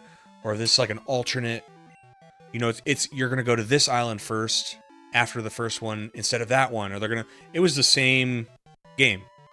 Same game. I couldn't believe it. DDR review. Oh, when I lose weight. Admiral Itty. So they'll play Warcraft 2, Command and Conquer and such, doing no death challenge runs. Oh, that's awesome. I want to do StarCraft, or a StarCraft retrospective. I'll play the remaster version, but and it's gonna focus on the campaign. I'm sure I'll mention like the Korean competitive scene because I do watch competitive StarCrafts from time to time. But I'd like to do. I want to do a StarCraft retrospective, and then do a Brood War one too. I don't even know if retrospective is the right word because I'm starting to lean more. Like, it's like I half lean on retrospect and I half lean on my experience playing through it. Like, I'd like to go through the each mission and talk about what I like and don't like about each mission and talk about the story as it goes along. Fair enough, I love them, but I played them when they first came out. I was in college and was old enough to shamelessly play Pokemon again. Tutorial and Ultra, though. Very fair criticism. Correct. Yeah, the tutorial is just ridiculous. One, I don't know, Rave. What I'm going to do when I play this is, I'm not exaggerating. I always try to emphasize that when I complain about Gen 7. Gen 7 gave me anxiety. Like, I would be paranoid about the next pop-up because the tutorial and then how often you are interrupted. I was even thinking about naming the video like "Pardon the Interruption" or "Should You Pardon the Interruptions?" The Generation 7 experience or something like that, because, and I'm gonna write it down. I'm going to check every time I'm interrupted in that game because it was incessant, ridiculous, and I felt like I could not play that game. It was like playing itself for me. Every time I went somewhere new, an NPC was pointing out everything of interest, or literally guiding me there and telling me to go in there and talk to somebody. I was like, so am I allowed to play this game or not? And it's frustrating because I do like the graphics. I do like the forms, like wishy-washy and stuff. The Z moves are pretty cool. I like the setting. But other stuff was just so annoying. The endings are so different too. Like, Usmin is in a coma or something. And end of Sun and Moon. Lily goes off to Kanto and their missing father remains a mystery. Yeah. Well, don't they make... Her mom is like a villain in the... Correct me, it's been a long time, but isn't in the first one her mom's like a villain, right? And in the second one, she turns out like she becomes good? Like halfway through the story or something like that, right? Don't I have that right? But I thought that was like... Because I actually liked that about the first one. So in the second one, I was like, what the hell is this? It's kind of like, I really enjoyed playing Dragon Quest XI for the first time, and I played, like, the Super Deluxe Omega Edition, and apparently one of the DLCs, like, changed a story of a character. I don't want to spoil too much, but, like, there's a character who dies, but the DLC has them, like, and listen, the last time I cried playing a video game was Dragon Quest VII when that character died. Sorry, not 7, 11. 7-11. The last time I cried was during Dragon Quest XI, and a character died, and it was very well done, and I cried. As a grown-ass man. This was only like 2 or 3 years ago. And, but then she's like revived, and I complained about that to my friend, and she goes, no, she wasn't. I'm like, yes, she was. But she had not played the, there's some DLC that like brought her back, and I played the version that had like all of it together. And I showed her that, and she's like, oh. And I'm like, yeah, that like kills the whole, like... That killed it for me. Not the whole game, but like, I was like, why did you change that? That was so powerful. Alright, Dripsy, thanks for hanging out, man.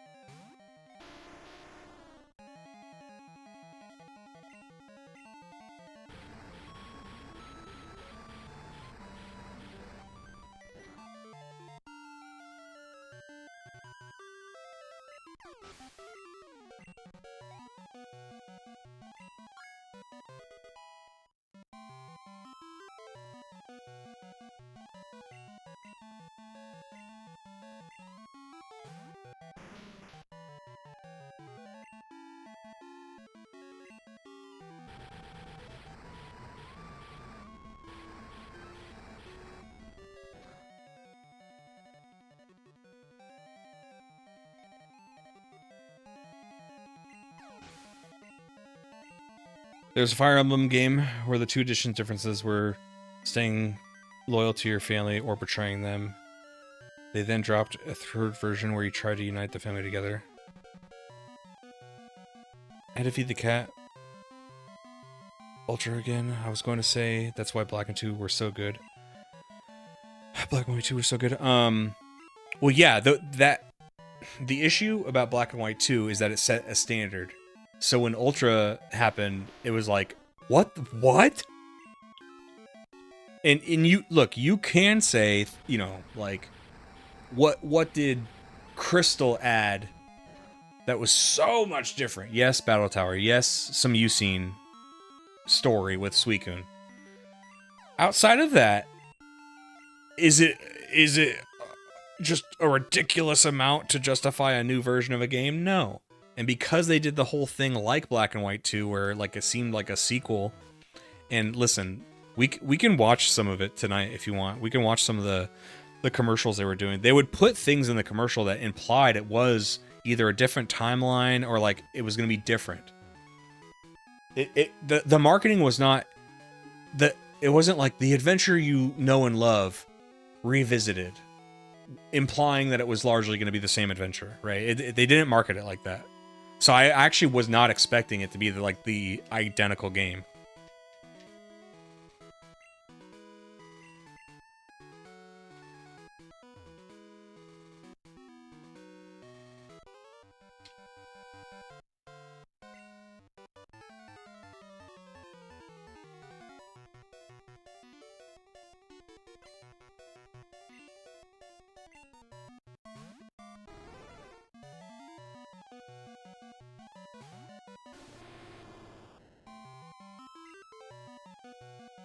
Shit.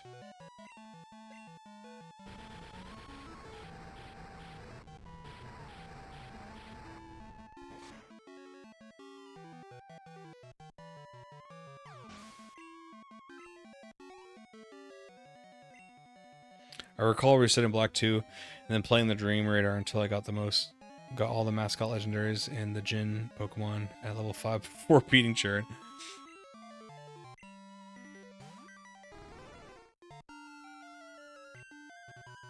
Black and White and Black and White 2 are so good, I already want to replay them. Dude. I might do a video where I complete the Gen 5 Pokedex on Black and White 2 so I can get the Haxorus.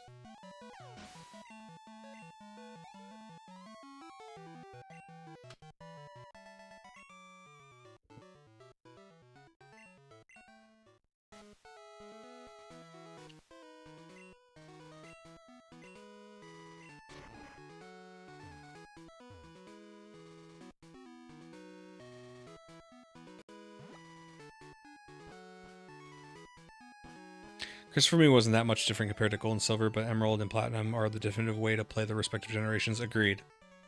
I agree on that.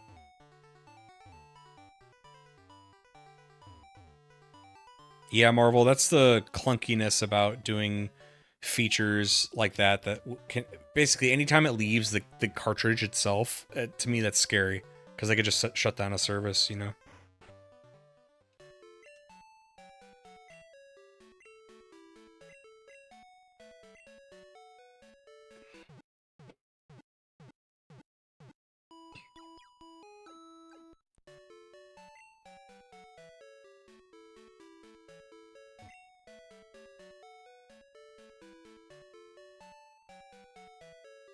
I agree with Rave. That I complained about that in the video too, because I wasn't really familiar with Joda or the Hoenn games, and I didn't know that was coming in Emerald when I played it, and I was like, "What?" And it's just, it's so silly.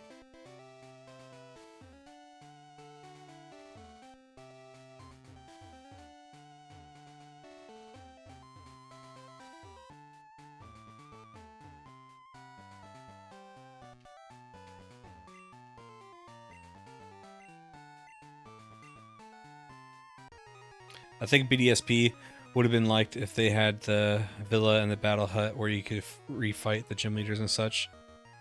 Yeah, it's almost like being trying to be authentic to the original experience was actually what made what allowed them to put less effort into it or something. Like, I don't know.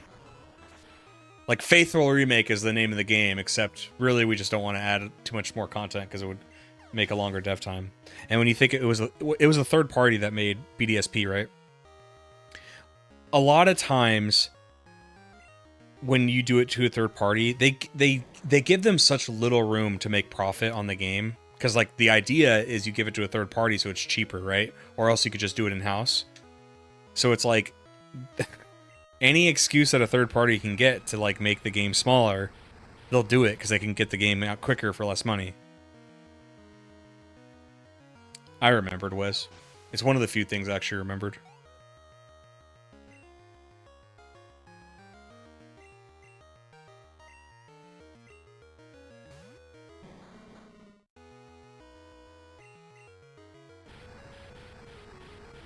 Well, what I don't like about BDSP, I haven't played them myself, but I know this. I also don't like that. Can't you get like a Mew and Jirachi and stuff like before the third gym?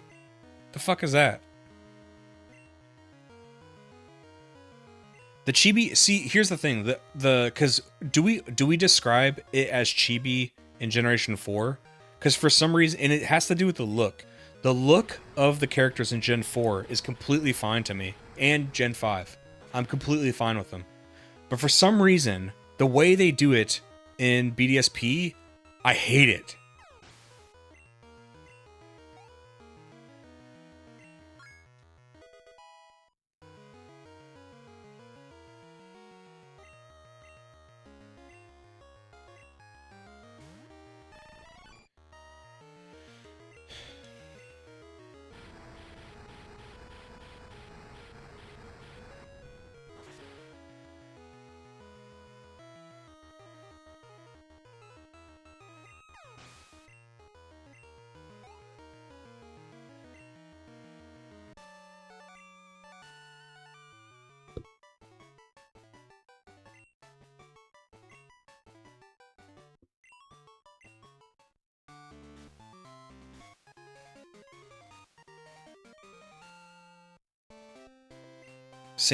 The same studio that did Link's Awakening. What do people think about Link's Awakening, the remake? I never played the first one or the remake, so I don't know.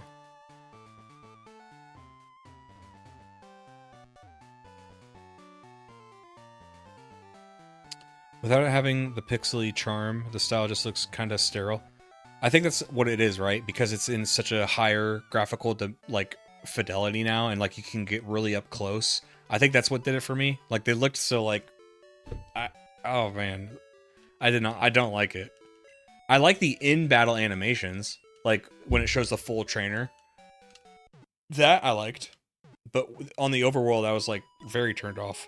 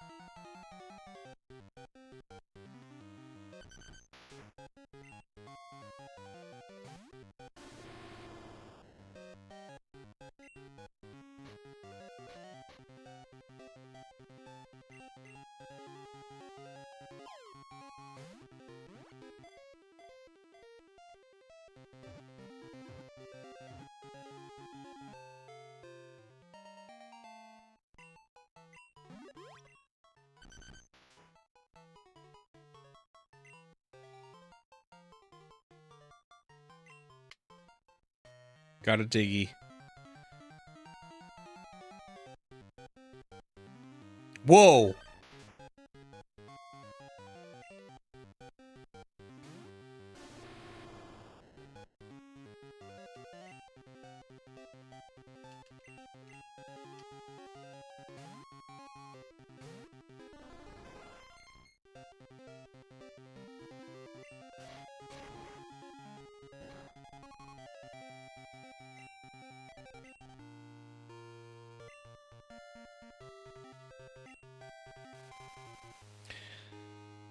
They should have put the Darkrai and Shaman events into the game too.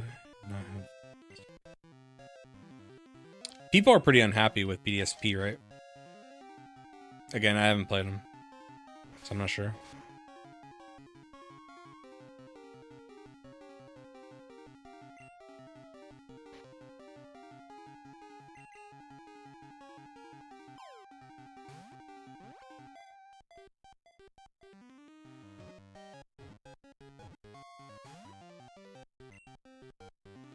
How do you find going back to green?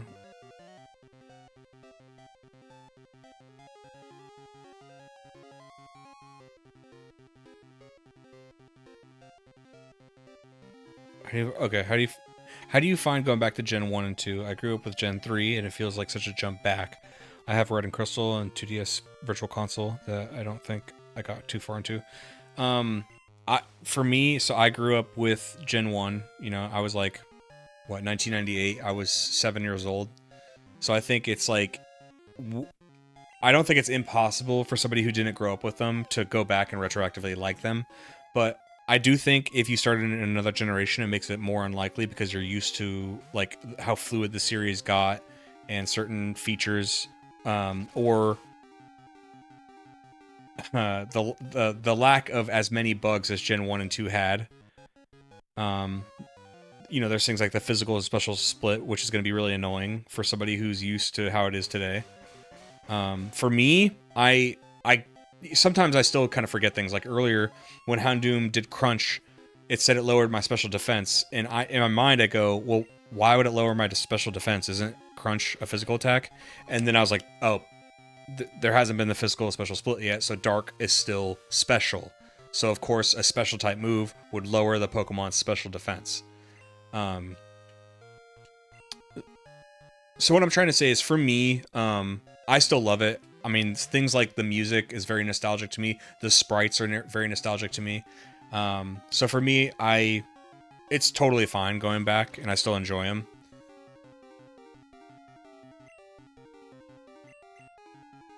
Right now, my girlfriend's playing Blue version, and you know, there's things that like make it hard for her, like not for her, but like for anybody trying to play Gen 1 today. But she wanted to see what it was all about. She's the same age as me, but she never got into Pokemon, so she kind of saw this craze happen, and she's like, I want to go like the first games. I was like, really? Because I was gonna suggest like she could play Let's Go Eevee, Let's Go Pikachu, and then I could play with her because I have both versions. And I've been doing content with her recently too. But she wanted to play, and I think she's enjoying it. I think she's having fun.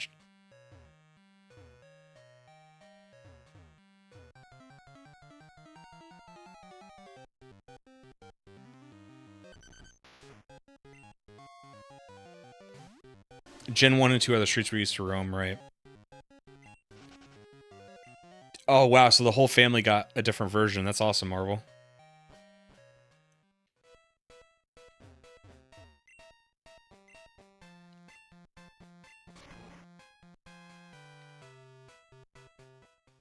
Hey, let's tip our hat. Oh, never mind. This trainer ruined it, but I was gonna go look at Viridian Forest.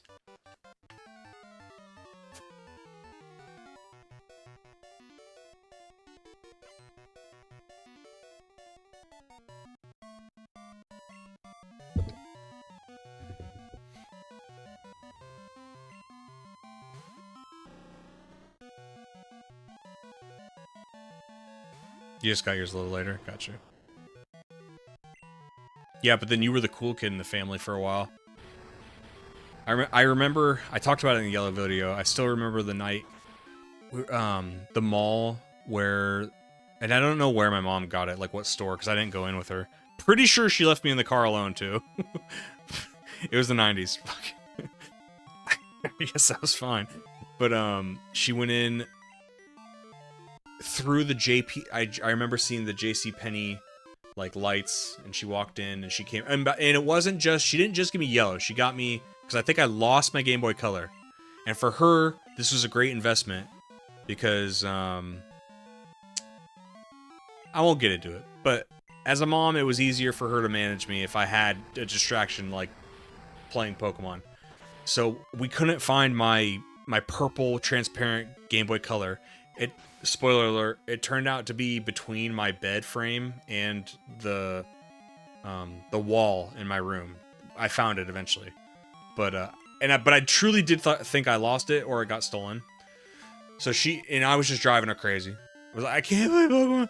So she got me there was a bundle, a Game Boy Pikachu edition, and it came with yellow. And I remember she had met one of her friends in the parking lot, like they saw each other. And I remember in the light of the JCPenney sign, I was like reading my yellow version. But before that, before that, I had blue version when it came out. And to this day, when I play like red, it feels like cool and like it feels like I'm on the other side of things. To this day, when I see a wild Weedle in Viridian Forest, I'm like, whoa! A forest formerly known as Viridian, yes. Everybody, please render a salute to Viridian Place.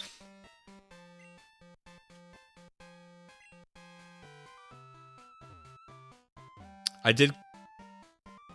ended up completing the Pokedex for those 3D Virtual Console games. I had a black Game Boy Pocket that was clear, transparent game. Oh, that's cool. I think I'd seen those before. Those are sweet. I never had the initial Game Boy Advance version. I always had the SP. And I loved my SP, dude. Oh, I love my SP.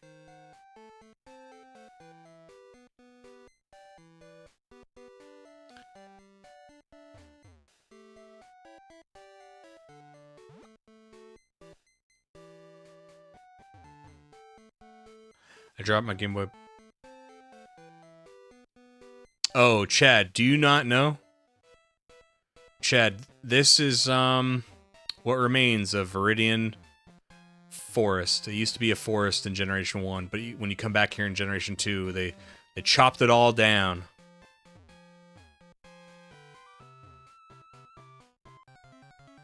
I dropped my Game Boy Pocket down the toilet once. Damn. No mess in the toilet, nice. The Game Boy still ran fine, but needed to be connected to AC plug rather than batteries. Oh man, that sucks.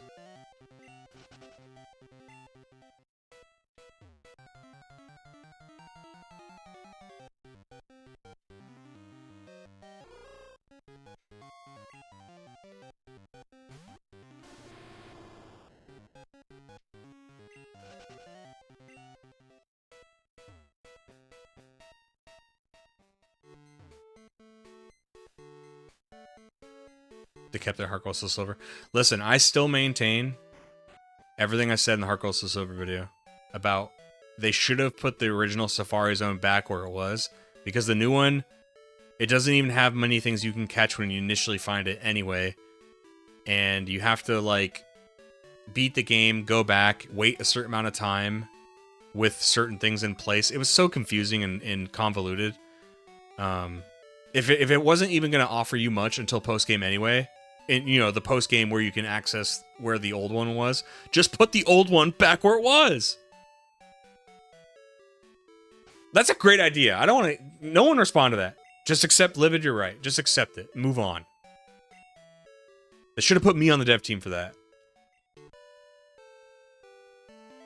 I thought they changed the name or some shit. No, you're good. It was cut down to centimeter callus. Yeah, for like the exact same layout. My partner recently got me an OG GBA, matching my Spice Orange game. Nice! I miss fun color variant and handheld consoles. I'm constantly picking up my roommate Switch 2 by accidentally. I mean, so Switch 2 just came out. They had a lot of colors for it. Hold on, okay. They had a lot of colors for the what are they? The Switch Lite. They had a lot of colors for the Switch Lite. I'll say that. I have, for Switch 1, I have the Zelda Tears of the Kingdom edition. And then for Switch Lites, I have ironically, I haven't even played them, but I have the BDSP, Switch Lite. And then I also have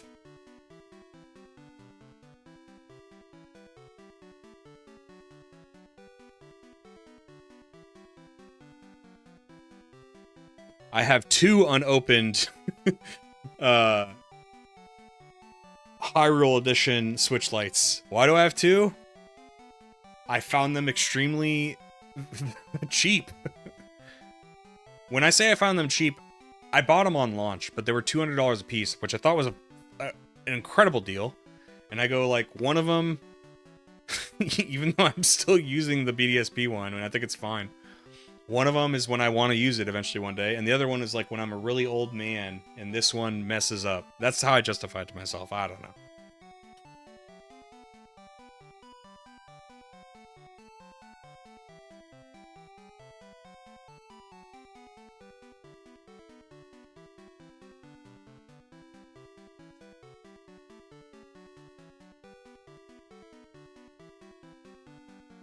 I would never make a financial decision like that in my current YouTube status. But that was when I was making money as a contractor, and I was like, this makes sense to me. It's my money. I have no kids.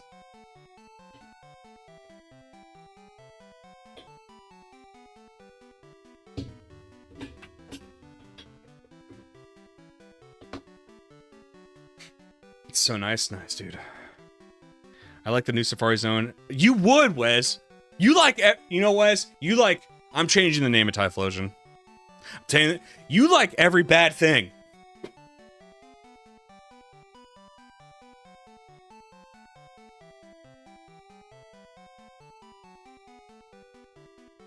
Hold on, Wes, when could you catch Larvitar in Johto? Like, when could you get the Larvitar? What point in the game's progression could you get Larvitar in the new Safari Zone?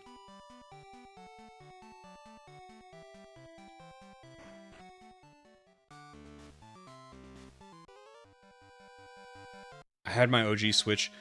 It was a great one. It started having a battery life issues, and I dropped it once and cracked a little. Wanted the OLED, so I got the tears. My friend had a light, but regretted it. He wanted one with the dock, so I gave him a tears one for now until he gets the Switch 2. Then I get the profits of the sale. Nice. I've had DSi, 3DS, new 3DS, Switch, all on launch. Switch 2, I have issues with, like, I don't really want to play old games at a higher resolution. Like, that's not really a selling point to me. When I will do it when I get one, though. Like, I'll replace Scarlet Violet or something. I don't know. That'll be fine. For me, it just doesn't make sense because there's not many new games I want to play on the Switch 2. I also hate the keycard thing they're doing. Did you see Pokepia is going to be a keycard game? Livid just can't stop being right. I'm tired of all the winning. I'm winning everything. My predictions are coming true. I said with Switch 2, I was like, you know, oh, Livid, the keycard thing's only for third-party games. And I said it would expand. It was going to keep expanding. This is the test. Third-party games were the test. My boy is getting a full Switch 1 for his B-Day. Can I play all gens of Pokemon games if I just get Switch Lite? I'd be very interested in getting caught up on all the games, even digitally. No, you cannot play all the Pokemon games. You can play the Switch games, and then you can transfer for now, and that's soon going to go away.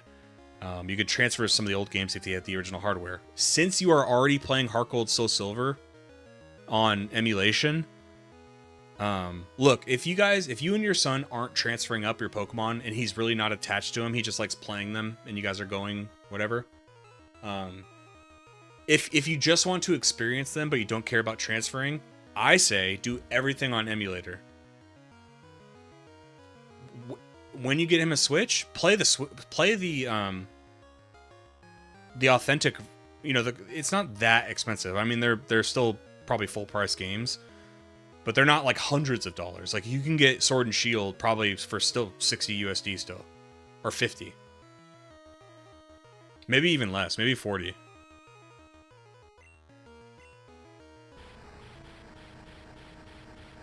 My original GS was a hand-me-down, which died after being in my bag. What was it? During it out. Damn.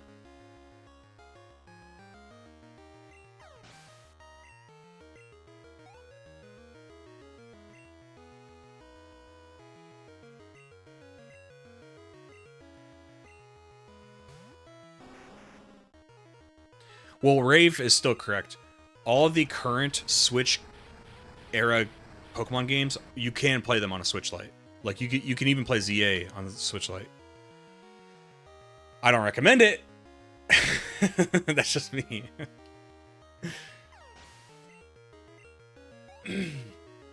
But no, you can't, like, officially play. They have no official way. They should have, but they have no official way to play the older games on the Switch. Which is dumb, but...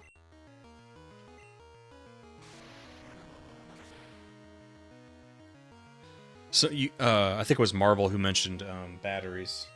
I can't find a small enough wrench, or not wrench, but a screwdriver, because I want to replace the battery in my new 3DS XL, my Pokeball Edition one, because the battery is like so weak on it. I mean, it still works, but it's just so weak. It lasts like, I swear it lasts like an hour before it's like, I need to charge. I'm like, you're a 3DS. You should be giving me like 8 hours at least.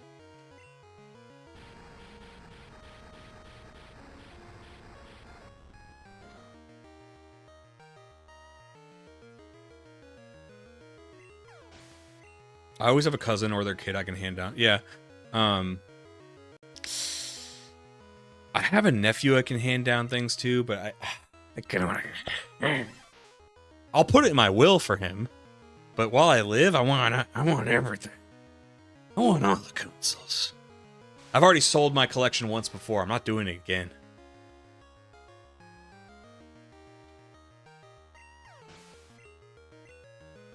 You're legit kind of bummed by that, actually. I know. Sorry, man. I mean, I think it's stupid. People have been clamoring for that for a long time. Like, why wouldn't it? What a perfect console to have the old handheld games on, right? Like, I'll take my money. I'll pay for them. Or if you make it Switch Online, fine. I'm already paying for Switch Online. Yeah. And I hope they do it for Switch 2, and I hope they make transfer features like they did for the Virtual Console game so that you can transfer your stuff up. That'd be awesome, you know? Do I think it's going to happen? I genuinely do not think it's going to happen. And I've talked about it a few times before, but I don't think Nintendo wants you playing the old Pokemon games. There's no way to sell you DLC. There's no incentive for them. The more people that play the retro games, the less money they think they're going to make. But Livid, you're wrong. I hope so. You don't think I hope I'm wrong? 30th anniversary in February. Maybe it'll drop it then. You are, Wes, you are setting yourself up for disappointment. On the 30th, we're going to get the announcement of Wave and what are they calling it? Waves and Wind. We'll get the announcements of Wave and Wind. And a few other knick-knack games here and there. There will not be... That's my prediction. There's not going to be anything, because that would take away the attention of Wind and Waves. At least getting the 3DS earlier, got the Ambassador program, got to play a few games I had never tried before through that. Like Fire Emblem Sacred Stones. Nice. Speaking of Fire Emblem, I want to do videos on those too. Wouldn't I need to... No, Sacred Stones is a second US release. Is it just called Fire... The first release in the US is just called Fire Emblem, right? It's not really the first one, but for America, it's the first one.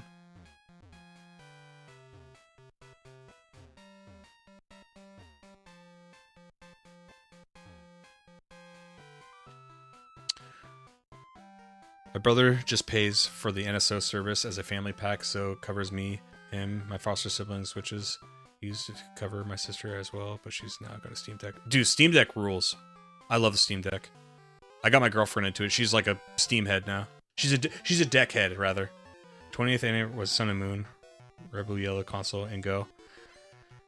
Wes, if you are right, I win. Do you realize that? I just don't think you're right, buddy. I don't think you're right. I think it's a bit more nefarious than that. If the vast majority got to play the completed products that we used to get, Poke fans would write. No, Chad, I don't think you were there for when I ranted about that earlier. That's part of it too. If people kind of go back and play the older ones and they go, wow, I got to play this whole game and like I didn't have to pay for DLC. I think it'll inception them to go, wait, what? Why can't the new games be like that? I think I'll just play the old games now. I can catch them all in the old games. See, Gen Z is living in the Matrix. The rest of us are on the, what's the ship? What's the ship? Nebuchadnezzar. We're all, everybody in chat right now, we're on the Nebuchadnezzar. We're out. We gotta wake these kids up. We'll get the Gen 10 announcement with 3 starters that are already bipedal, and they'll tell us that Pokemon cards can be used as an official global currency. I haven't heard much good about ZA from even some of my more devout Pokemon fans. I went in pretty hard on ZA. I did not like that game.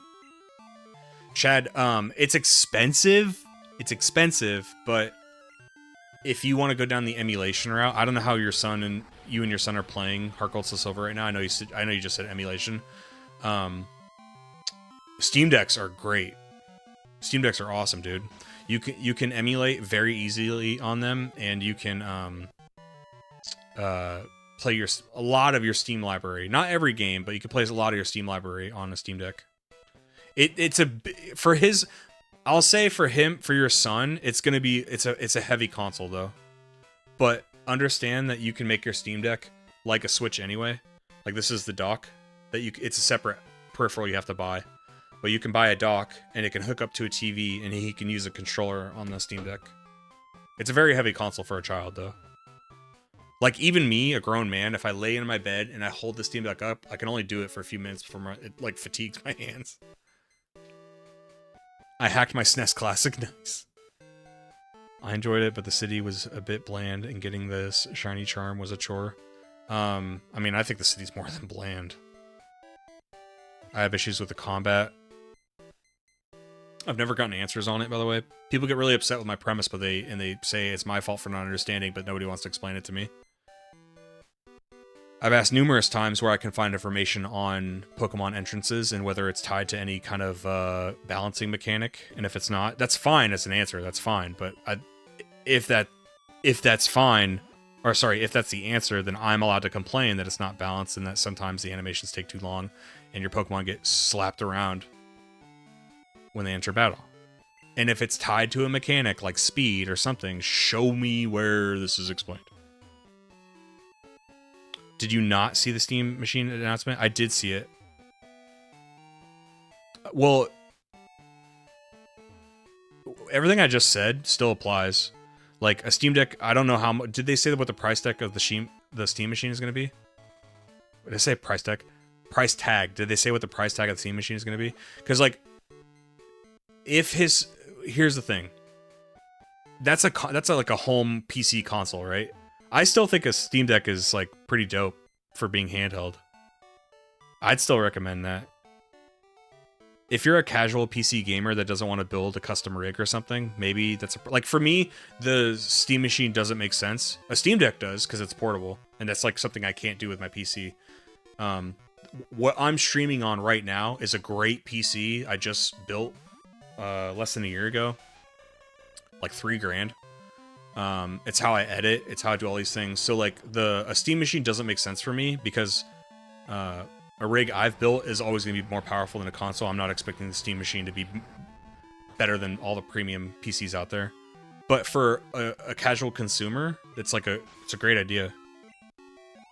How often, like, if you know how to build PCs and stuff, I'm not talking about that. But say like a casual consumer who wants to play PC games or they want to get into Steam library stuff, they're not going to want to build a whole PC. So if they can just buy this console that does all that for them out of the box, great.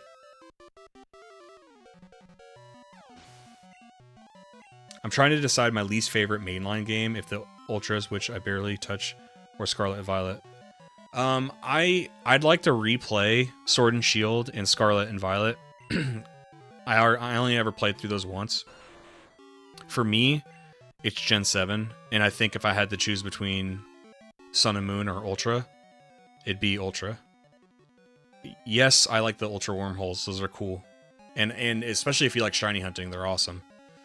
But I don't think that means it's a good game.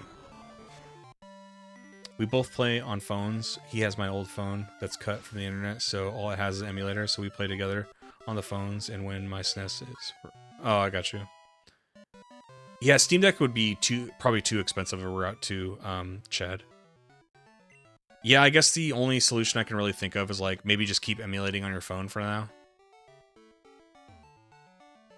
You said you're gonna get him a Switch. I still think it's fine to get him like the Switch era games. He's probably gonna like the Switch era games.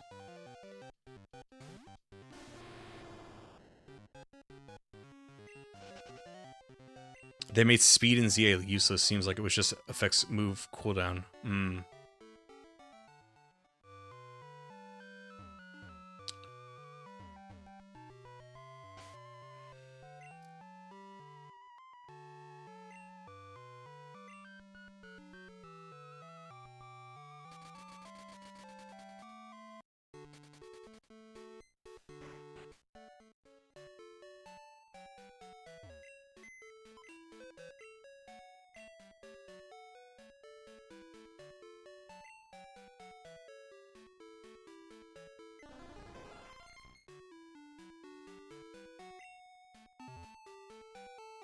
It's probably good to get a Switch if you couldn't afford them before.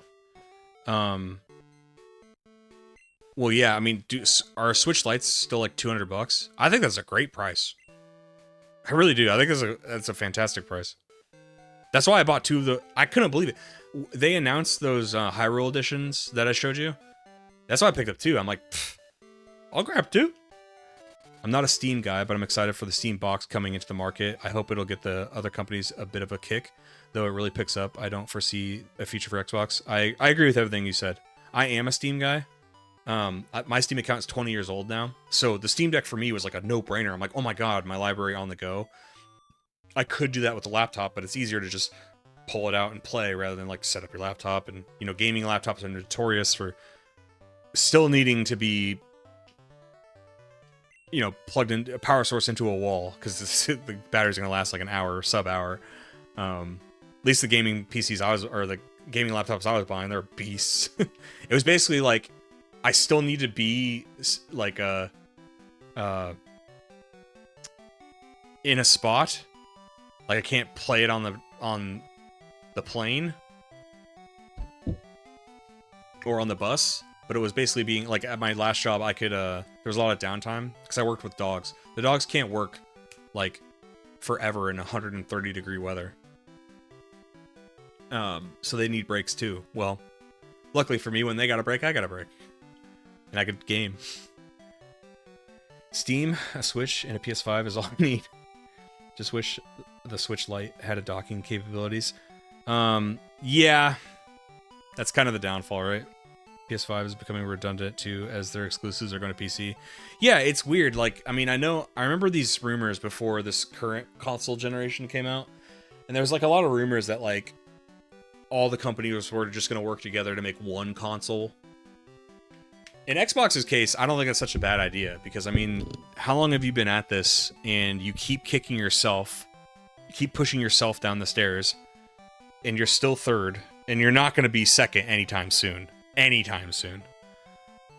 At that point, just become a publisher. Microsoft got a hold of Blizzard and Bethesda. You have some of the most lucrative games ever. Just be a publisher. I mean, your consoles, and they raise the price of the Series X and S. That's crazy. Oh, the audacity.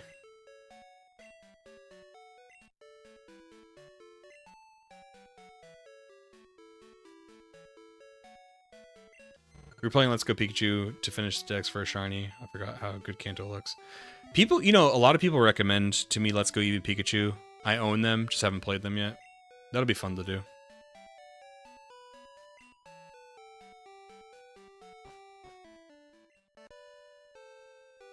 It costs about the same to get a decent 3DS as it is a Switch now. And I think that'll be true for the Switch in the future, so probably a good idea to just get one now.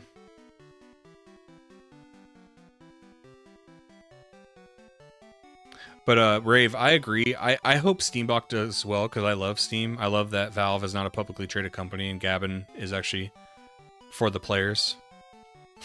He's a gamer himself. He's our sweet angel. And I hope more people get to like experience, you know, getting a bunch of discount games so they can get access to more games, get access to older games, a library that is consistent, unlike Nintendo, who will cut service to their consoles and you can never get your old games back if you ever happen to uninstall them or your console bricks or something. You can never go re-download the games you bought on Wii or Wii U. I mean, I know I'm in a minority here, but like, Nintendo has forever lost me as like a like, I won't buy digital products on Nintendo products. I won't do it. They don't respect the purchase.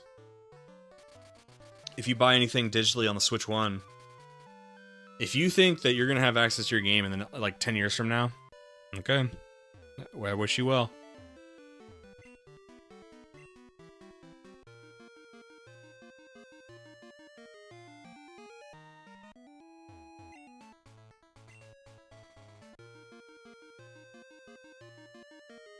They blocked that route off so you couldn't skip the power plant side quest. Ah.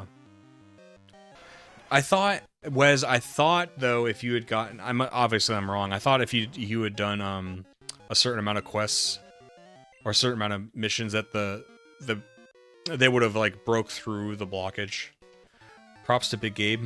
I have a Series X, but I literally just use it as a fast loading 360. I still use my like for the Mercenaries video, I use my Xbox One. It plays it plays original Xbox and 360 games great. The Xbox One is great for like retro Xbox gaming. And maybe I'll use it. I have Lost Odyssey. Maybe I use it for that video one day. If buying digital isn't owning, pirating digital isn't stealing. Don't endorse this, of course. I mean, I endorse it. Fuck it. Who's watching? No, I agree. If buying digitally means you don't own it, I've said it in video. If the Conquest video, in the Conquest video, I said play this game by any means necessary. What do you think I meant? People are talking about, oh, but the game's expensive. Play it by any means necessary.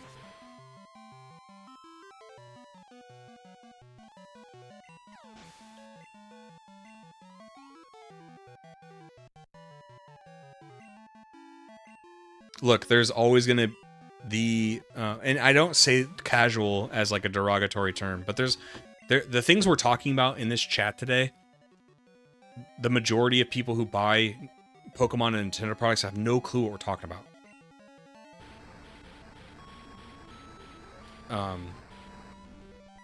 They're always going to pay the right way. They're going to pay to do the thing. The rest of us who may sail the seven seas, we're barely touching the bottom line, okay? We're fine.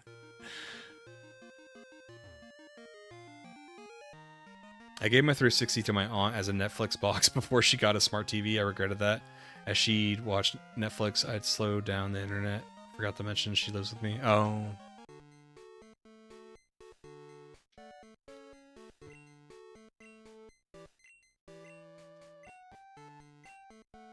Couldn't trade my 360 in, so I still have it. The person wouldn't take it. They could turn controllers on, even though they needed the system to power.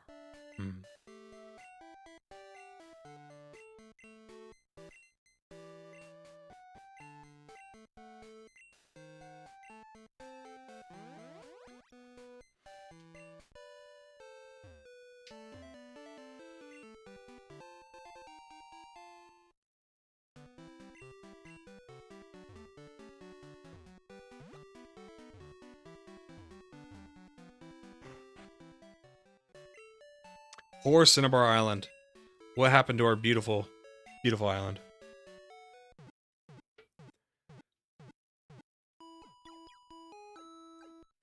Have you guys seen rumors about they're finally doing a Pokemon MMO? A legit one?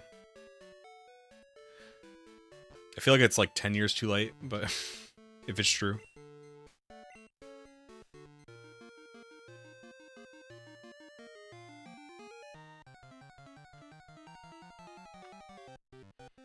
I know they cut down the forest to save space. Did they do that here for that reason as well. What do you mean here?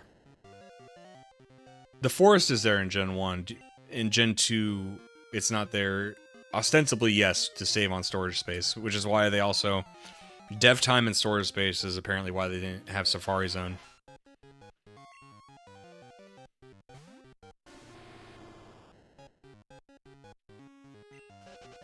Oh, Marvel, you mean Cinnabar Island. I don't know if that... I don't know if that was to save space as well. I don't think I've ever seen anything on that. It might just be like a cool passage of time thing, because there supposedly used to be a volcano on it, even though you didn't see it in the original. But I don't know what the official dev answer is on that. I would like to think that actually wasn't cut, and that's just like a cool thing that happened in the interim between the 2 years of Kanto and Johto. I always thought it was kind of cool, to be honest.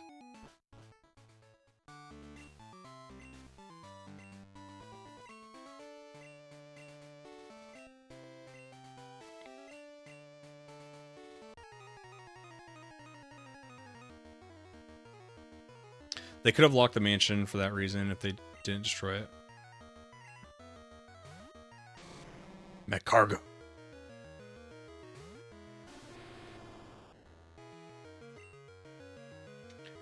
Wes, do you remember any... Is there any reason why we have to fight Red to unlock anything in this game? Did you ever play the Gold Space World demo? They had the whole Kanto squeezed down to the size of a town. What they managed to do in the final product is a miracle. No, I didn't know they did that. It's hard to judge that game, or judge the demo, because it's clearly a demo. Like, I think it was literally just to showcase something, like... not to say you're doing it, but people phrase it like, oh, this was about to be the game they released. It's like, it was so far off from being the game they were going to release. They were just trying to show something.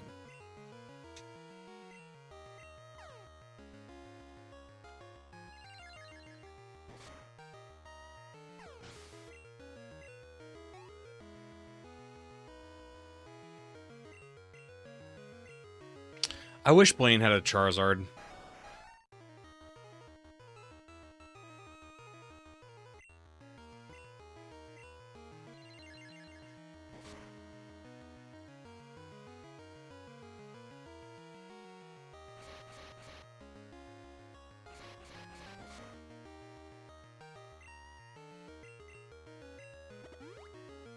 Demos in the 90s were different than demos now, yeah.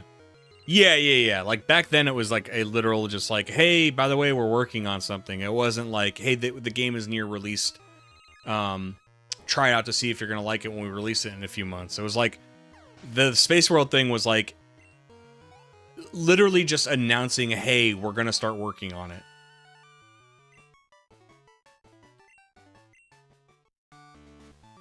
Okay, thank you, Wes. Then I think what we're gonna do is we're gonna go beat Blue, and then oh, what does this guy want? I forgot what he does. Oh, come back. Yo, huh? It's over already? That's funny.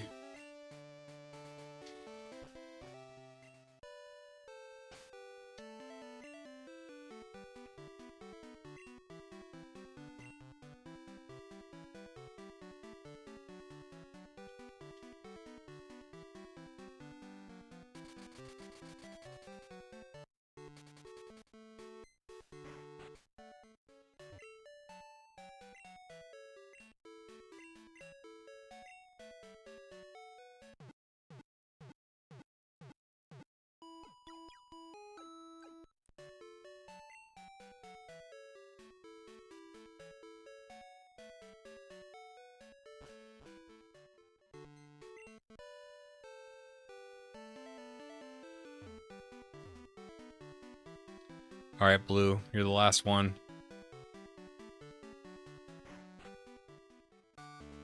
Just check Oak afterwards. Why?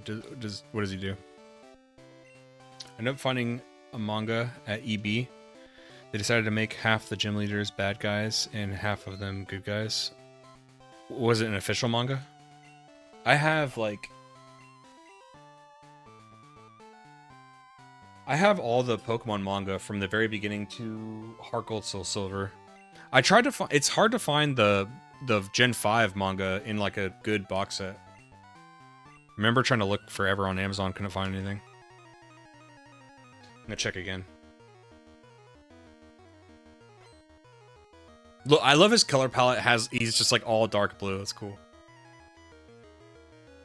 Pokemon Black and White.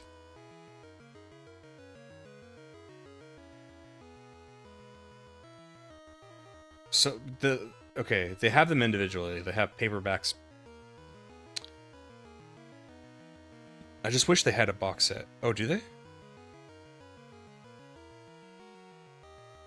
Pokemon Black and White box set, but I don't know if it's like a normal purchase option. 180 used. Kiss my ass.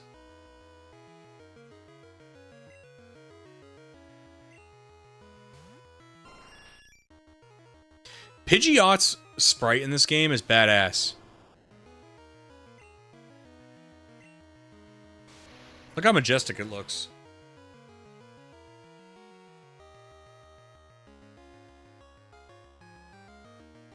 You only read up to Heart Gold Soul Silver?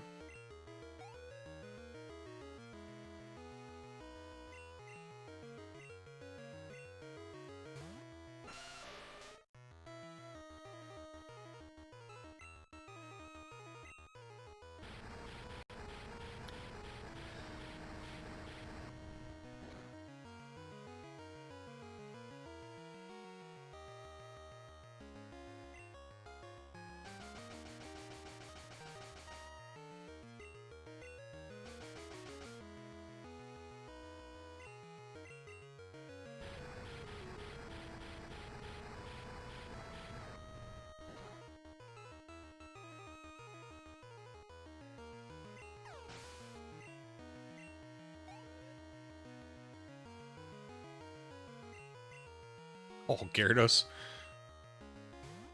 You're in for some trouble.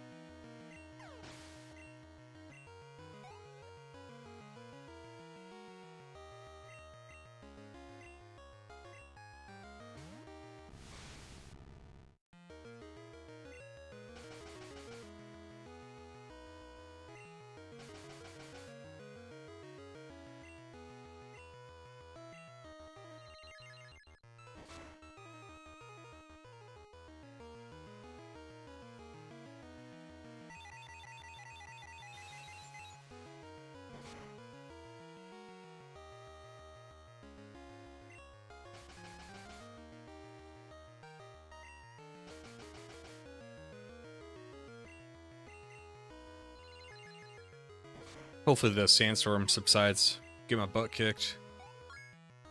Haha! Look at that level. Nice.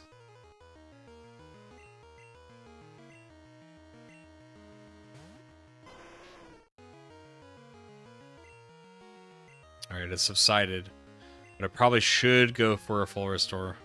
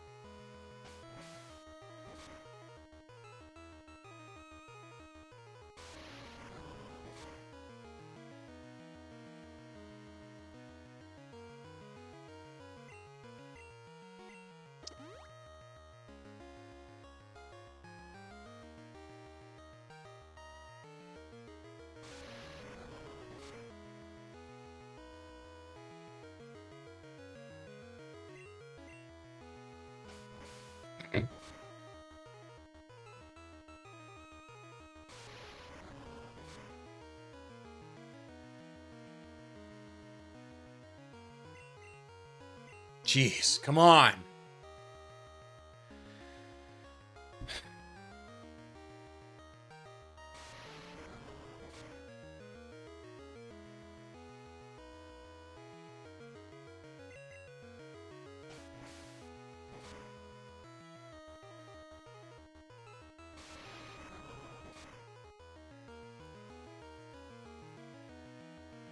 There we go.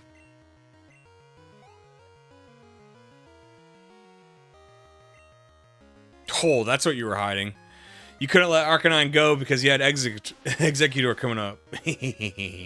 Bye-bye.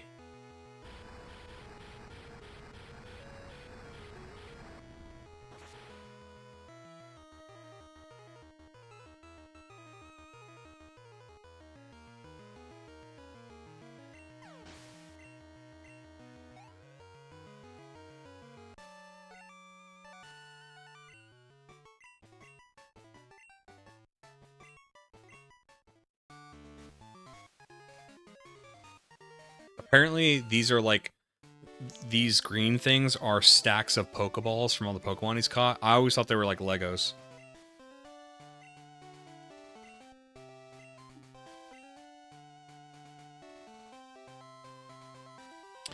You stopped watching it Black and White. Yeah, I stopped all the way back in Johto. Like the very beginning of Johto. I remember being very excited for the new season, being super hyped. I watched the Chikorita episode, the baseball episode. And like a few episodes after that, I stopped. And I don't even know if it was like... I think maybe I just didn't have like... We didn't have cable or something anymore.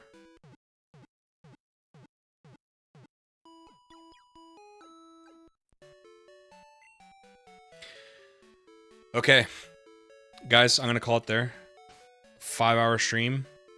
Late night, but it was fun. We have now gotten all 16 badges. We have access to the whole game, I'm pretty sure. And then tomorrow we can like actually start doing the dex completion. And I'm gonna think about it a little bit tomorrow before I like get started, because it'll help with getting the footage too. Because I don't record everything always to save on space and management. I have plenty of space. It's more the management to see where I'm at. But I want to break it up into phases. Like today we're gonna knock out such and such. Tomorrow we're gonna knock out this, you know. And I still need to do a playthrough of Gold